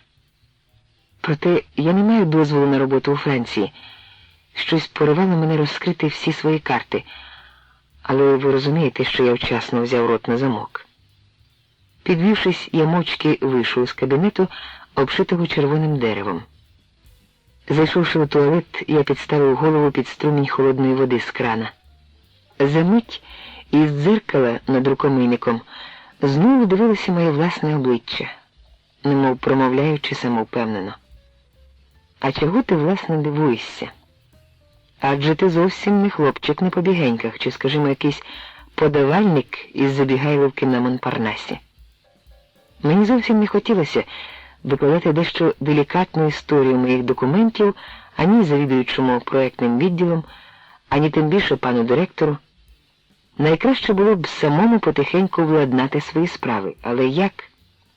Може, Лізелотта з її ажаном? Щоб мати чисте сумління, я передусім, розмахнувшись, закинув у сину своє посвідчення особи на ім'я Жака Мартена. Майже як месник Зорро, котрий після того, як перемогла справедливість, театральним жестом кидає свою шпагу під саму стелю. Мовляв, більше, сестро, ти мені не будеш потрібна. Щоправда, я жодного разу так і не скористався цим посвідченням. Однак Лізелотта народилася, видно, не під щасливою зіркою. Двері відчинила зовсім інша жінка. Приваблива і пухкенька, з накрученими на клапті ранкової газети кучериками, у чистому халатику і в пантофельках на босу ногу. Із кухні чулося апетитне шкварчання котлети. «Вона, пробачте, тут уже не живе», – мовила жінка з переможною привітністю самички-куховарки. «Просто не знаю, де б ви її могли знайти. Певно, в якомусь шантанчику. Ой, хоч би ж у мене не пригоріло. Густон ось-ось прийде».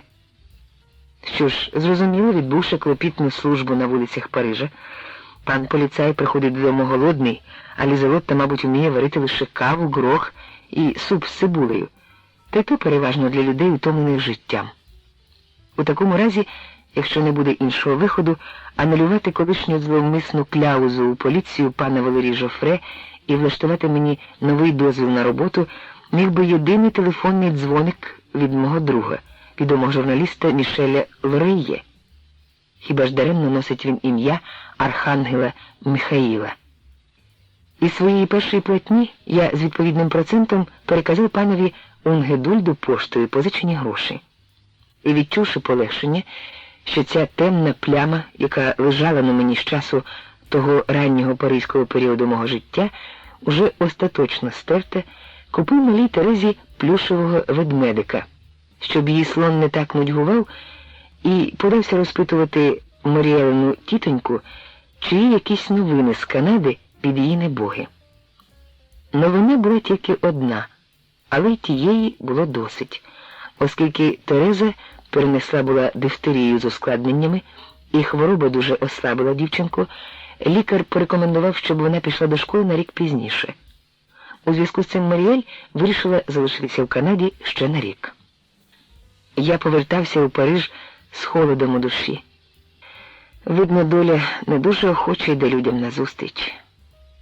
Ага, так ти, мов баран, хоч я вважаю, що осли твердолобіші, вбив собі у голову ту жінку.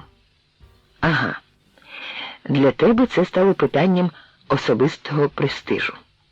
Ти звик, що тобі все вдається. Так на, я тобі покажу. Мене вже брав сумнів, що та Маріель взагалі існує. Може, у Терезині вона мені тільки привиділась, і я став жертвою якоїсь кафкіанської галюцинації. Одного разу я приїду в неї і взагалі не знайду того будинку. Запитаю вулицю Дежарден і почую, що тут ніколи не було такої вулиці. Я засів за проєкт мосту біля Шамбері і забув про все на світі. З цього стану мене вивела тільки Севчина відповідь на моє поздоровлення. Севка писала, що сподівалась на відрядження у Париж на конференцію, де мав обговорюватися план Маршала. Примітка. Заходи економічного і політичного підпорядкування монополістичним капіталом Сполучених Штатів Америки західноєвропейських держав під виглядом подання їм допомоги у відбудові господарства після Другої світової війни. Але журналістів, які розмовляють по-французьки і хотіли б побувати у Парижі, у Чехословацькому телеграфному агентстві багато, і вони енергійніші за неї.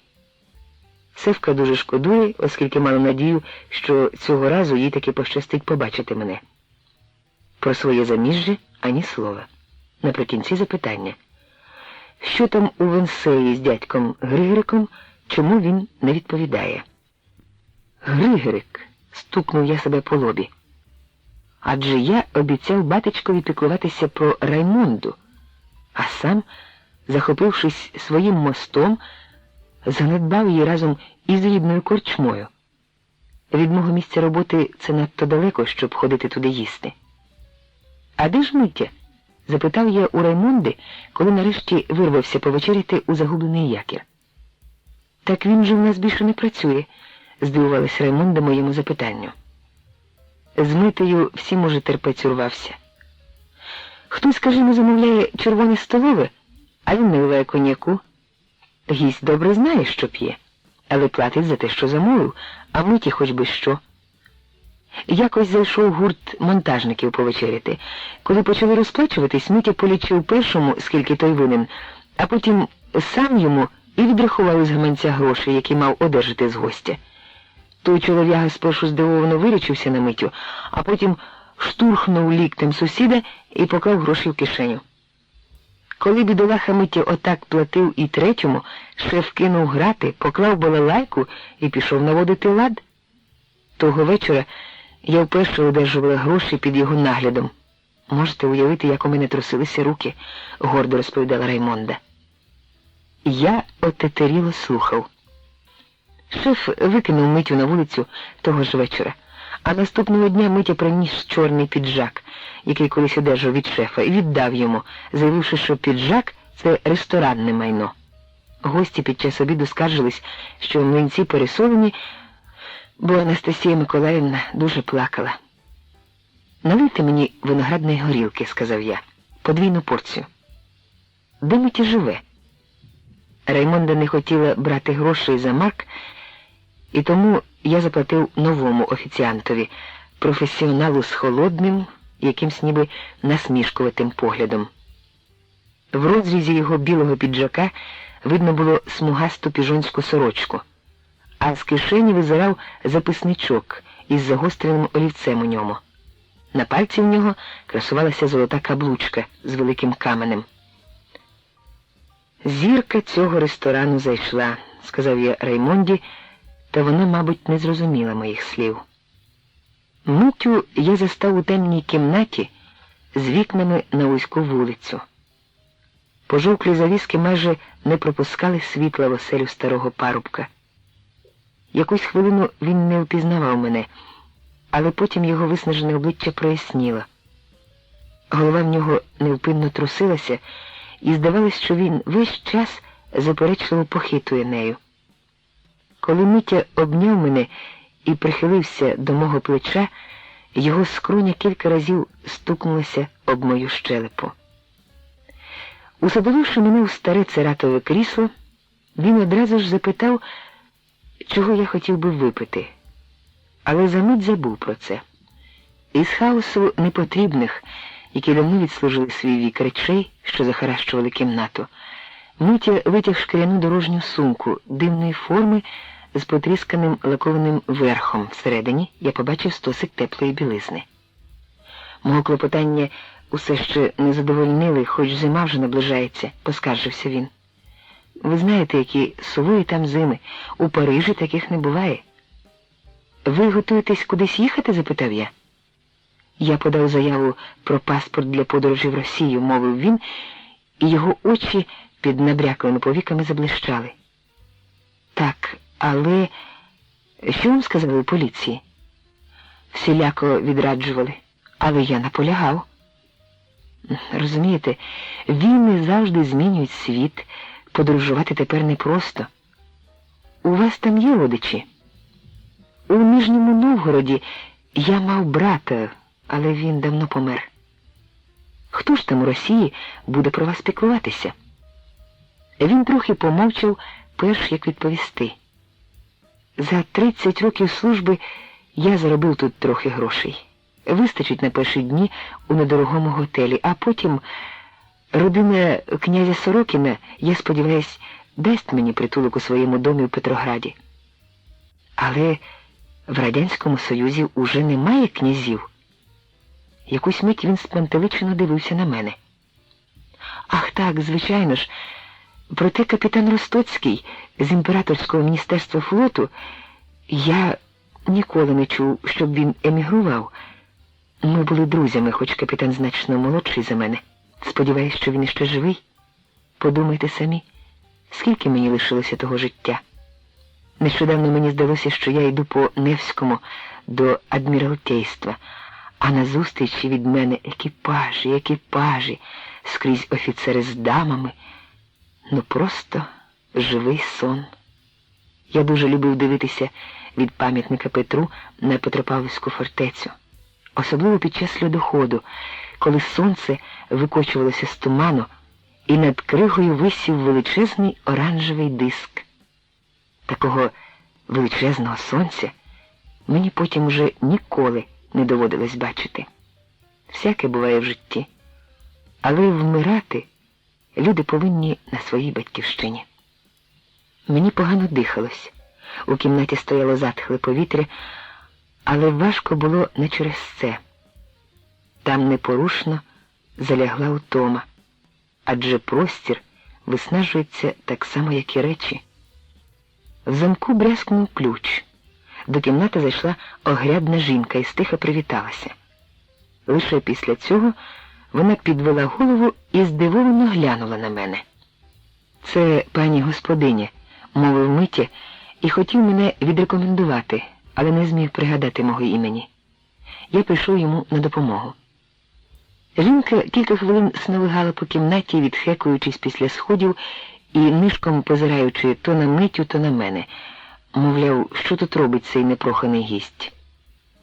У кутку серед усякого мотлуху вона знайшла господарську сумку, з кишені Митиного пальта на ходу звично витягла гаманець, але потім зупинилась і, зиркнувши на мене, простягла гаманець хазяїну. «Що сьогодні купувати?» «Як завжди», – відповів Митя і відрахував кілька папірців. Хліба, молока і шматок сиру. Жінка знову зупинила на мені холодні очі. «Але це забагато», – похмуро мовила вона. «Чому забагато, як завжди?» Реакція у жінки була примітивною. Вона злегка прикусила нижню губу і, уникаючи мого погляду, вийшла з кімнати. «Ви впевнені, що вона не обкрадає вас?» – запитав я, прислухаючись до її кроків, наче на кожну сходинку падав важкий мішок. Мені хотілося думати, що та чортова баба почула мої слова. «До чого б дійшли люди, якби вони не довіряли одне одному?» – промовив Митя. «Інколи вони можуть дійти до злиднів», – відповів я. «Чи ви одержуєте пенсію?» «Ні. Хазяїн якоря тримав мене як свого родича. Але він дав мені відступне», – сказав Митя і утомлено заплющив очі. У своєму кабінеті, на той час я вже мав невеликий проєктний відділ, у просторій сусідній кімнаті стояли креслярські столи і працювали 2 виділені мені помічники та 1 молодий інженер. Я розшукав у телефонній книжці рубрику «Будинки пенсіонерів». Заклади, керовані церковною адміністрацією, я відкинув. хоч Черниці і мають репутацію добрих доглядачок. Будинок на вулиці Колізе? Ні. Така назва мені не до серця, бо асоціюється із всякими неприємними колізіями. Крім того, це надто далеко від того району, де міститься моя фірма. Будинок Шаріте на вулиці Кретей. Це нагадує Кретин. Будинок на Халупній вулиці. Там, мабуть, не дуже комфортабельно. Будинок Егаліте. Примітка. Будинок Егаліте, будинок Рівність. О, це саме те, що треба. І насамперед тому, що Курбевуа – дуже симпатичне передмістя Парижа, і там протікає річка. Що, усе зайнято? Принаймні на півроку наперед? Будинок Шаріте. Це ви серйозно про список, і щоб подзвонити за 8 місяців? Хіба у вас цілих 8 місяців ніхто не вмиратиме? Та хтось помре, може, і завтра, але ліжко дістане той, хто чекає 8-й місяць. Будинок на вулиці Кретей. Влітку наступного року, але мій дядько князь. Серед тих, хто чекає на місце, є й такі, що запевняють, ніби вони правнуки Наполеона III. І це у той час, як будинки далеко не дешеві. Я зрозумів, що без протекції не так просто знайти для старого Миті спокійну пристань, бо він зможе скінчити свій шлях, перш ніж служниця украде у нього останній сантим. Та оскільки фірма Рамбує і К завдяки моєму проєкту виграла відкритий конкурс на спорудження мосту біля Шамбері у Савойї, мабуть, не становитиме особливої проблеми добитися від директора, щоб він де треба закинув за Митю слівце. Проблема полягатиме, напевно, у тому, щоб переконати самого Митю, що дорога у Курбевуа буде для нього і набагато коротшою, і реальнішою, ніж до Ленінграда.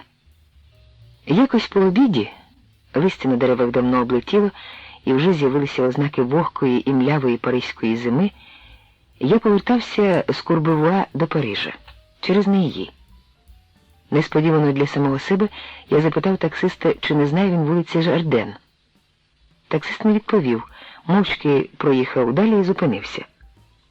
Мені не залишалося нічого іншого, як вийти з машини, а опинившись на тій вулиці, я зрозумів, що мушу відвідати Маріелину тітоньку. До дверей з напівпрозорого скла, як завжди, наблизилась жіноча постать. Тільки як його, власне, пояснити тітоньці таку цікавість до її племінниці? Адже я добре знаю, що повернеться Маріель не раніше, як за півроку. Бризнула ручка, і на дверях стала Маріель. Постать її розпливлася в мене в очах, та за мить я відчув, як кров знову прилинула до мозку, тільки й бракувало мені після 2,5 років невпинних, марних пошуків повалитися перед нею на сходах, мов лантух з вівсом. «Маріель», – промовив я ледь чутно. «Що вам потрібно?»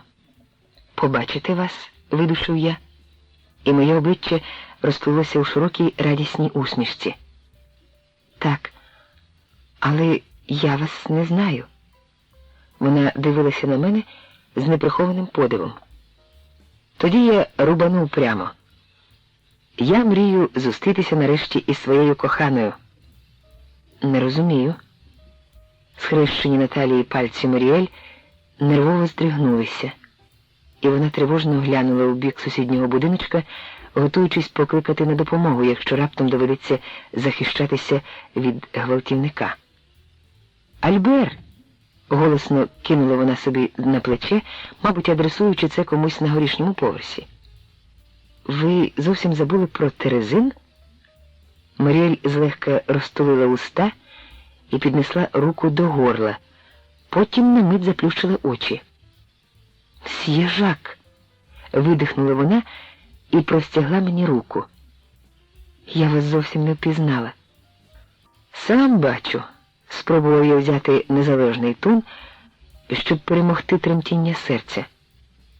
Мабуть, із 1000 дрібненьких коливань на хвилину. Вона повела мене через хол до якогось еркера, де стояв столик із канапкою, і машинальним рухом поправила зачіску. Однак ви погладшали. Спасибі за комплімент, тим більше, що я не дама. Я і далі намагався говорити безтурботним тоном, але це давалося нелегко. Хіба ж я могла упізнати? Тоді на вас була кругла шапочка, і пострижені ви були під машинку, а тепер маєте он який чуб. Вона сіла навпроти, стіл проліг між нами чорним бар'єром, і вже зовсім неможливо було зробити те, що я часто уявляв, думаючи про Маріель, як закоханий шестикласник, без слів обняти її і поцілувати.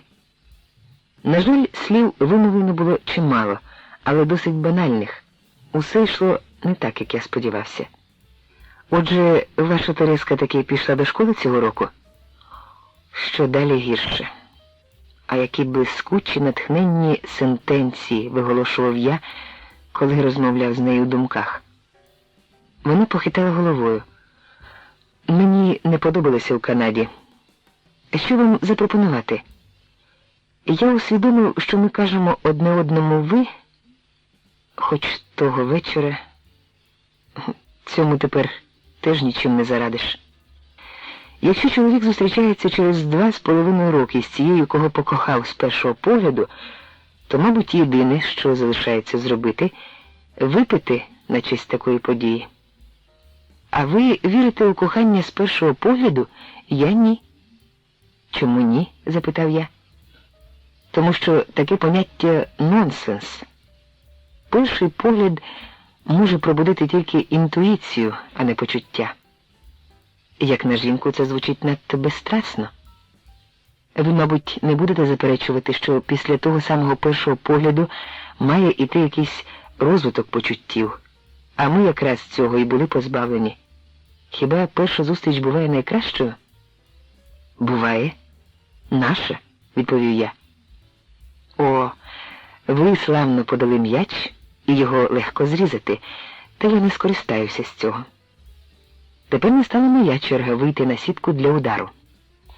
Проте ви теж не зможете заперечити відомої істини, що 100 поцілунків, як правило, забувається легше, ніж один єдиний.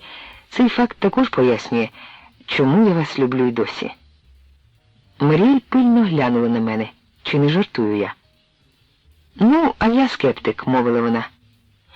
Вічне кохання на тлі безконечних розлук у сучасному світі – це вже легенда, оскільки в нашому суспільстві немає справжньої любові. Але вип'ємо принаймні за вашу ілюзію. Вони ступили до секретера, і я провів її збентеженим і захопленим поглядом. Міцні ноги, пружна хода, здавалося, вона твердо і впевнено йде по буму, ставлячи ступні в одній площині. Усе це хвилювало мене. Маріель відчинила дверцята. Бачите, яка я господиня. Віскі майже на дні, а коньяку ще менше. Протягла вона до мене руку з пляшкою. Шлункового лікеру я не наважуюсь запропонувати, але його тут досить. Із задоволенням вип'ю з вами навіть шлункового лікеру, відповів я, трохи побоюючись, що Маріель принесе й 3-ю чарку. Але вона принесла тільки 2. Хто ж той загадковий Альбер із 2-го поверху? Я підніс чарку, вона усміхнулась, завчено ввічливо. «Що ви робите в Парижі?» – запитала вона. «Я приїхав до вас». «Ви уперті. Що ж, ви тоді були жартівником, і це мені імпонувало, зважаючи на те, що вам довелось пережити, і що у вас тоді починався тиф». «Я зовсім не жартую. Я був твердо переконаний, що ми повинні з вами зустрітися». «Коли ж ви приїхали?» «Більше як 1,5 року тому». «І може ви скажете, що весь цей час чекали мене?» «У принципі, так. Я йшов по вашому сліду, мов той гончак. Спершу тут, у Неї, потім розшукав вас у Боверньяргу, Сен-Жульєні, Пекеролі і бозна де ще. Те, як вільно оперував я цими назвами, очевидно, здивувало Маріель. Водночас на обличчі її з'явилася тінь настороженості. Хто ж це в Парижі порадив шукати мене у Сен-Жульєні? Не можу вам брехати. Я поїхав у Боверньярг до родичів П'єра Марсиньяка. Якщо пригадуєте, ми з вами були свідками його смерті. Якусь хвилину Маріель мовчала. «Пам'ятаю», – сказала вона нарешті. «Там я довідався, що до війни П'єр зустрічався з Фернаном Одрі, у якого у Сен-Жульєні ви знайшли притулок, виїхавши з Парижа перед тим, як місто захопили німці. Знаєте, що трапилося із цим Одрі?» Очевидно, я торкнувся якогось неприємного спогаду. Маріель трохи наморщила брови, зморшки біля рота в неї наче прорізалися глибше. Коли вона нахилила голову, на обличчі її впали промені призахідного сонця, і у тому яскравому світлі вона здалася раптом утомленою і трохи постарілою. Зненацька мені бозна чого стало страшно. Що я й досі кохаю Маріель, я твердо переконався за ці хвилини, проведені разом з нею. Але ж я прийшов не тільки для цього. Я повинен нарешті остаточно дізнатися про Одрі за ґратами, якщо він взагалі ще живий, сказав я. Не розумію, що він зробив. Виказав фашистам партизанський табір на Вентфоре. Мені кортіло додати, той ваш старший лейтенант, чи який у нього чин, мусив би про це знати, але я стримався. Несподівано Маріель дивовижно змінилась. Це правда? Ви впевнені, що те, що ви оце сказали, правда? Пробелькотіла вона побілілими губами, і я ледве зрозумів її. Я знаю це абсолютно точно. Єдине, чого я не знаю, стратили вже Одрі чи ні.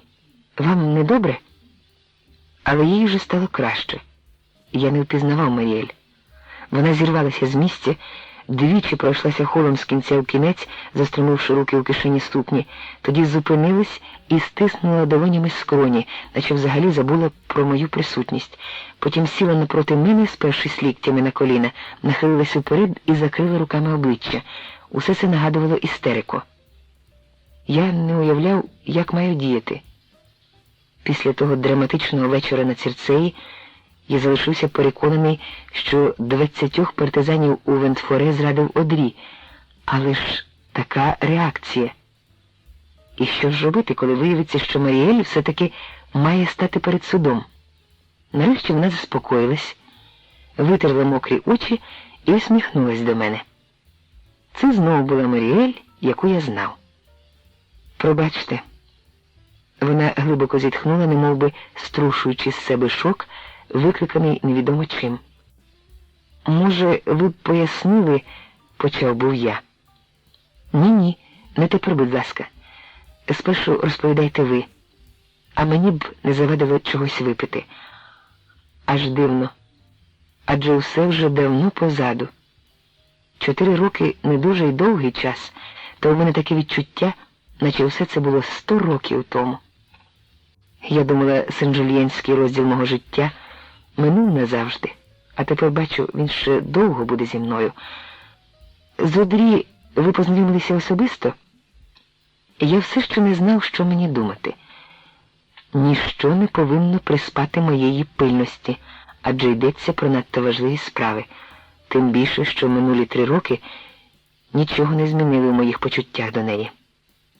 Тепер мені не лишалося нічого іншого, як розповісти все від тієї хвилини, коли я вперше опинився у Боверньяргу. Випустив я лише 2 речі. Думку тамтешніх мешканців про стосунки Маріель з німецьким офіцером і другу річ, ви вгадаєте самі, мої стосунки із Жерменою. Зате я підкреслив доброзичливі висловлювання касира Копо про Маріель, хоч під час розповіді я й пригадував раз в раз, яку тривогу викликало у неї моє повідомлення відносно Одрі. На Бога! Невже це можливо, щоб вона мала якісь почуття до такого бандита і примітива? Закінчив я листом від інженера Якобсона, де згадувалося про арешт 3 утікачів. На протязі моєї розповіді Маріель кілька разів нервово тяглася до чарки. Шлункового лікеру вона випила вдвічі більше за мене. Десь на половині моєї розповіді вона пішла варити каву і звеліла мені йти за нею слідом до дверей кухні, не перериваючи мови. Тацю із чашками і кавником вона дала нести мені, бо у неї, мовляв, досі тремтять руки, і вона може все розлити. За якийсь час Маріель глянула на годинник. Вже давно час іти за Терескою, яка грається з подружкою у знайомих. Тільки як же туди йти, адже я п'яна. Цього зовсім не помітно. Не турбуйтесь, я проведу вас туди й назад, заспокоїв я її. Але тепер нарешті хочу і я почути, чого вас так схвилювало моє повідомлення про Одрі. Хвилину вона вагалась. Потім, махнувши рукою, мовляв, хай буде, що буде, налила собі ще. Якщо ви розмовляли там на півдні із стількома людьми, то вони повинні були доповісти і про старшого лейтенанта Гейніша, неприязно промовила вона, дивлячись мені в очі. Чергова порція лікеру допомогла їй подолати ніяковість. Я з ним зустрічалась, різко докинула вона. Вам, певне, казали, що це він викликав жандармів розбороняти бійку, у яку устряв Марсіньяк. Я досі вважала, що після того, як Марсіньяка під час допиту взяли в роботу, саме Курт передав його гестапівцям як партизана, і тому, хай і не безпосередньо, але став причиною загибелі 20 людей у Венфоре. Курт уперто заперечував це, але я так і не змогла повірити йому до кінця. А вже ж, я втратила довіру до нього, і за 2 місяці ми розійшлися. Сумніви у мене з'явилися тільки після його арешту. Не розумію. Пізніше Курта забрало гестапо, я так і не дізналася за що. Дивно. Офіцера Вермахту? Такі випадки траплялися. Курт був порядною людиною, мабуть, ви розумієте, що інакше б я з ним не зустрічалася. Але ви ж все-таки підозрювали, що він виказав маки? Під час війни більшість німців, навіть цілком порядних, коли йшлося про щось важливе, раптом виявлялися переконаними нацистами. Голова моя обважніла. Віскі чи горілки я можу витримати солідну дозу, але до жіночих лікарів я зовсім не звик. Щоправда, алкоголь нам обом таки полегшив розмову. Щоб знати нарешті правду, я зробив ризикований хід. Тепер, якщо головне з'ясувалося, я вже можу сказати, що Марсіньяк підозрював саме вас. Тоді в Терезині, коли ви стали на порозі камери, де він лежав важкохворий, П'єр сказав мені, що на вашій совісті смерть 20 його друзів. «Це неправда», – вигукнула вона. «Заспокойтесь, Маріель. П'єр не міг знати того, що відомо тепер мені. Але звідкіля все-таки він знав вас?» Маріель поставила на столик чарку, яку вже піднесла була до губ. «Послухайте, я почуваю себе майже як на допиті. Того дня, коли сталася бійка, я шукала Курта. І мені сказали, що він у жандармерії. Я пішла по нього, а там якраз допитували Марсіньяка. Він помітив мене і зрозумів, що ми з Куртом знайомі. Отже, у П'єра була феноменальна зорова пам'ять. Люди, про яких ви дізнаєтесь, що вони спричинили вам лихо, врізаються у пам'ять. Мабуть, він чув про мене від Одрі. Крім того, кажуть, що я схожа на Анабель. Це не так. Анабель схожа на вас. Мені не хотілося скидатися на суддю, що веде допит, і я змінив тактику. Кого я бачу? Це ж Терезин Бабар. З удаваною веселістю показав я на слона, що сидів на сходах до 2-го поверху. Тепер ви розумієте, що я справді приходив шукати вас тут. Але як міг Одрі сказати про вас П'єрові щось погане? Маріель перекинула ногу на ногу. Ця туга гарна литочка, вона хвилювала мене. Ви хитрий, як Мегре, або принаймні думаєте так про себе. Ну от, щоб душа була спокійна, мені не залишається нічого іншого, як розповісти про моє сен-жульєнське заслання під час війни. Те, що я наймала кімнату в будинку Одрі, ви вже давно знаєте. Але не знаю, чи відомо вам, що одного разу туди серед ночі прийшов із Венфоре брат Одрі Франсуа, а перед світанком кудись зник. Як я пізніше довідалась, саме з того моменту Одрій вирішив виставити мене з дому, хоч я його брата й не бачила. Видно, ніхто не хотів жити під одним дахом з приблудною парижанкою, яка водиться з офіцером вермахту.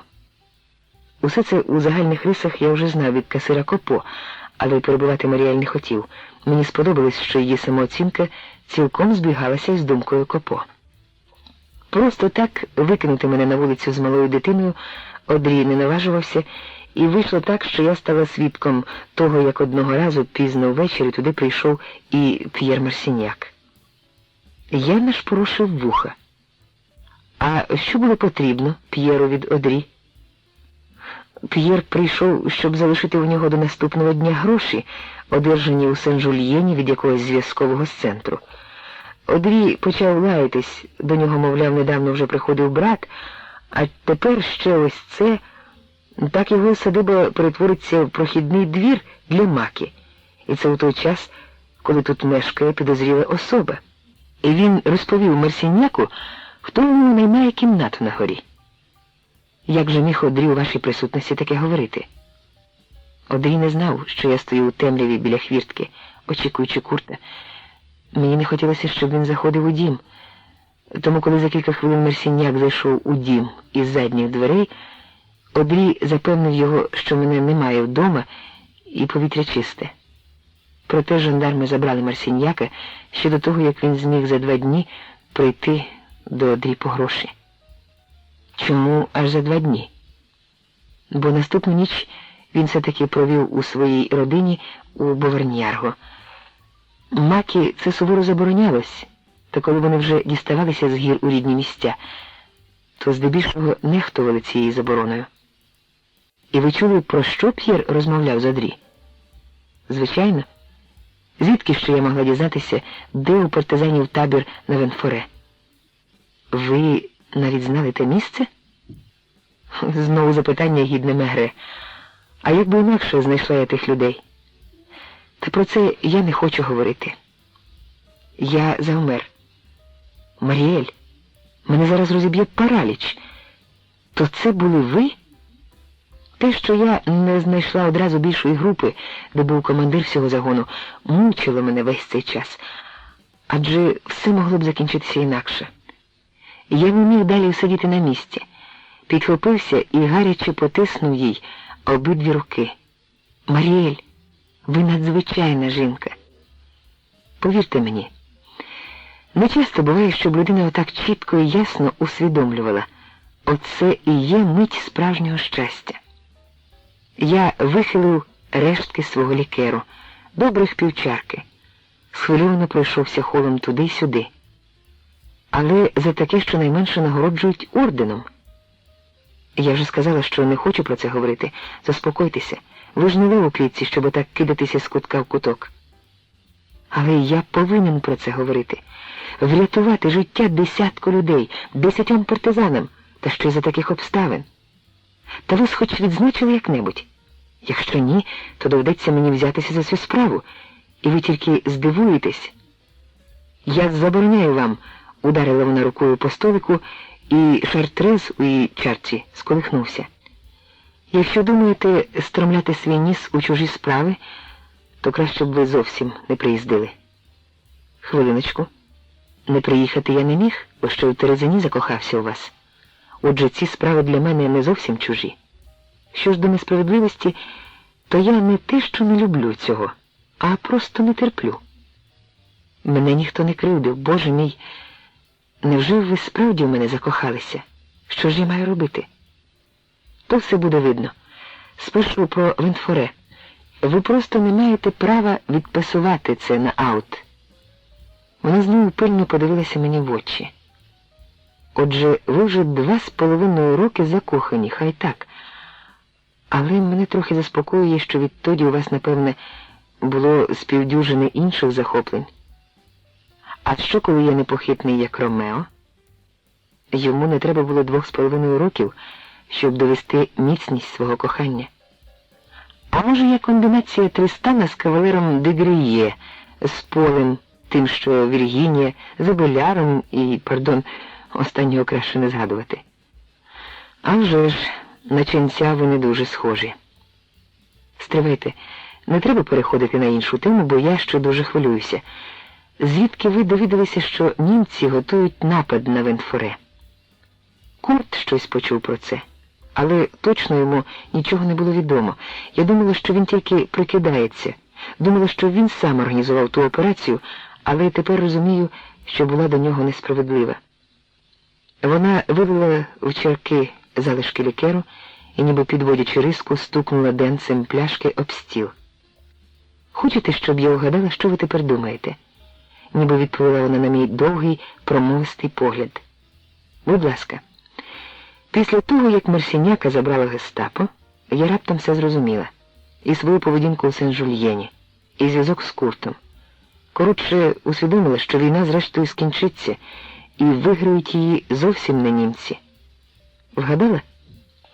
Такий варіант можливий, але в такому разі ви повинні були б бути іншою людиною. А що ви про мене знаєте? По суті, ви близькі до істини. Я зовсім не героїня опору, і якби хтось раптом додумався почепити мені на груди орден, як ви оце сказали, то даю слово честі, я б тієї залізячки не взяла. Я подумки скинув шапку, але не перед скромністю Маріель, а перед її щирістю. Я можу сподіватися, пане комісар, що допит закінчений? Останнє запитання, мадам, і я вимкну рефлектор, спрямований вам у обличчя, і запропоную склянку води і навіть сигарету. Оскільки ви знаєте вже, хто зрадив людей на Вентфоре, то яка ваша думка, чому Одрі зробив це? Невже щоб заволодіти кількома нещасними франками, які призначалися для Макі? Тих грошей було не так уже й мало. 3 десятки чоловіків мали на них жити не один місяць. Проте Одрі своїм доносом міг досягти іще дечого. Передусім позбутися комплексу неповноцінності. Довести своєму молодшому брату, який завжди і в усьому був попереду, що не тільки він на щось здатний. Франсуа був красунем, біля якого завжди крутилися дівчата, а Фернанд сутулий, з довгими, як у мавпи, руками, іначе стесаним назад лобом. Та зрештою, ви самі бачили його. Жінки їм ніколи не цікавились, і те, що пішла за нього, зробила це тільки заради садиби і грошей. Господарство, до речі, належало йому по половині з братом, а тепер Одрі став його єдиним власником. Була ще одна причина. Тоді я не могла стояти надто довго біля хвіртки, та й не хотіла підслухувати того, що не призначалося для моїх вух. Пішовши тоді назустріч Куртові, я озирнулась, і саме у ту мить Одрі, який вирішив для певності причинити віконниці в кімнаті, мабуть, помітив мене. Він міг подумати, що я все почула, і тепер досить мого єдиного слова Курту, і тому він і сказав те слово сам. Обер-лейтенанту Гейнішу? Ви неможлива людина. Хіба я знаю кому? Мабуть, він поїхав у Драгіньян, де містилася німецька комендатура і гестапо. І потім ще одне. Одрі, як і всі люди із заплямованою репутацією, був боягузом. Боявся завтрашнього дня, як виглядатиме він поряд із героєм-братом. Ненависть до сміливців, тільки це і залишається боягузом.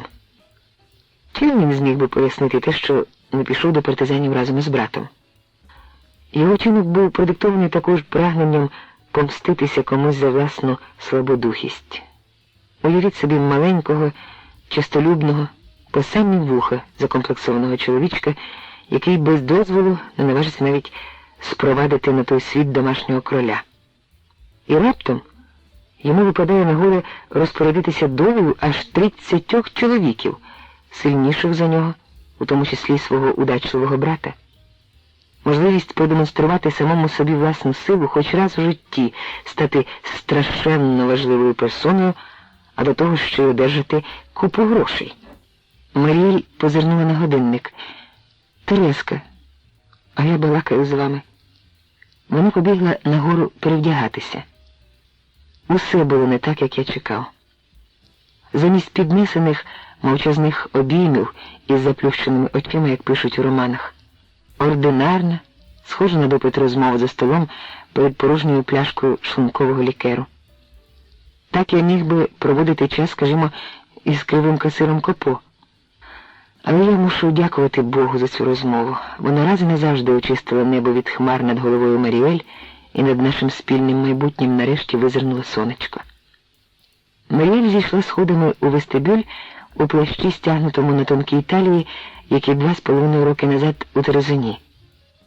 Ми разом вийшли з будинку. Ідучи доріжкою через сад до хвіртки, вона звичним рухом узяла мене під руку. Через моє тіло пробігла електрична іскра. Під її твердими кроками знову рипів пісок, і звук цей гостро і ясно викликав у пам'яті образ 3-го двору, заливав мене гарячою хвилею солодких спогадів. Перед тим, як упізнали мене, ви погукали когось із 2-го поверху. Маріель позирнула на мене краєчком ока. Гадаю, ви давно зрозуміли, що ніякого Альберта не існує. Просто наївна вигадка, щоб попередити можливий напад. Це я, звісно, зрозумів давно, але все ж таки хотів упевнитися. І тепер, справді, останнє запитання. Кого ви тоді шукали у списку терезинських в'язнів? Курта Гейніша, відповіла вона без вагань. Коли Другий фронт дійшов до кордонів Німеччини, я довідалась, що в'язнів з того концтабору, де був Курт, погнали на схід. Хтось сказав як зветься це місто? Вейтмейц. Але всі сліди Курта зникли. Отже, до Терезина ви приїхали насамперед через нього? Та вже ж, мовила Маріель і злегка притиснула ліктем мою руку. На східний вокзал я прибув за кілька хвилин до відходу швидкого поїзда. На пероні громадилася купа валіз, клунків, ящиків і навіть вузлів із перинами. Усюди звучав чеський говір. «Ну, як там у нас удома?» – почув я запитання моєю рідною мовою, адресовані чоловікові із пов'язкою на рукаві, напевно, представникові справи, що супроводжував шахтарів, які поверталися до Чехословаччини. Народні соціалісти нишком змовляються із словацькими демократами. Чому нишком? Якщо вони надумали перейти дорогу комуністам, то, гадаєш, кричатимуть про це на весь світ? Трохи далі з натовпу почувся гавкіт. Я інстинктивно повернув туди і не помилився. Це був він. Дивовижний плямистий пес-покруч на коротесеньких ніжках і провислим животом. Старинного дідика, що звик до спокою маленького Григорикового двору у шахтарській колонії Венсеї, напевно, вивели з рівноваги гомін, метушня і незнайомі запахи вокзалу. Але він зразу побіг до мене поміж багажем, як до друга свого господаря. При цьому пес постукував хвостиком по картонних валізах. Що ж, собаки і, з цього я й сам дивувався, жінки завжди виявляли до мене прихильність. Поки я не мав дрібнокаліберки, він ще допомагав ловити пацюків, пояснив Григорик замість привітання. Потім я випадково мало не підстрелив дідика і довелося його переучувати. Раймонда хотіла була взяти його в загублений якір, там при кухні собака не пропав би, та хазяїн не схотів про те й чути. Люди тут стають чим далі бездушніші. Нічого, вдома в Чехії дідик нікому не буде тягарем. Григорикова жінка Івонна уже шукала у купе їхні місця. Коли я простягнув у вікно руку, на очі їй набігли сльози. Мабуть, ця подорож нагадала їй дорогу у заслання. Я передав Григорику листи для батька у Герелець і для Севки. Так вони дійдуть швидше. Що нового від брата? Мабуть, він відчув мій замір, бо трохи насупився, прочитавши на листі Севці Кагоновій, і мовчки поклав конверт у кишеню. Очі його нервово перебігали з предмета на предмет, весь час повертаючись до виходу на перон. Севка писала, що хотіла приїхати сюди до нас, та нічого не вийшло. Чехословаччина, мовляв, відмовилася від участі у, як це воно звалося, у плані маршала. Приховуючи хвилювання, Григорик сновигав по перону, чіпляючи від'їжджаючих своєю рушницею, яка, загорнута в тканину, висіла на ремені у нього за спиною. Час від часу він мацав рукою, чи не подівся, куди його скарб. Йозеф пише, що дістав бехне підвищення, уже працює за складом. «Та не рюмсай ти!» – прикрикнув він у вікно на дружину.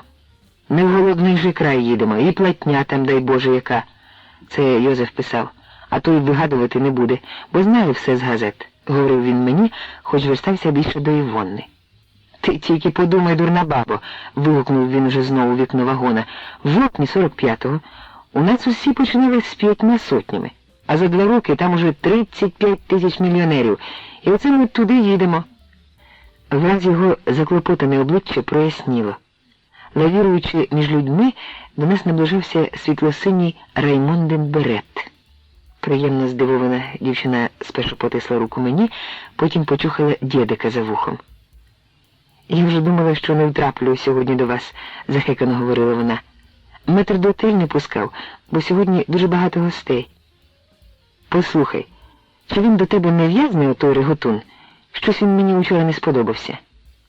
«Не бійтеся, таточку, він жонатий», – простодушно відповіла Раймонда.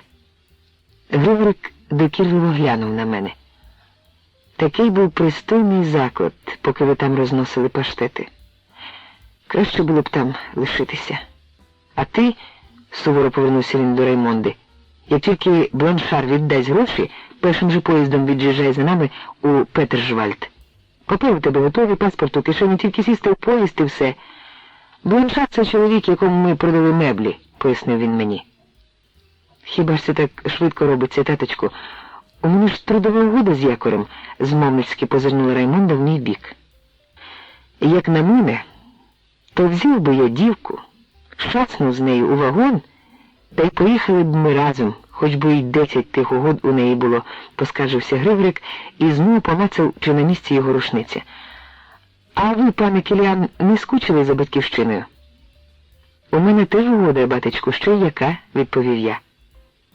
Гучномовці на пероні запросили пасажирів займати місця. Всі посунули до дверей вагонів. «Підсадіть мене», — поклала Раймонда мої руки собі на талію. Я підняв її до вікна.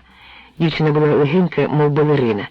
Вона обняла і поцілувала заплакану матір, поцілувала біля дверей батька, нарешті схвильовано, я підозрюю, правда, що ніякої помилки не сталося, кинулась на шию мені і поцілувала у губи. Я навіть не насмілився зауважити, що зовсім не збираюся виїжджати. Поїзд рушив. Помахи рук, мішанина з чеських і французьких слів, сльози і хусточки біля очей.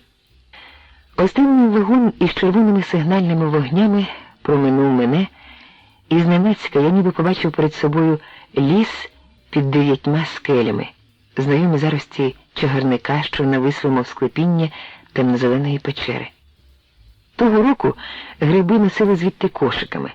Серед вогкого моху там красувалися й тіснили один одного червоноголові підосичники, струнки моховики і поважні білі гриби. Після того, як на них падав людський погляд, вони вже не росли. Але то байдуже, бо їх було надто багато. А поміж високими мухоморами там походжали чеські гноми, теж у червоних шапочках. Отаке було те таємниче і чарівне місце в лісі. Та ось червоні шапочки почали помалу зменшуватися, і я зрозумів, що це тануть у темряві сигнальні вогні на останньому вагоні швидкого поїзда Париж-Нюрнберг. «Боже мій, а дєдик!» – вигукнув я. Забутий песик стояв на пероні і довірливо дивився на мене знизу вгору.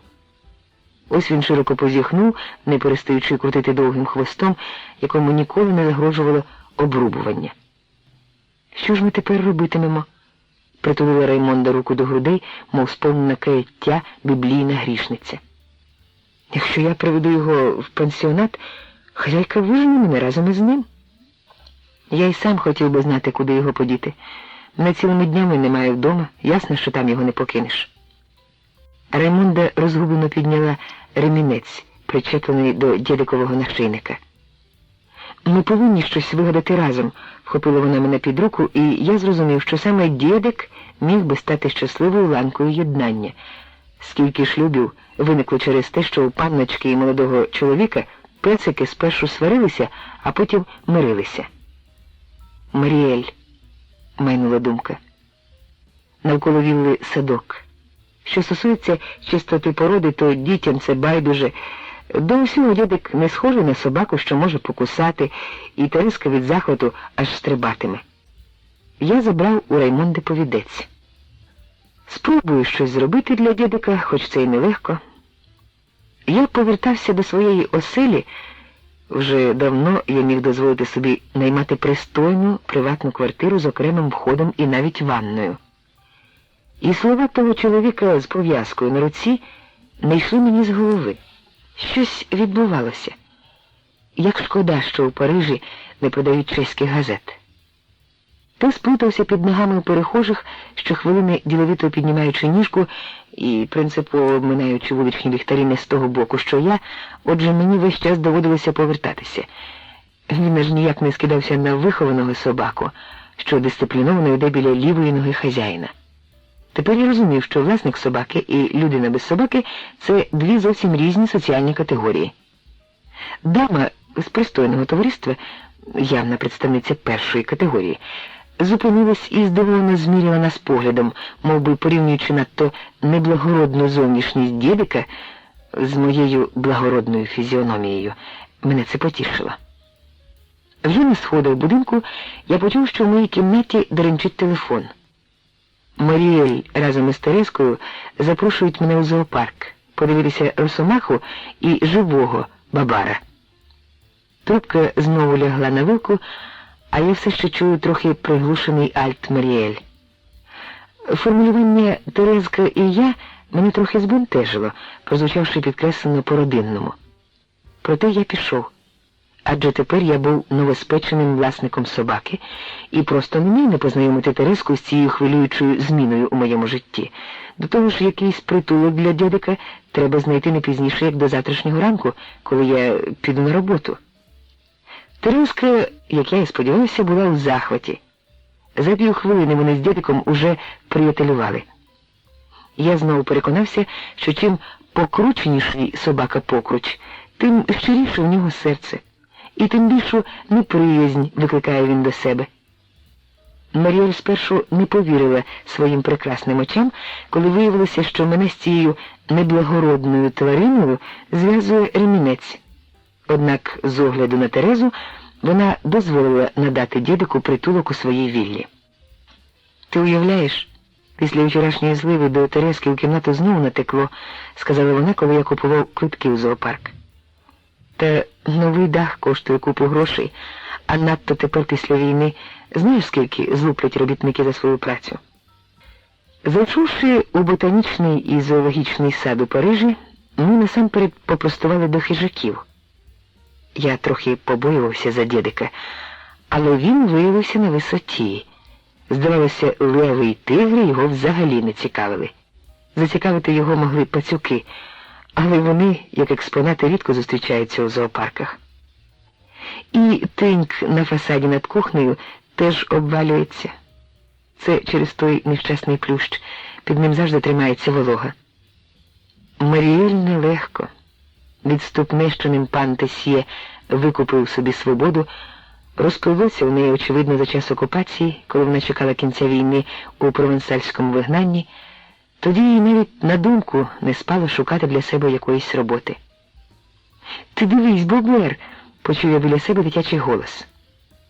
Я озирнувся на всі боки, але не побачив ніде й сліду ставка з болотяними берегами, де могли б жити бобри.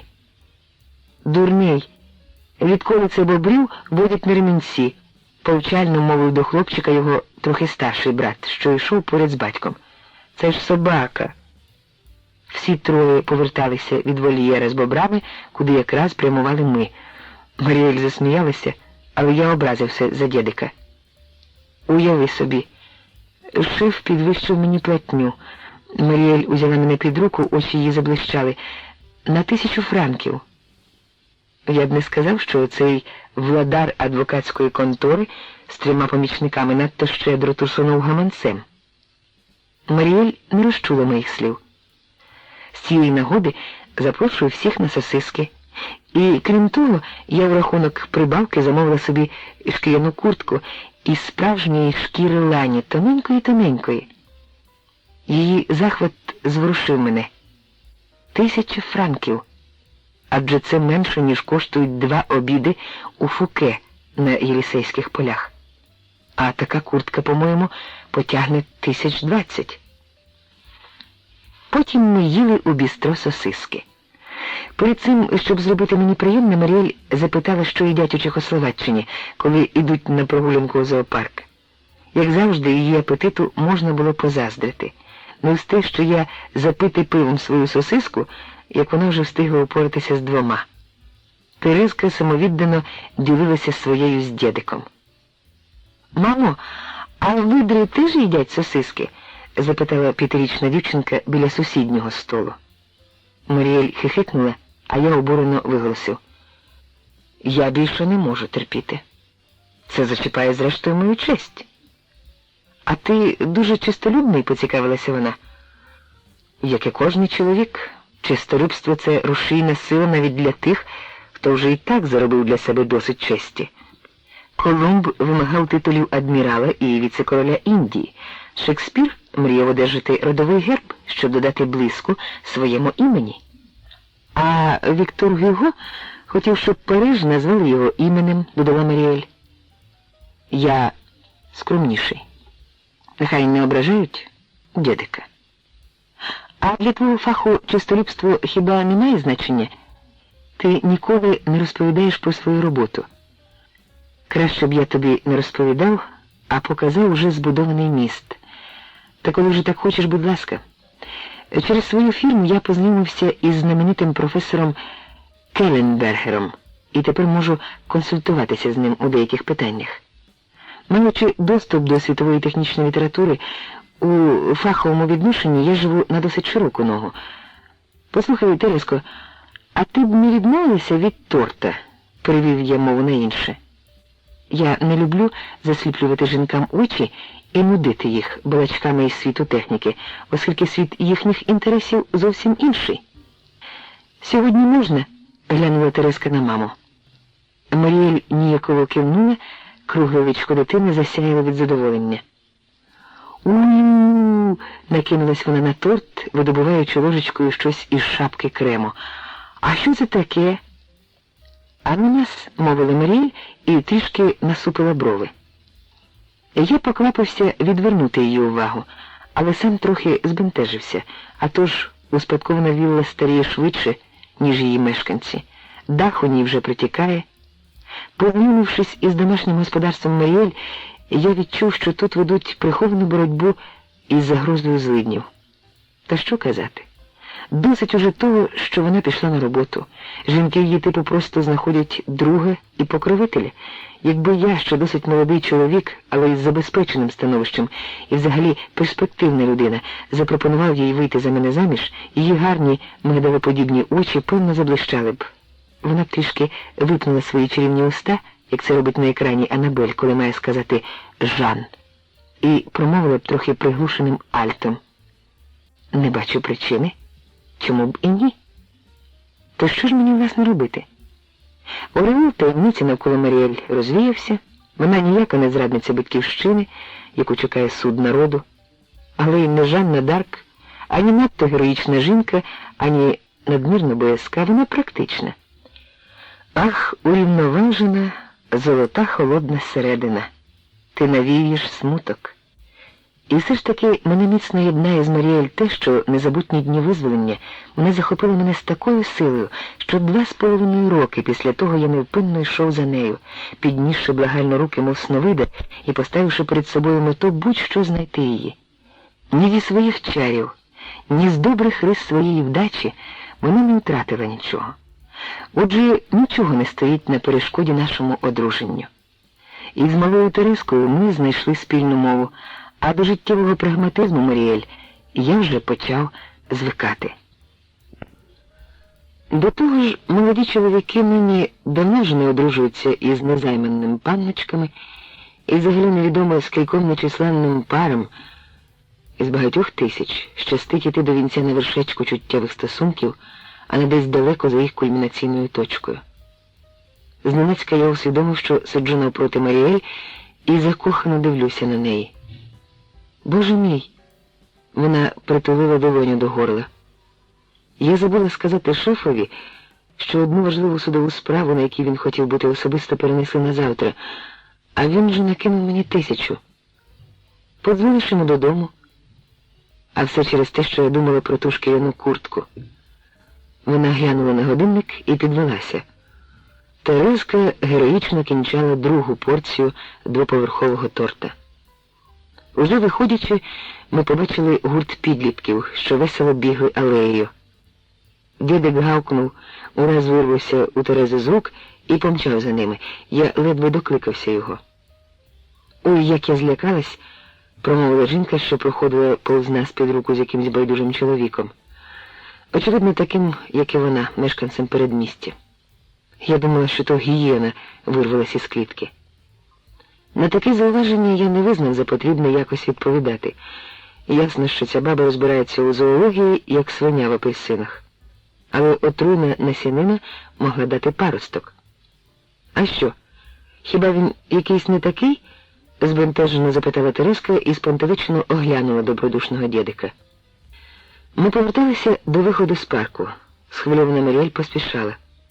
Я йшов поряд з нею, відчуваючи, що замість легких і величних архангельських крил під піджаком мені трохи заважають кволі крильця, що їх у минулому сторіччі художники-недоуки тулили янголам, які на вигляд важили не менше як 60 кілограмів. При всій повазі до мистецької символіки повна байдужість до технічних питань мене завжди дратувала. Адже для того, щоб навіть хвиляве янголятко могло злетіти з такими крильцями, воно мусило б вимахувати ними у повітрі щонайменше 50 разів на секунду, а образ неземної істоти, яка ширяє в ефірі з оглушливим дзищанням, ніби велетенський гець, різко суперечить релігійній спрямованості цього сюжету. Правду кажучи, зима обминула Париж. Щоденні дощі і мряка, ця сіра похмура погода, сніг на вулицях, що ледве доживав до наступного дня, примушували вірного своєму кореню чеха воскрешати перед очима зиму з картин художника Лади із сніговими кучугурами і закутаними дітьми на санчатах. Ідучи якось вранці на роботу, я почув схвильований голос диктора, що лунав із гучномовця. «Цікаво. Щонайменше викрали Ріту Хейворт», — подумав я і у ту ж мить завмер на місці. «Державний переворот у Чехословаччині». Я вхопив у хлопчика-газетяря випуск «Лемонди», але пальці в мене так тремтіли, що вітер вирвав газету і закинув її прямісінько у сену. Я мерщій купив інший примірник. «Комуністи захоплюють владу», — кричав мені газетяр майже в самісіньке вухо. Я ковтав заголовки. Нарешті моя незнайома половині французів батьківщина теж потрапила на перші сторінки газет. Я купив, які тільки можна було газети, від Франсітери і Експре до Матен. Радянський Союз за ніч наблизився до кордонів Франції на 1000 кілометрів. Паризька біржа поки що спокійна. До влади прийшов Готвальд. Чи мав він німецьких предків? Леон Блюм. Ми вивчаємо нову ситуацію. Мене двічі мало не збила машина. Один з водіїв опустив віконце і крикнув, що я дурний анальфабет. Примітка. Неписьменна людина, невіглас. Хоч саме у цю мить я читав газету. Мабуть, він хотів обізвати мене дальтоніком, бо я переходив вулицю на червоне світло. У конторі фірми мене оточили колеги. Прийшли співробітники із інших відділів. Більшість запевняли, що тут, у Парижі, я матиму безпечний притулок. Та після 2 років перебування у Франції ці заспокійливі слова видалися мені трохи запізнілими. Від 2 осіб я дістав запрошення на вечерю у родинному колі, немов би я щойно ризикуючи життям, без будь-яких засобів до існування, голодний і змучений, пробився крізь герметично замкнутий кордон. Ще трохи, і вони улаштували б для мене збір грошей. Тільки старий розсильний, який приніс ранню пошту, виходячи змовницьки підморгнув мені і підняв стиснутий кулак. Я став героєм дня. Пізніше у моєму кабінеті з'явився сам директор, і це було щось нечуване. Він міцно потиснув мені руку, зворушено згадав прекрасне історичне місто Прагу яке відвідав колись ще перед війною, і запевнив мене у щирому співчутті у зв'язку із трагічними подіями, що сталися на моїй батьківщині. Я й не думав, що ви такий далекоглядний політик, це мені імпонує. Але ж коли я виїжджав звідти, ніхто навіть не уявляв, що тільки без зайвої скромності, пане колего. Директор схвильовано хмурив брови. Сподіваюсь, що безпосередньо ваша родина не зазнає лиха через гідний жалю переворот. Безпосередньо лісова сторожа аж ніяк не зазнає лиха. Хотілося мені відповісти, але я тільки мовчки подякував очима за виявлене співчуття. Через 3 тижні мене викликав заступник директора з технічних питань і повідомив, що пробним свердлінням ґрунту у місцях, де мають стати опори мосту через річку, проєкт якого я закінчую, виявлено непередбачені речі. У твердій корінній породі трапляються ослаблені шари. Це може означати, що фундамент крайньої берегової опори доведеться закладати значно глибше, а це цілком зрозуміло підвищить вартість і усього будівництва. Треба негайно виїхати і розглянути на місці усі дані, з тим, щоб внести у проєкт можливі зміни. Я поїхав у Нюрнберг, де мені показали зразки породи, піднятої буровими машинами. На щастя, шар гнилуватого кристалічного сланцю виявився не дуже грубим. Під ним знову лежав твердий червоний гнейс. Французький інженер, уповноважений вести будівництво, мав, на мій погляд, трохи розладнані нерви і був схильний до передчасної паніки. Проте для певності я зажадав експертизи. Геолог з Паризького геологічного інституту мав проїхати за 2 дні. Я повертався до свого готелю. Гнітюча картина зруйнованого Нюрнберга була мені вже знайома. Суцільні руїни, вирви від бомб, гори уламків, відгорнуті бульдозерами із проїжджої частини вулиці. Зрідка у джипах пролітають переможці у зелених мундирах. Ось по залатаному асфальту колишніх вулиць проїхав новенький автобус з американським прапорцем. Це повертаються із школи діти представників союзницьких місій. Інші автобуси ходили майже порожніми. Я вже знав, що місцеве німецьке населення не мало права їздити в них, так само, як і користуватися готелем, у якому я жив. Життя мешканців міста усе ще значною мірою проходило під землею. Із напівзасипаних входів у підвали визирали сірі постаті з виразом страху і невпевненості на сірих обличчях. Здавалось, то ворушиться там сполоханими шва. Однак оцей дивовижний кількаповерховий куб із залізобетону з вузькими вентиляційними щілинами я побачив уперше. Під час 2 попередніх службових відряджень до Нюрнберга я сюди не забивався. Мені пояснили, що це велетенське бомбосховище останнього періоду війни із перекриттям, яке витримує і найважчі англійські авіабомби великої руйнівної сили. Цікавість примусила мене сунути ніс і у цей потворний людський вулик.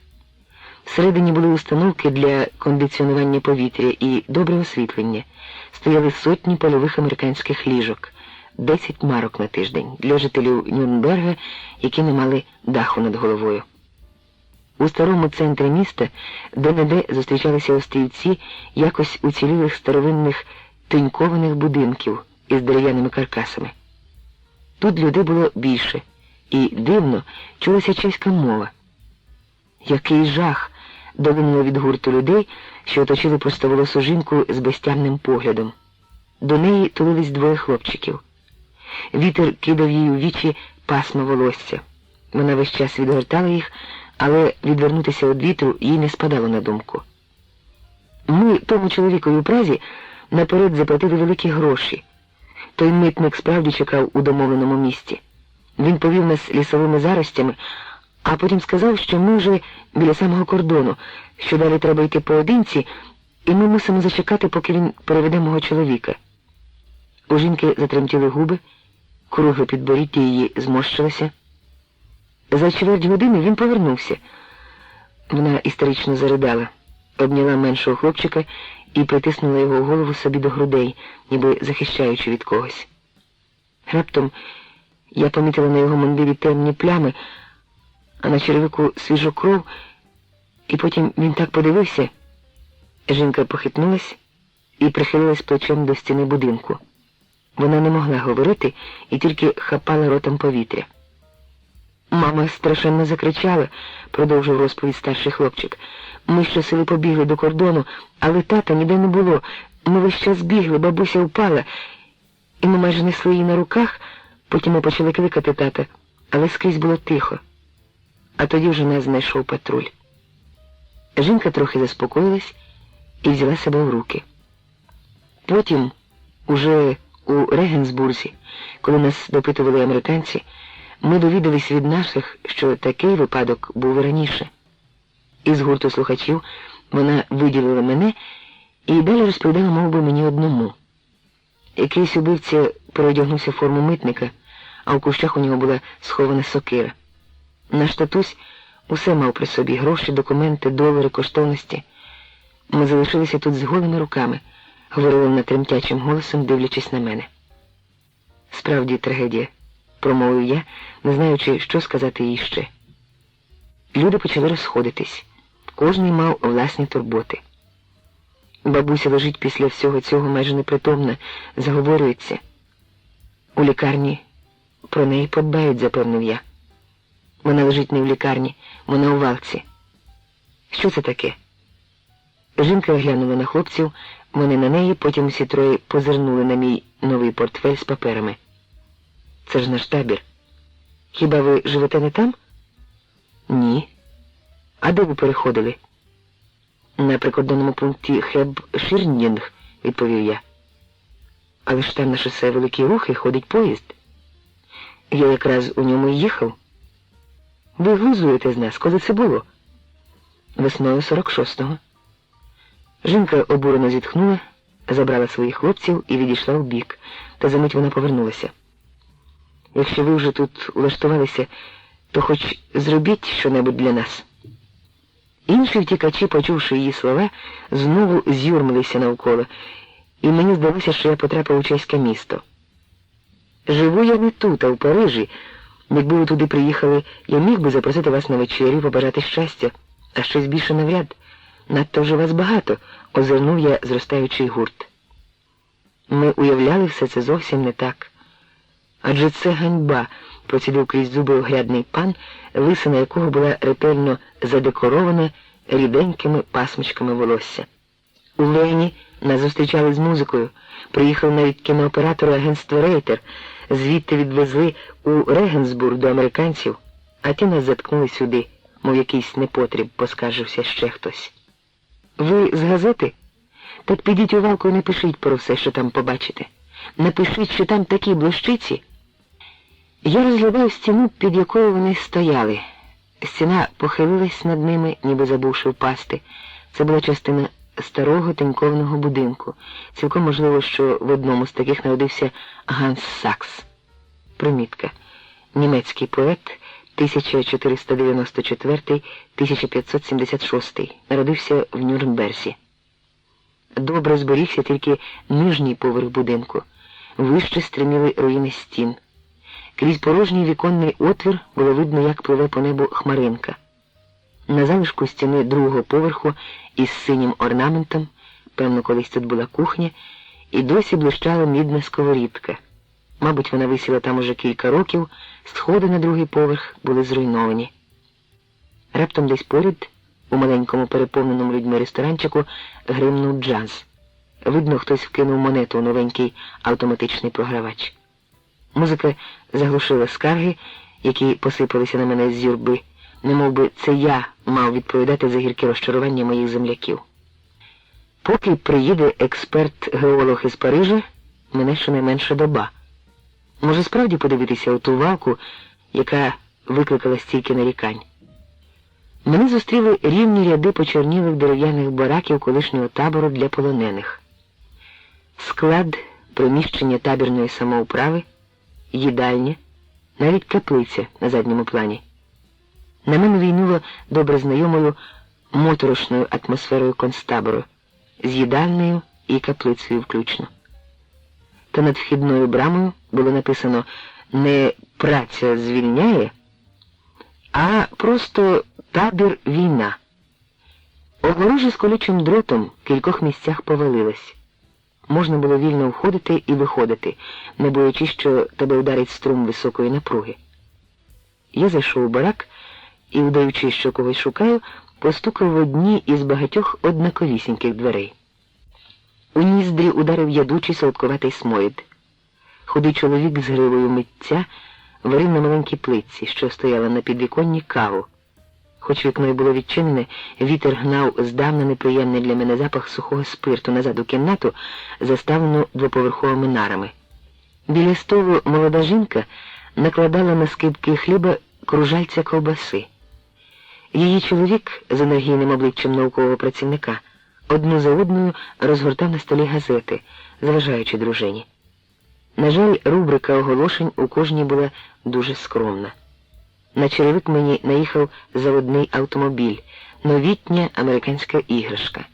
Маленькому хлопчикові, що грався на землі, табірне приміщення з довгим проходом поміж нарами подобалося, мабуть, більше за покинуту в Празі квартиру. «Чи довго, що ви псуватимете повітря?» – мовила літня дама до чоловіка, який варив каву, і демонстративно накинула на плечі каракулову шубу. «На дворі не літо, щоб тримати вікна розчиненими навстіж». Симпатична дівчина розвішувала на мотузці, натягнутій між верхнім поверхом нар, випрані деталі туалету. У мене майнула думка, що життя цієї сімейної кімнати могло б стати чудовим сюжетом для роману. Шкода, що я не письменник. Я пройшов табірним двором. Тут групами й поодинці никали люди, чути було польську, зрідка угорську мови. З якогось відчиненого вікна линув знайомий хрипкий голос Луїса Армстронга. Потім хтось рішуче вимкнув радіо. І враз я завмер на півкроці. Чоловік, що йшов мені назустріч, теж був вражений. Здавалося, йому зараз найбільше хочеться щезнути в натовпі, та вже було пізно. «Патрику, звідки ти тут узявся?» – вихопилося в мене. Мій колишній друг почервонів по самі вуха, руки йому наче заважали, видно було, що він не знає, чи може простягнути їх мені. «Оце так дивина. Тебе я тут не сподівався». Він розгублено торкнув вузол краватки. «Адже ти...» У Нюрнберзі я у службовому відрядженні. Я одразу ж вніс ясність у справу. «А я тут тимчасово, всього на кілька днів, поки дістану відповідь від Валерії Жофре. Ти, мабуть, пам'ятаєш, це кращий друг Вікі. Коли ти їхав, Вікі давав тобі його адресу». «Добре пам'ятаю. У готелі я ніде не знайшов кімнати. Я б ніколи не повірив, що Нюрнберг так постраждав під час війни». Патрік сипав словами, ніби сподіваючись перебити мову мені, проте я мовчав. Правду кажучи, мені було жаль його. 2 роки тому Патрік ладен був підставити мені ніжку, це так, проте я давно простив його. До того ж, це саме він, хоч і не безпосередньо, допоміг мені зробити нинішню успішну кар'єру. І ще, тріумф реваншу, прагнення помститися будь-що, незалежно від того, в якому становищі перебувають твої колишні недоброзичливці, все це, як на мене, є негідним людини. Може, посидимо десь? Схвильований Патрік привів мене у табірну їдальню, де було тільки пиво, якась горілка, кока-кола та сухе печиво із посилок Юнра. Видно було, що перевищити щоденний ліміт 1200 калорій, визначений картковою системою для німців, і, мабуть, дійсний також для емігрантів, тут було не так просто. «Якщо ж ти згадав про свого брата, Вікі теж тут?» Патрік міцно стулив губи. «Не знаю, але думаю, що йому пощастило дістатись до Англії, адже там у нього купа друзів ще з війни. Чому ж ти не поїхав разом з ним?» Ми посварилися. Чого тільки не зробив з людьми отой лютий 48-го року. У мене на язику крутилося сотні різних запитань. Але щоб якось упорядкувати їх, я вирішив дотримуватися вже розпочатої теми. Отже, він поїхав до Англії разом із Хельгою? Що це ти вигадав? Але ж вона народила йому дитину, хіба не так? Патрік чим далі, тим менше розумів мене.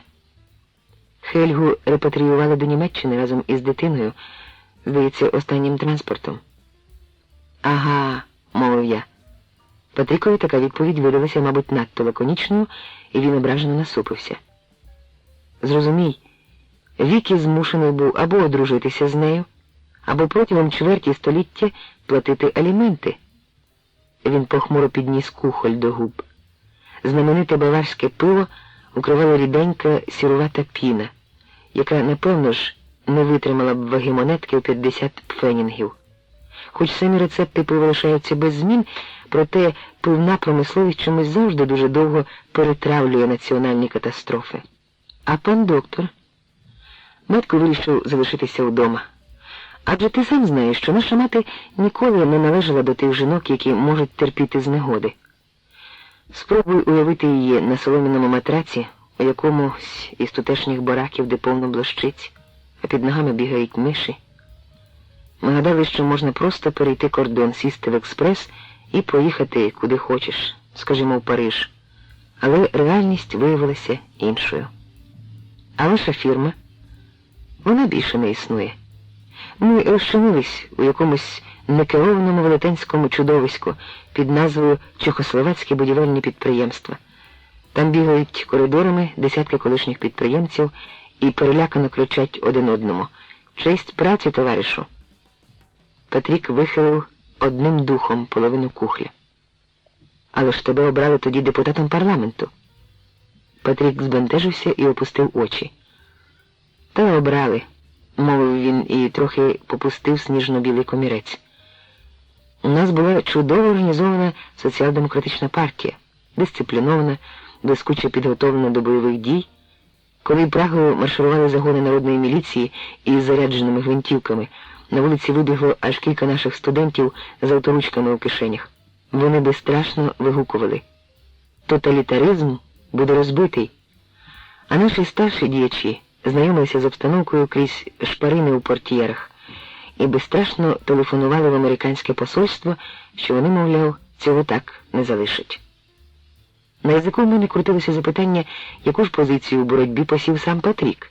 Але замість того я спитав: «Ну, а що ваша партія тепер?» Первинні організації, навіть на великих заводах, добровільно самоліквідувалися. І на довершення цієї непривабливої картини нове керівництво нашої партії запевнило комуністів у своїй підтримці. Дивно, але він говорив це ані трохи не хвилюючись, спокійно, як завжди, і я нарешті побачив у ньому знову щось від того Патріка, якого знав із Терезина. Він сидів переді мною чисто поголений і акуратно вбраний. Сорочка на Патрікові завжди була свіжа, навіть якби ви зустріли його після двотижневого переходу через безводну пустелю Гобі. Я оцінив, що він не намагається виправдати свою тодішню поведінку щодо мене.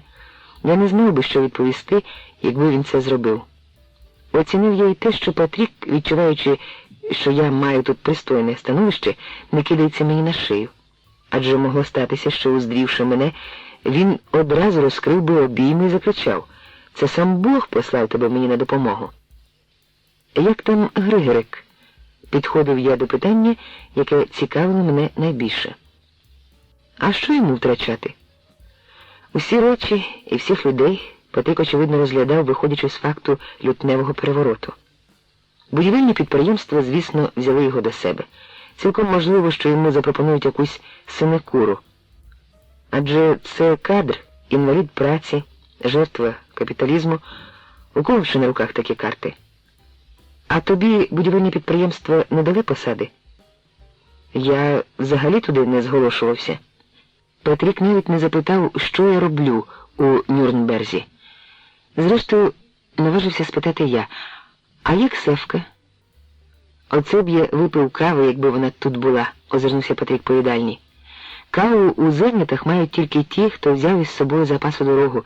Я таким передбачливим не виявився». «Севка? Гадаю, тепер, Коли вона знову самотня, їй живеться краще. Не розумію. Адже з Кагоуном вони розлучилися. Але, правда, звідки тобі це знати? Я здивовано дивився на нього. Незабаром у них щось там розладналось.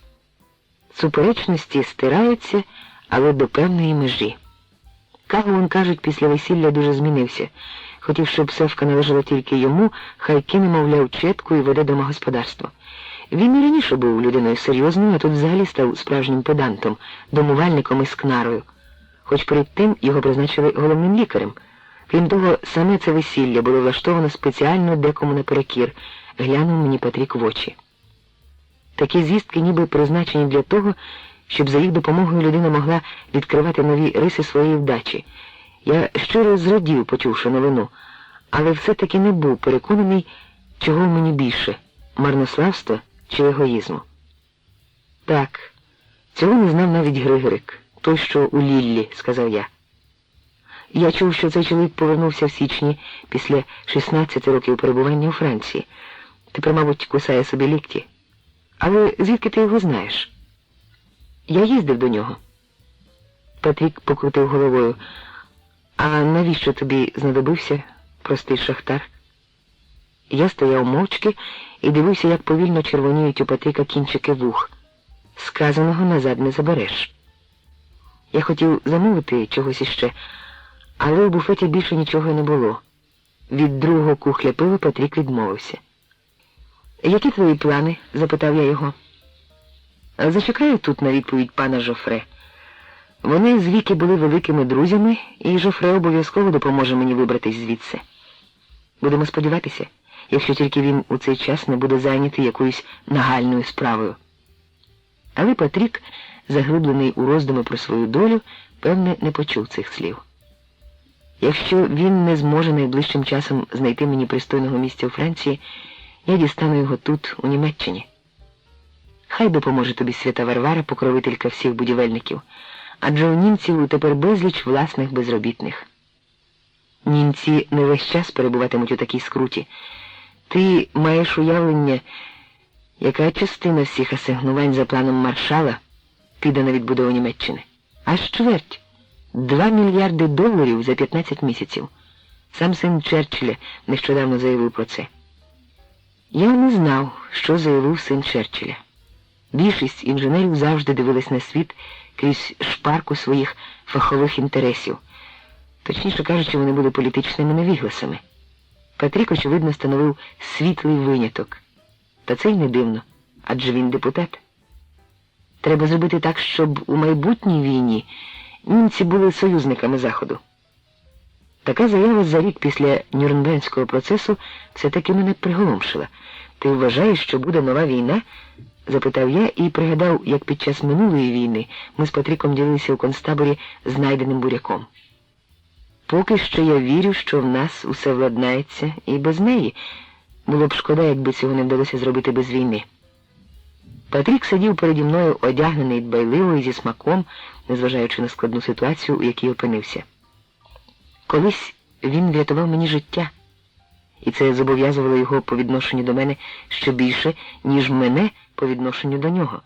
Щоправда, свого морального зобов'язання він пізніше не дотримався, але таке в житті буває.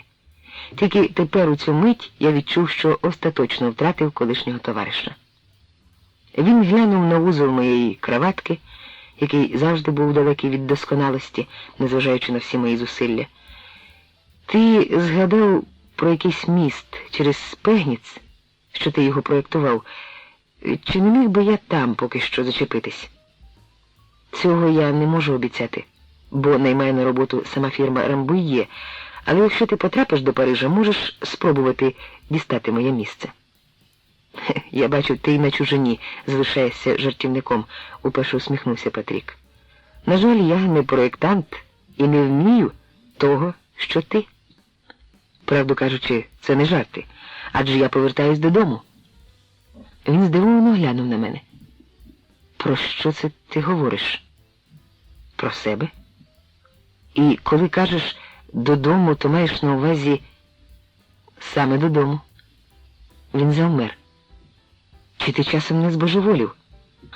Абсолютно нормальним я не був ніколи, але зараз нормальний, принаймні такою мірою, щоб твердо знати, чого хочу і чому. Бійся Бога, Якубе. Патрік поклав руку на моє зап'ястя, і я подумав, що він хоче полічити мені пульс. Я не вірю власним вухам. Хіба ти не бачиш цих натовпів людей, які тікають з республіки?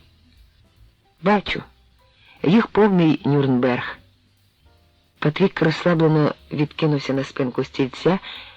Вигляд у нього і справді був пригнічений. Напевно, ти хочеш повернутися через Севку? Стрепенувся він. Не треба було мені згадувати про неї. Не будь наївний, Патріку. Запевняю тебе, що я вирішив усе набагато раніше, ніж дізнався про їх розлучення. А ти розумієш, що своїм учинком ти серйозно дискредитуєш нас усіх? Десятки тисяч людей. Яких саме людей? Тих, як би це сказати, може це звучатиме надто пишномовно, які принципом свого життя обрали свободу і людську гідність. Ти скидатимешся на того навіженого глядача, що дереться у кіно проти знудьгованого натовпу, якому фільм той уже насточертів. Мабуть, ти просто звик тікати від розпочатої роботи. Ні, Патріку, тут ти загнув не у той бік. Перш ніж їхати до Франції, проєкт мосту біля Хинєви я закінчив до останньої рисочки. Сподіваюсь, що його вже збудували. І проєкт мосту через Пегніц теж лежатиме готовий у палітурках, перев'язаних стрічечкою, перш ніж я повернуся додому. Я принципово не залишаю після себе незакінчених креслень, хоч би тому, що міст – це така річ, що єднає протилежні береги. У сучасному світі твоя символіка трохи кульгає. Хіба за 2 роки ти так і не збагнув, що жити можна не тільки на батьківщині? Можна, але тільки знаючи, що повернешся назад. Ти можеш примусити себе не думати про батьківщину, але не можеш зробити так, щоб вона для тебе перестала існувати. Патрік не знав, що йому сказати. Хіба ти послухаєшся доброї поради? І це маючи перед собою таку кар'єру. Ти ж не можеш навести жодного серйозного аргументу на користь твого божевільного задуму. Щоб довго не балакати, я досить довго працював офіціантом у Забігайлівці «Загублений якір», але тепер свій якір знайшов знову. Коротше кажучи, Чех невіддільний від рідної домівки. Він глибоко зітхнув і заперечливо похитав головою. Мене туди ніщо не тягне, якраз навпаки. Це через те, що у тебе нечеська душа, Патріку. Моя посмішка дратувала його. А яка?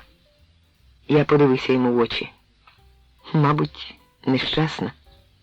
Я біг, щоб встигнути на автобус, але дорогу попереду заступила конячка, що тягнула візок торговця овочами. І хоч кінь посеред Парижа – це не така сенсація, як, скажімо, у Празі на Вацлавській площі, я все-таки махнув рукою на автобус. Візок на 2 високих колесах раптом нагадав мені інший, схожий на цей, тільки без гумових шин. Я мимоволі зазирнув у кузов, чи не лежить там на дні яскраво синя панчоха. Перед очима знову постало вузеньке звивисте шосе, обсаджене маслинами, і Жермена, яка проводила мене до Буварньєрської станції. Вона могла відвести мене і двоколкою, але їй чогось схотілося пройтися пішки. Жермена тоді натягла нейлонові панчохи зі швом, і чоловіки озиралися на неї, їй було сумно, але вона силовано усміхалась, і це їй дуже личило. Я розумів, що ця нова Жермена якоюсь мірою створена мною, але водночас мені було ясно й те, що в мене якийсь час, і вона залюбки ганятиме за хлопцями. І все ж таки я відчував себе негідником. Хоч автобус пішов без мене, та на вулицю, де містилася адвокатська контора, я прибув учасно. Маріель якраз виходила з будинку. Кілька хвилин я, непомічений нею, простував слідом. Ось вона, як справжня жінка, зупинилась біля вітрини першого паризького шивця Гельштерна і жадібно оглянула виставлені черевички, і серед них одну пару на скляному обертовому штативі, що повіщала майбутню ексцентричну моду. Легенькі човники із зміїної шкіри на високому тонесенькому підборі. Я затулив їй очі ззаду. Маріель здригнулася і у ту ж мить сказала: «Ти знову курив свої гидкі галваски». Дивно. Якщо, в принципі, людина не курить, а я належу саме до таких, а потім якось візьме у рот сигарету, від неї тхне тютюном за 100 кроків, значно дужче, ніж від тих, що курять сигарету одна за одною, навіть не помічаючи цього. Що ж до мене, то я, власне, курю тільки тоді, коли хвилююся, а на це останнім часом маю доволі причин. Адже ще раз перевести стрілку на іншу життєву колію – це не жарти. Маріель явно зраділа, що я чекав її, та водночас я помітив, що вона трохи стривожена. Людські стосунки, почуття, взаємини – усе це Маріель сприймає чутливо, наче радіолокатор. До того ж досі, якщо я очікував її десь після роботи, то завжди попереджав про це по телефону. «Що-небудь сталося?» – одразу запитала вона. «Може, десь сядемо?»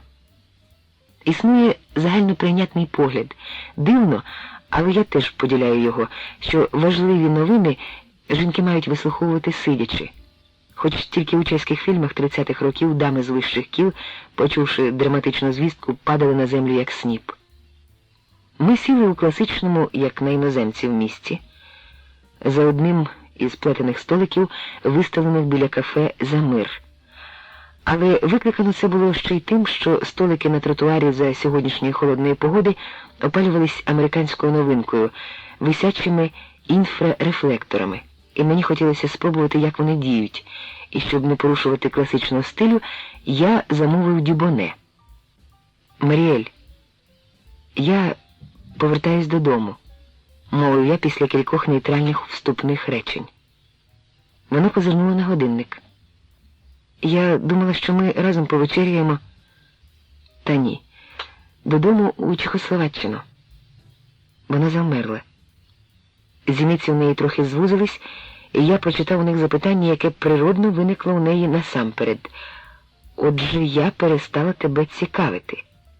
Та оскільки Маріель – це взірець витримки, вона промовила: «Оце тепер, коли ти так добре влаштувався, коли будуєш великі мости?» «Лише проєктую? Це, мабуть, іще важче. Хіба тобі у Рамбує мало платять?» «Платять по-королівському. Дома мені, певне, не дадуть і половини».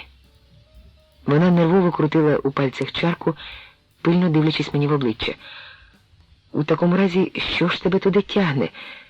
Невже цей ваш новий лад, чи, скоріше, безлад?» «І це також. Ми малий народ, і щоб нове вдалося, ми повинні ризикнути всім, що маємо». «Маємо? Ти й себе зараховуєш до них?» «Я хотів би бути при цьому, адже там мій дім». «Ти давно почуваєш себе у Франції, як дома?» «Але я народився там». «Я навіть і не думала. Ти ніколи не виявляв себе як патріот». «Вірно, про ці речі не говорять, а якщо таке і трапляється, то це здебільшого пусті балачки». Вона глибоко зітхнула, і слова її прозвучали скоріше як ствердження, ніж як запитання. «Отже, це, мабуть, чарочка на прощання». Я б страшенно шкодував, якби сталося саме так. Усе залежить лише від тебе. Маріель мляво прихилилася до спинки крісла, але за мить її прекрасні сірі очі розширилися і стали круглими. Адже мої слова були цілком недвозначні, хоч я й не освідчився буквально. Вона випнула губи, мов Анабель на екрані, яка готується вимовити Жан, проте нічого не сказала. Поклавши долоню на її руку, я чекав. Пауза затяглася. Маріель допитливо глянула на мене. Чи не пожартував я все-таки? Видно було, що думка її напружено працює. «Ти хочеш, щоб ми були разом, я розумію. Але хіба ми не можемо бути разом тут, у Парижі?» «Не можемо, Маріель». «Чому?» «Ностальгія – хвороба емігрантів». «Але ж ти зовсім не емігрант. Ти не такий, як оті чехи, що юрбою сунуть тепер на захід». «Ні, але з часом став би таким, а я цього не хочу. Та водночас я не хочу втратити тебе». «А я тебе». «Не треба нікуди їхати, Якубе. Хіба нам тут чогось бракуватиме?» Тобі нічого, мені багато чого, а нам обом чогось дуже-дуже важливого. Чого саме? Капілярів. Не розумію. Доросле дерево, крім коренів, має ще 1000 корінців, тонесеньких, мов капілярні судини. Коли дерево пересадити з рідного ґрунту, ті майже невидимі для ока корінці рвуться. Спершу начебто нічого не сталося, навколо все нове, страшенно цікаве, чимось може й краще за те, що було, але сотня корінців усе ж таки залишилися в рідній землі, і з часом їх починає бракувати. І чим далі, тим більше. А яка вона, твоя батьківщина? У ній всі 100 корінців. Смужка беріз над річкою, точнісінько таких, як у Славічика, але справжніх. У якого Славічика? Це художник, наприклад, як ваш, скажімо, Коро, тільки він малює гори, славетний художник. Чому ж він не висить у Луврі? Він висить в одній корчмі у Герайці. Одного разу він не мав чим заплатити і намалював корчмареві картинку. Ти сказав 100 корінців. Щонайменше. І той верес біля дороги поміж велетенськими гранітними брилами, які визирають з-під землі і мають віку 2 мільярди років. І оті пахощі сухих грибів та гнилих стовбурів під 9 скелями в старому лісі, де навіть опівдні висить темно-зелена сутінь. І оті порослі жовтогарячими кульбабами межі над синіми, наче небо, прекрасними ставками. А ще могила мого діда-лісника, який мав вуса по пояс і поглядом зупиняв зайця на бігу. Кажуть, що одного разу він своїм лихим оком зупинив навіть сполошеного коня. Можу додати до цього ще 94 корінці. Тільки у цю мить я зрозумів те, про що ви подумали, мабуть, хвилину тому, що я так і залишуся до самої смерті найгіршим у світі дипломатом.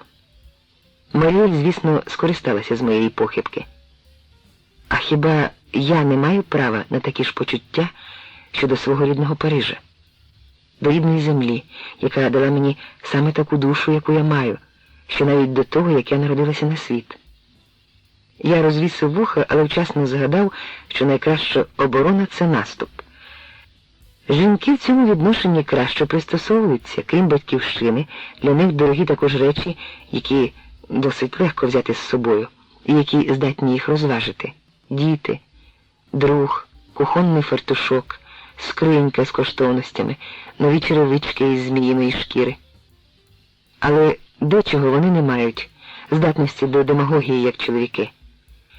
Чехословаччина для мене, Якубе, чужина, я її зовсім не знаю, я бачила там тільки страшний концтабір, заражений тифом, і Прагу із спаленою ратушею, обірваними тролейбусними дротами і розібраною на барикади бруківкою.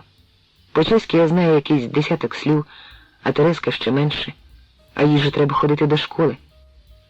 Діти – це чудо лінгвістики. У 2 роки вони ще не знають про світ нічого, але за 2 наступні роки здатні вивчити будь-яку іншу мову так, що запросто складуть з неї державний екзамен. Хай спробує зробити це хтось із дорослих. Ви помітили, я знову почав лити воду на млин Маріель. У мене було не дуже легке життя, Якубе. Невдалий шлюб, війна, сен-жульєнське вигнання, нарешті Курт. Тереза часто хворіла, будинок теж потребує грошей, та й належить він не мені, а тітці Сімоні, у якої грошей теж не густо. А вже ж будинок потребує заможного господаря, а таким людям, у свою чергу, потрібен капітал. Буду з тобою відверта. У Канаді я сподівалась вийти заміж, але цього не сталося. Потім з'явився ти, і ти для мене важиш дуже багато. Але все складається так, що з цього знову нічого не вийде. Французу надзвичайно важко покинути Париж. Я не хочу тебе силувати. Схвильована Маріель допила чарку до дна. У цю хвилину вона була якась особливо гарна. Дай мені подумати, Якубе.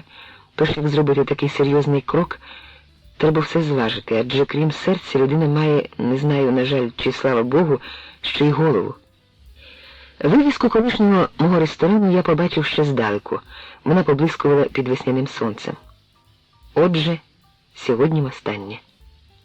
Більше 2 років життя пов'язано у мене з цим синім щитом, колір якого, мабуть, мав символізувати море. Дивовижні події, що їх я пережив на воді, безперечно залишили слід у моїй душі, і в майбутньому мені дуже бракуватиме моря. Але стрілка уже перекинута на іншу колію. Рідний край став для мене немовби магнітною горою, яка тягне до себе щодень дужче. Я ніколи не любив пасивно плисти за течією, ось і тепер сміливо рушу проти натовпу, що суне із кіно. Совість у мене буде цілком спокійна. Товстий стос креслень залізобетонного мосту через Пегніц уже лежить на столі у директора фірми Рембує і К. поміж 2 палітурками, перев'язаними стрічками. Наблизившись до ресторану, я важно зупинився. На щиті над дверима, замість звичного напису «Загублений якір», який здалеку вижався моїм 2,5 діоптрієм, красувалася нова назва «Волга-Волга». Я стояв з розкритим ротом, мов хлопчак із глухого села, що раптом опинився перед Національним театром у Празі. Нічого не розуміючи, я зайшов усередину. В око одразу впала намальована на протилежній стіні страшенно модернізована копія бурлаків на Волзі. Під іншою стіною, на спеціальному кронштейні, сяяв, мов золото, справжній тульський самовар. З кухні вийшла Раймонда, побачила мене, і її кругле, як місяць, обличчя засвітилося радістю. Що ж до мене, то я просто отетерів, уздрівши її дивовижне убрання. Червоні чобітки, коротенька спідничка, вишиваний корсаж із глибоким прямокутним вирізом, а на голові якийсь, певно, естонський чепчик із 2 стрічками позаду.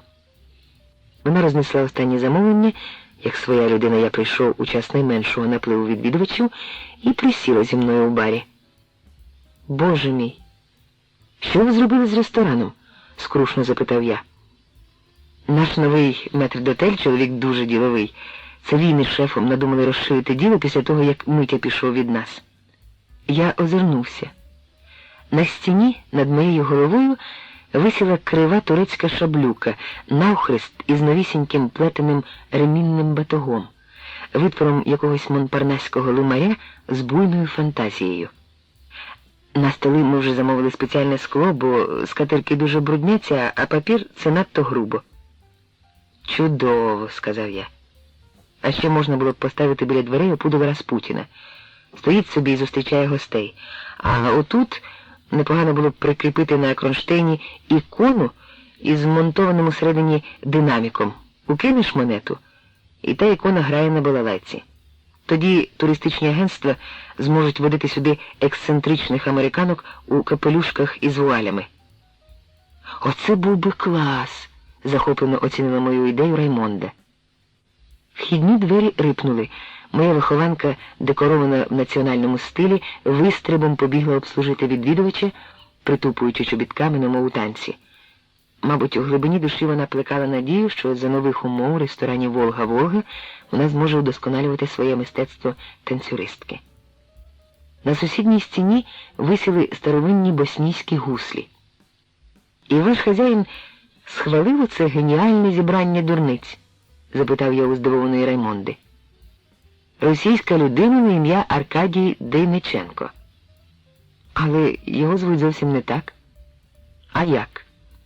Арістід Д'єдон? Хіба він не росіянин?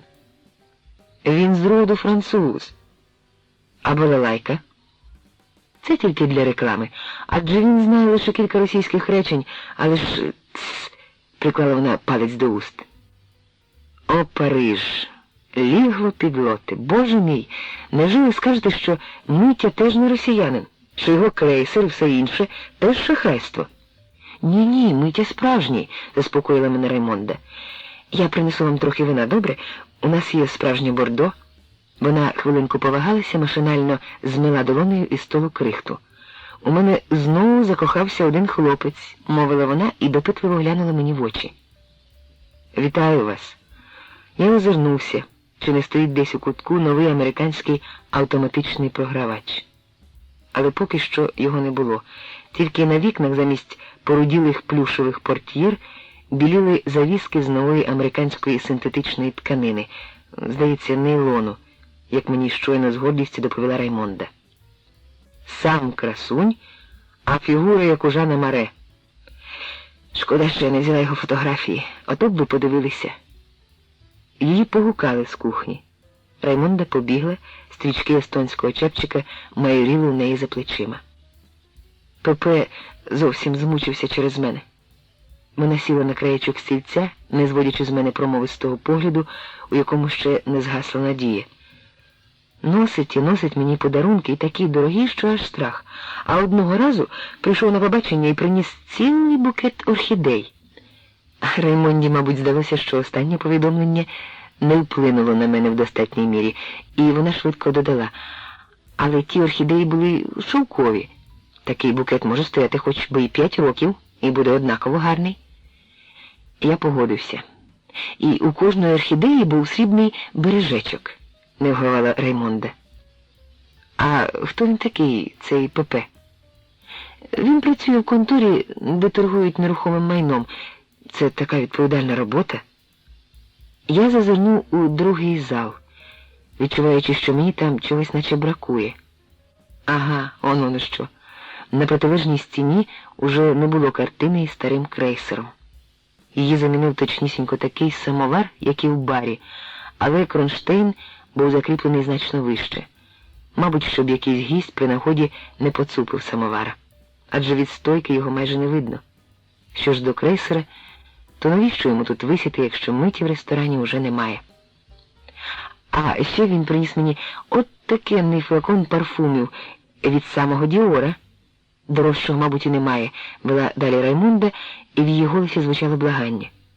Він страшенно хоче, щоб я вийшла за нього заміж, а я все не знаю. Пепе каже, що в нього буде машина, і ми влітку поїдемо куди завгодно, хоч би і на Рів'єру, туди, де ви були. А скільки ж йому років?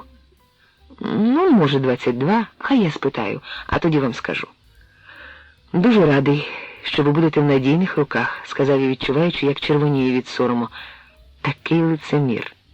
Ну, а я повертаюсь додому. Вона завмерла. Губи її розтулилися. Та що ви кажете? Через 3 дні, тим самим поїздом, що і ваш тато. Але ж тато казав, що справи у вас тепер йдуть добре, і що вас у тій фірмі дуже шанують. Це все вірно, тільки ж я їду додому. І оце ви прийшли...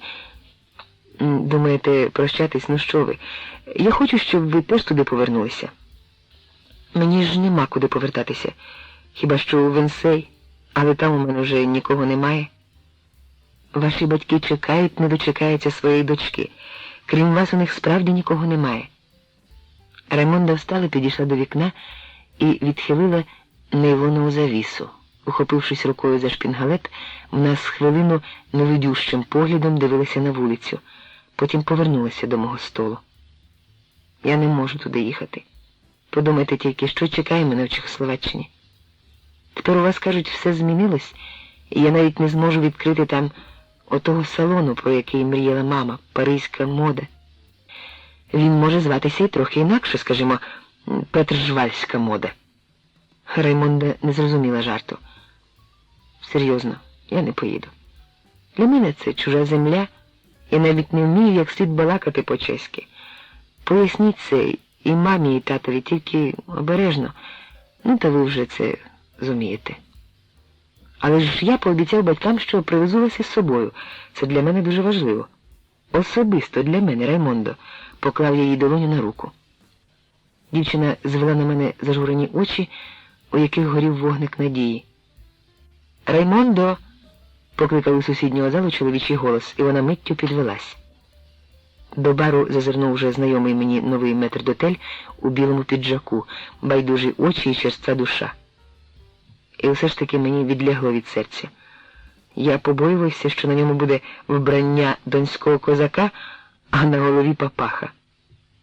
Очі у Раймонди налилися сльозами, губи затремтіли. Ну що ж мені робити? Коли я не можу. Я тут народилася. У мене тут подружки і Пепе. А гроші за меблі ви вже одержали? Одержала, але я позичила їх ПП. Он воно що? Мені треба йти до гостей. Ох, Якубе, вона вперше назвала мене наймення. Я підвівся. Зненацька Раймонда кинулася мені на шию і палко поцілувала. Той замішаний на сльозах солоний поцілунок, здавалось, не матиме кінця. Метрдотель, який знову виріс на дверях, тільки здивовано похитав головою. Дівчина залишила мене і побігла до кухні, мелькаючи узутими в червоні чобітки гарними ногами танцівниці. Я хотів заплатити за вино, але метрдотель похмуро повідомив, що з мене нічого не належить. Уже з вулиці я побачив крізь двері Раймонду. Вона стояла у глибині кухні біля плити, обернувшись спиною до залу, і плечі її, в обкиданій блискітками українській керсетці, дрібно здригалися. Анастасія Миколаївна заспокійливим жестом простягла до неї старечу руку. Ідучи звідти, я переміг бажання озирнутися ще раз, але знав, що і на новій вивісці прочитаю «Загублений якір». День прощання – важкий день. Від кінцевої станції метро я ще довгенько їхав автобусом, поки побачив перед собою облуплений будинок у трохи занедбаному тихому парку. Цього візиту я б охоче уникнув, якби не сам був ініціатором влаштування Миті у притулок, і якби Митя не допоміг мені колись у хвилину скрути. Дмитрій Голубін сидів на ліжку. Вузька спина його зігнулась, і виступ на хребті нижче шиї скидався на горб. Руки у нього були безсило опущені між колінами. Він повернув голову до дверей і цілу хвилину дивився на мене, намагаючись упізнати. За півроку, що я не був тут, Митя увесь висох, з нього лишилася ледве половина. У кімнаті тяжко заліг невивітрюваний гнітючий запах старості, неначе людський організм уже готувався до посмертного процесу тління. У кріселку біля вікна сидів Митин сусід по кімнаті, високий худорлявий дідок із сивим йоршиком. Незважаючи на те, що на дворі буяла весна, він сипав на укритий жерстю зовнішній скіс вікна крихти хліба і чекав, коли до них прилетять пташки. «Ви його онук?» – запитав він у мене, коли Митя не відповів на моє вітання, і в кімнаті залягла тиша. Потім він повів у бік сусіда своїм великим носом. «Якщо ви родич, то розтовкмачте це йому. Правда йому все байдуже? Можете навіть сказати, що ви шах персидський. То хоч посміємося трохи?» «Який там онук?» «Коли це наш офіціант із якоря», – на диво бадьоро промовив Митя і рвучко простягнув до мене руку. «Цього ще бракувало», – незадоволено підвівся старий від вікна. «Тиціє на всі боки руками, от щиглик». «Отак воно завжди з тим дідом», – кинув він, виходячи. Я розпитав Митю про здоров'я, висловив надію, що про нього тут добре дбають, і додав ще кілька загальних фраз, бо нічого розумнішого не спадало на думку. Новин про благотворні зміни в закладі, де Митя провів 30 років життя, я із жалю до нього не розповів. «Ви йдете на роботу?» – запитав він у мене. «Але ж ви на сьогодні просили вільний день». «Я використаю свій вільний день завтра», – пробелькотів я. У подібних ситуаціях я завжди кепсько почуваю себе. За стіною у сусідній кімнаті безрадісну тишу порушив довгий надсадний кашель. «Годують тут добре?» Митя хитнув головою. «Кілька днів тому я знову був у полковника Сорокіна. Їхній палац якраз на розі Невського і Садової. Я вам вже розповідав, що він був поранений під час Кримської війни. Їхні вечері – це справжні бенкети.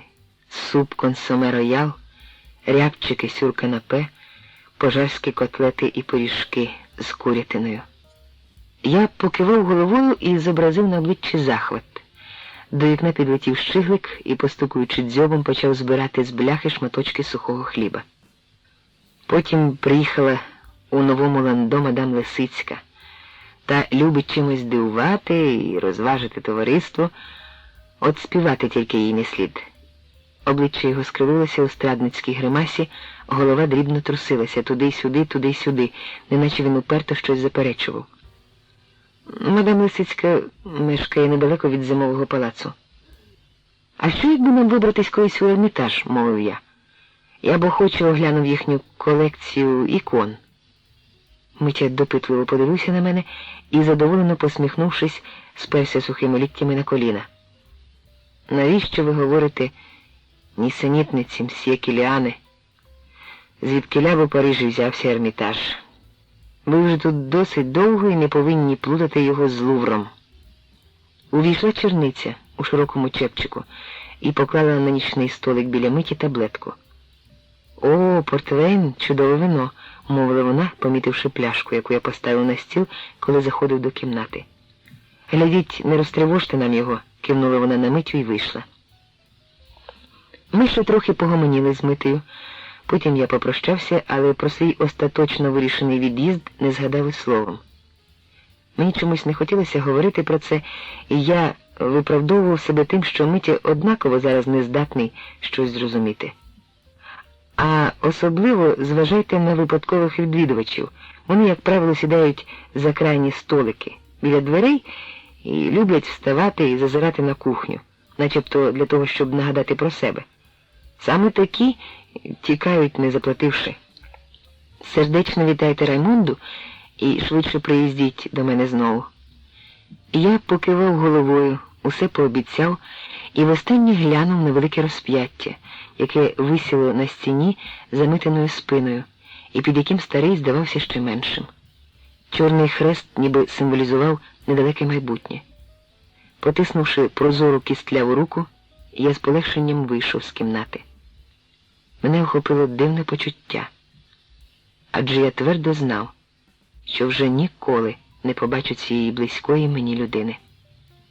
У коридорі мене перестрів Митин сусід по кімнаті.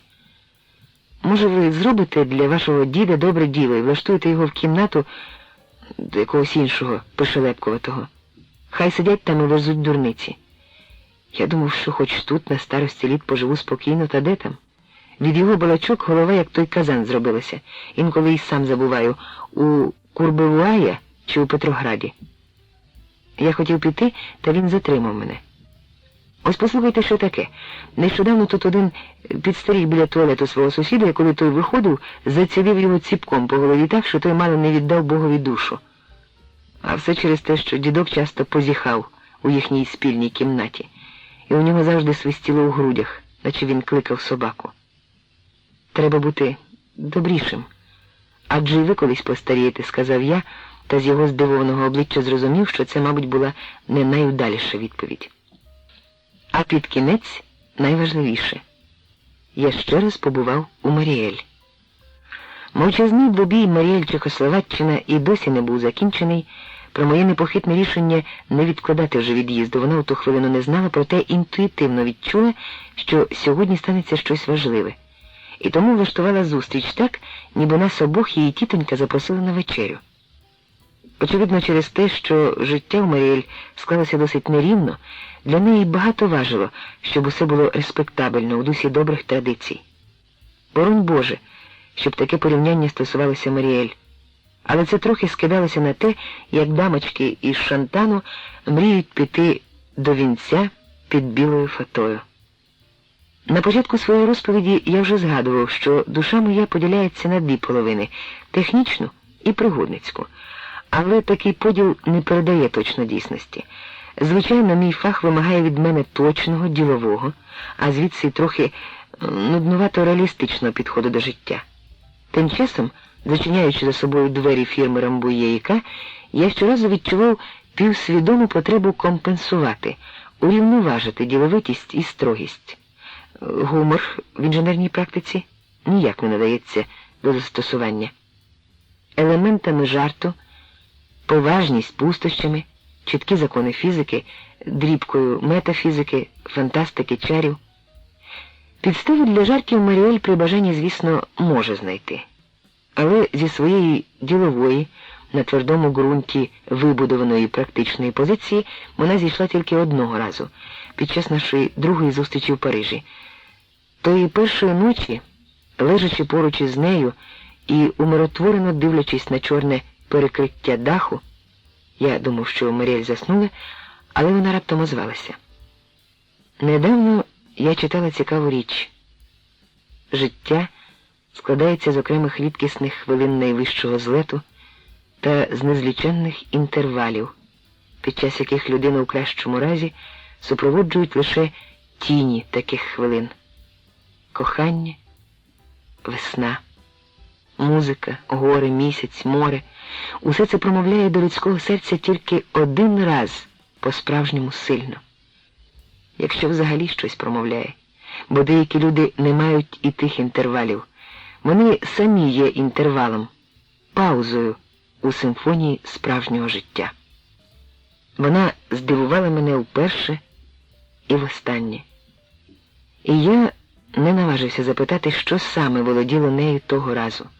Хвилина найвищого злету чи її тінь. Цього я не знав тоді навіть про себе. Проте новим досвідом я збагатився.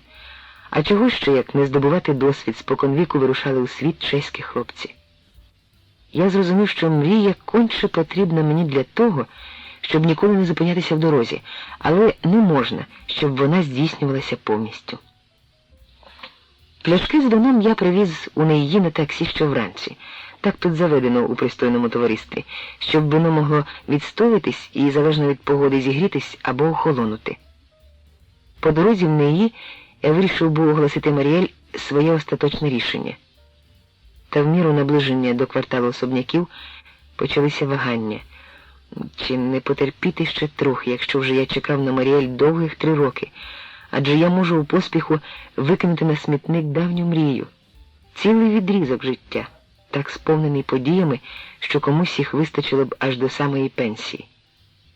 Шофер спинився на знайомому вже розі, не бажаючи заглиблюватися у район, де він навряд чи знайде пасажира. Я відпустив його і пройшов трохи пішки.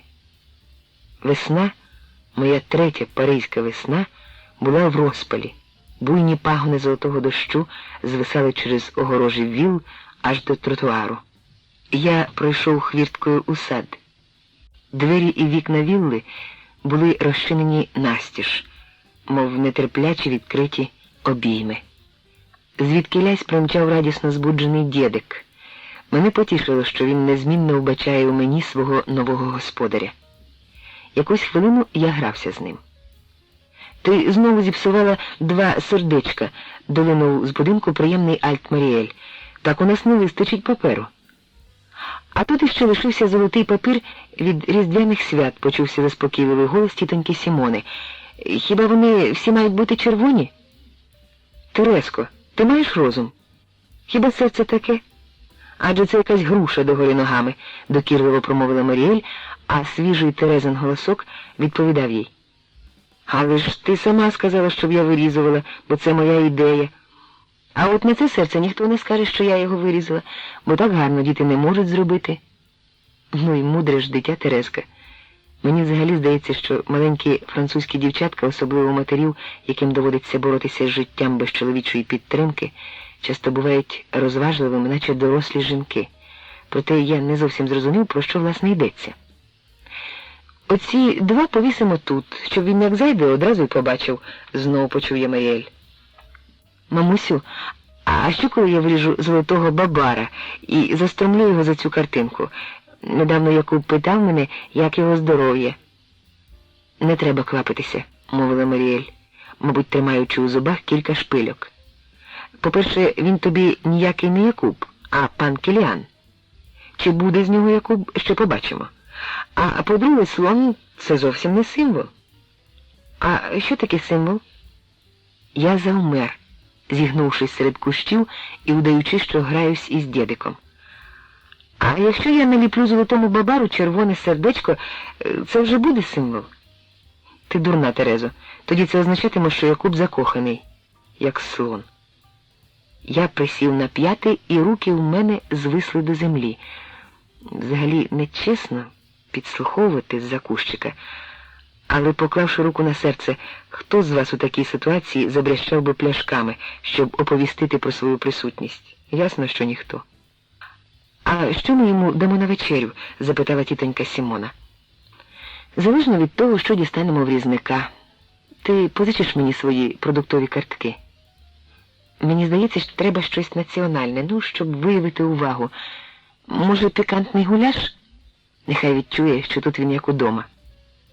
«Мабуть, годі вже його плутати з угорським циганом», – зітхнула Маріель. «Він із Чехословаччини, тітонько. Чех. Там люблять свинину, але я нею гидую». «Мамусю, а правда у Якуба є машина?» «У пана Кіліана». «Здається, поки що службова. І ми зможемо по неділях куди-небудь їздити?» Дідик все ще простягав до мене свою коротеньку лапку, і я майже забув про нього. «Послухай, Марі, а що там, власне, сталося в тій Чехословаччині? Я щось читала в газеті, але вже забула. У них тепер комунізм чи як?» «Так швидко це, мабуть, не робиться, але комуністи там при владі». А що, коли ми у цьому великому серці виріжемо зірку і заліпимо ззаду золотим папером? У нас якраз лишився з Різдва один аркуш. Хоча ні, треба навпаки. Серце золоте, а зірка червона». Дідику кортіло гратися ще. Він стояв у траві і очікувально дивився на мене, але я вже підвівся, глянув на віллу і раптом замість занедбаного двоповерхового будинку побачив новеньку пастку. Велику дротяну мишоловку з отвором, проти якого всередині стирчали залізні гостряки. Пастка була зроблена з армованого заліза, діаметром не менше 40 міліметрів. Прути стояли один від одного так, що миша легко прослизнула б крізь них, але людина ні. Я брязнув пляшками в портфелі і рушив посипаною піском доріжкою до будинку. Голоси одразу ж замовкли. У відчинених дверях з'явилася тітонька Сімона. «Вітаємо вас!» – розвела вона руками. «Маріель!» Я гречно поцілував обом жінкам руки. У відповідь на їхні радісно здивовані запитання пояснив причину передчасного візиту і, запитавши дозволу, відніс пляшки з вином до кухні. Маріель ніяково перезирнулася з тіткою, потім вони разом глянули на відчинені двері в сад. Почує щось із їхньої розмови чи ні? Тітонька Сімона вхопила велику господарську сумку і взяла за руку Тереску. «Нам треба дещо купити». Я зайшов до зали. На стінах, на столі, за рамами картин, на віконних завісах, на каміні скрізь висіли великі й маленькі вирізані незграбно або акуратно і чітко подвійні червоні серця. Просто перед дверима окремо висіло величезне серце. «Мабуть, таке у слона», – подумав я і глибоко зітхнув, охопивши поглядом усі ці символи кохання при майбутньому затишному домашньому вогнищі. Після мене глибоко зітхнула Маріель. Тонкою талією, гарними міцними ногами, молодою лінією грудей вона все ще нагадувала мені Анабель. В очах у неї прозирав неспокій. «Завтра я їду додому, Маріель», – промовив я. «Це обов'язково», – мовила вона, і у цю мить усе вирішилося. Я кивнув. Болючі операції, яких не можна уникнути, краще проводити одразу ж, не відкладаючи на потім. Вибачливо усміхаючись, я поклав собі на долоню першу пару сердечок, потім зняв другу, приколоту до завіски. Я обходив залу, і на долоні у мене виростав стосик сердець, менших і більших, подвійних і окремих. Разом із тим найбільшим я склав усі їх на стіл. Маріель стояла бліда і мовчазна. Вона все зрозуміла і не намагалася нічого пояснити або переконувати мене. Навіть у цю хвилину вона зберігала діловитість, не дозволивши собі жодної сльозинки чи, не дай Боже, істерики. Повірте, небагато жінок у такій ситуації поводилися б із такою гідністю. Я поцілував її долоню. «Прощавай, моя любов, Маріель, і спасибі тобі за те, що цілих 3 роки я міг трішки літати над землею». Виходячи на вулицю, я зауважив, що ноги мої якісь наче дерев'яні. Отже, я мав півдня вільних, півдня якогось порожнього глухого часу, у якому мені наче вчувався відгомін потрійного шоку, викликаного моїм несподіваним рішенням. На вулиці Дежарден, 32, у фірмі Рамбує і у загубленому Якові, у корчмі Волга-Волга. Я повернувся до того самого рогу, за яким починалися вулиці із жвавим рухом, і де можна було спіймати вільне таксі. Раптом я почув за спиною дрібний тупіт. За мною мчав дєдик. Останнім стрибком він кинувся мені просто в обійми. Я почухав його за вухами. Не тільки дєдик, а й сама доля не заперечували проти мого рішення. Правда, я вже ніколи не довідаюсь, як воно було насправді того одного єдиного місячного вечора у Терезинській фортеці. Чи то був для Маріель початок кохання, чи просто філантропічний крок назустріч випадковому гефтлінгу, своєрідна спокута за власну провину і за кривду, заподіяну іншому в'язневі. Якби я й хотів, то не зміг би пояснити, яким чином несподівано опинився у протилежному кінці Парижа в районі Сен-Клу. Адже я все-таки не якийсь сентиментальний фантазер, щоб їхати прощатися сюди, та й з чим, власне. Двері в стіні цього разу були не замкнені, і я зайшов у сад. Обросла плющем стара вілла разюче нагадувала ту, у якій за 30 кілометрів звідси мешкала Маріель. У голові у мене промайнули слова, які, певно, примусили б посміхнутися 99 із 100 моїх реалістично мислячих колег-інженерів. Оце була моя справжня мрія. Я вийшов знову на тротуар. Поміж недбало викладеною бруківкою пробивалася свіжа весняна травичка. Ось і те місце, звідки більше як 2 роки тому я потрапив тоді у сад. Мур над порослим травою горбочком був страшенно високий, просто незбагненно. Як я того разу видерся на нього. Очевидно, тоді в мене були крила. Наступного дня надвечір я вніс свій багаж у вагон Париж-Нюрнберг. У Нюрнберзі його мали причепити до поїзда, що йде на Хеб. У Францію я їхав з одною потертою валізою. Тепер я розбагатів і повертався з 2, не кажучи вже про собаку. Менша зовсім нова валіза була важуча, як скеля. Я ущерть напхав її спеціальною літературою, а ще в ній лежало невміло вирізане паперове серце, яке я нишком прихопив учора. Прощатися зі мною ніхто не прийшов. Я, в принципі, відлюдник, і приятелів тут не заводив. На моєму шляху зустрічалися переважно жінки, а з ними здебільшого не вдається тільки дружити. Проте я не хочу бути несправедливим. Один друг у мене все-таки був тут.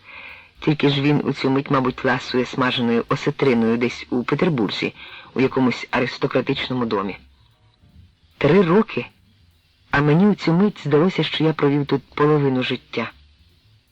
Людська душа влаштована так добре, що нудні, глухі періоди, без будь-яких пригод, здаються начебто коротшими і майже не запам'ятовуються, тоді як періоди, сповнені подіями і переживаннями, чи то трагедіями, їх у мене, дякувати Богу, майже не було, чи то драмами або радощами, цього я, на щастя, мав досить, зберігаються у пам'яті повністю і надовго.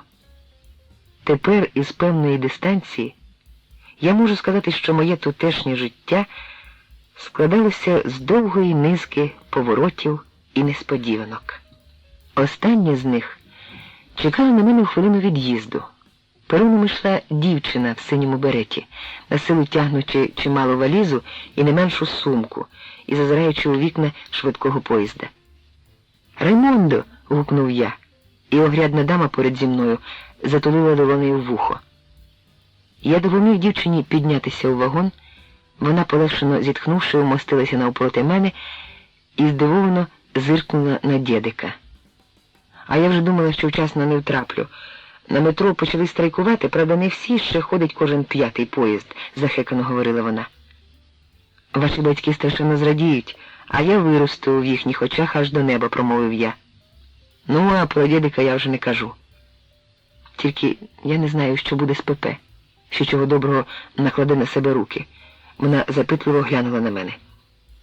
Я запитав, чи він хоч повернув гроші, які вициганив у неї, але Раймонда зам'яла цю тему.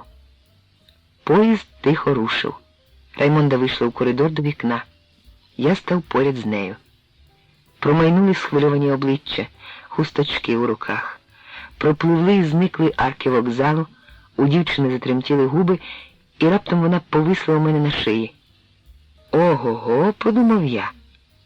Не забуваємо, що не так давно я сказав їй, що мені особисто важливо, щоб вона приїхала. Але це зовсім не означало, що я готовий узяти з нею шлюб у Чехословаччині. Болючі операції, яких не можна уникнути, краще проводити одразу. Але ж я їду до Севки, Раймондо. Цього разу вона здивовано зиркнула на мене. А це хто? Одна журналістка. Це вона розпитувала про мене у загубленому якорі, коли я був у Провансі. Плечі в неї опустилися, вона стояла не в силі вимовити й слова. Не беріть цього до серця. У нас, хлопців, хоч греблю гати, та ще яких. Ми з вами залишимось друзями. Такий варіант за певних умов цілком можливий, але краще після 60 років, або, скажімо, коли приятелюють два подружжя. Будемо їздити усім гуртом. І дідик теж до 9 скель. Там росте сила селенна грибів. Та ви взагалі коли-небудь у житті бачили, як ростуть гриби. І я покажу вам, де колись біля мисливської хатини була у мене приручена сарна Луцька, яка сама заходила до кухні по цукор. Раймонда подивилася на мене крізь сльози і злегка всміхнулась. Кінець книги.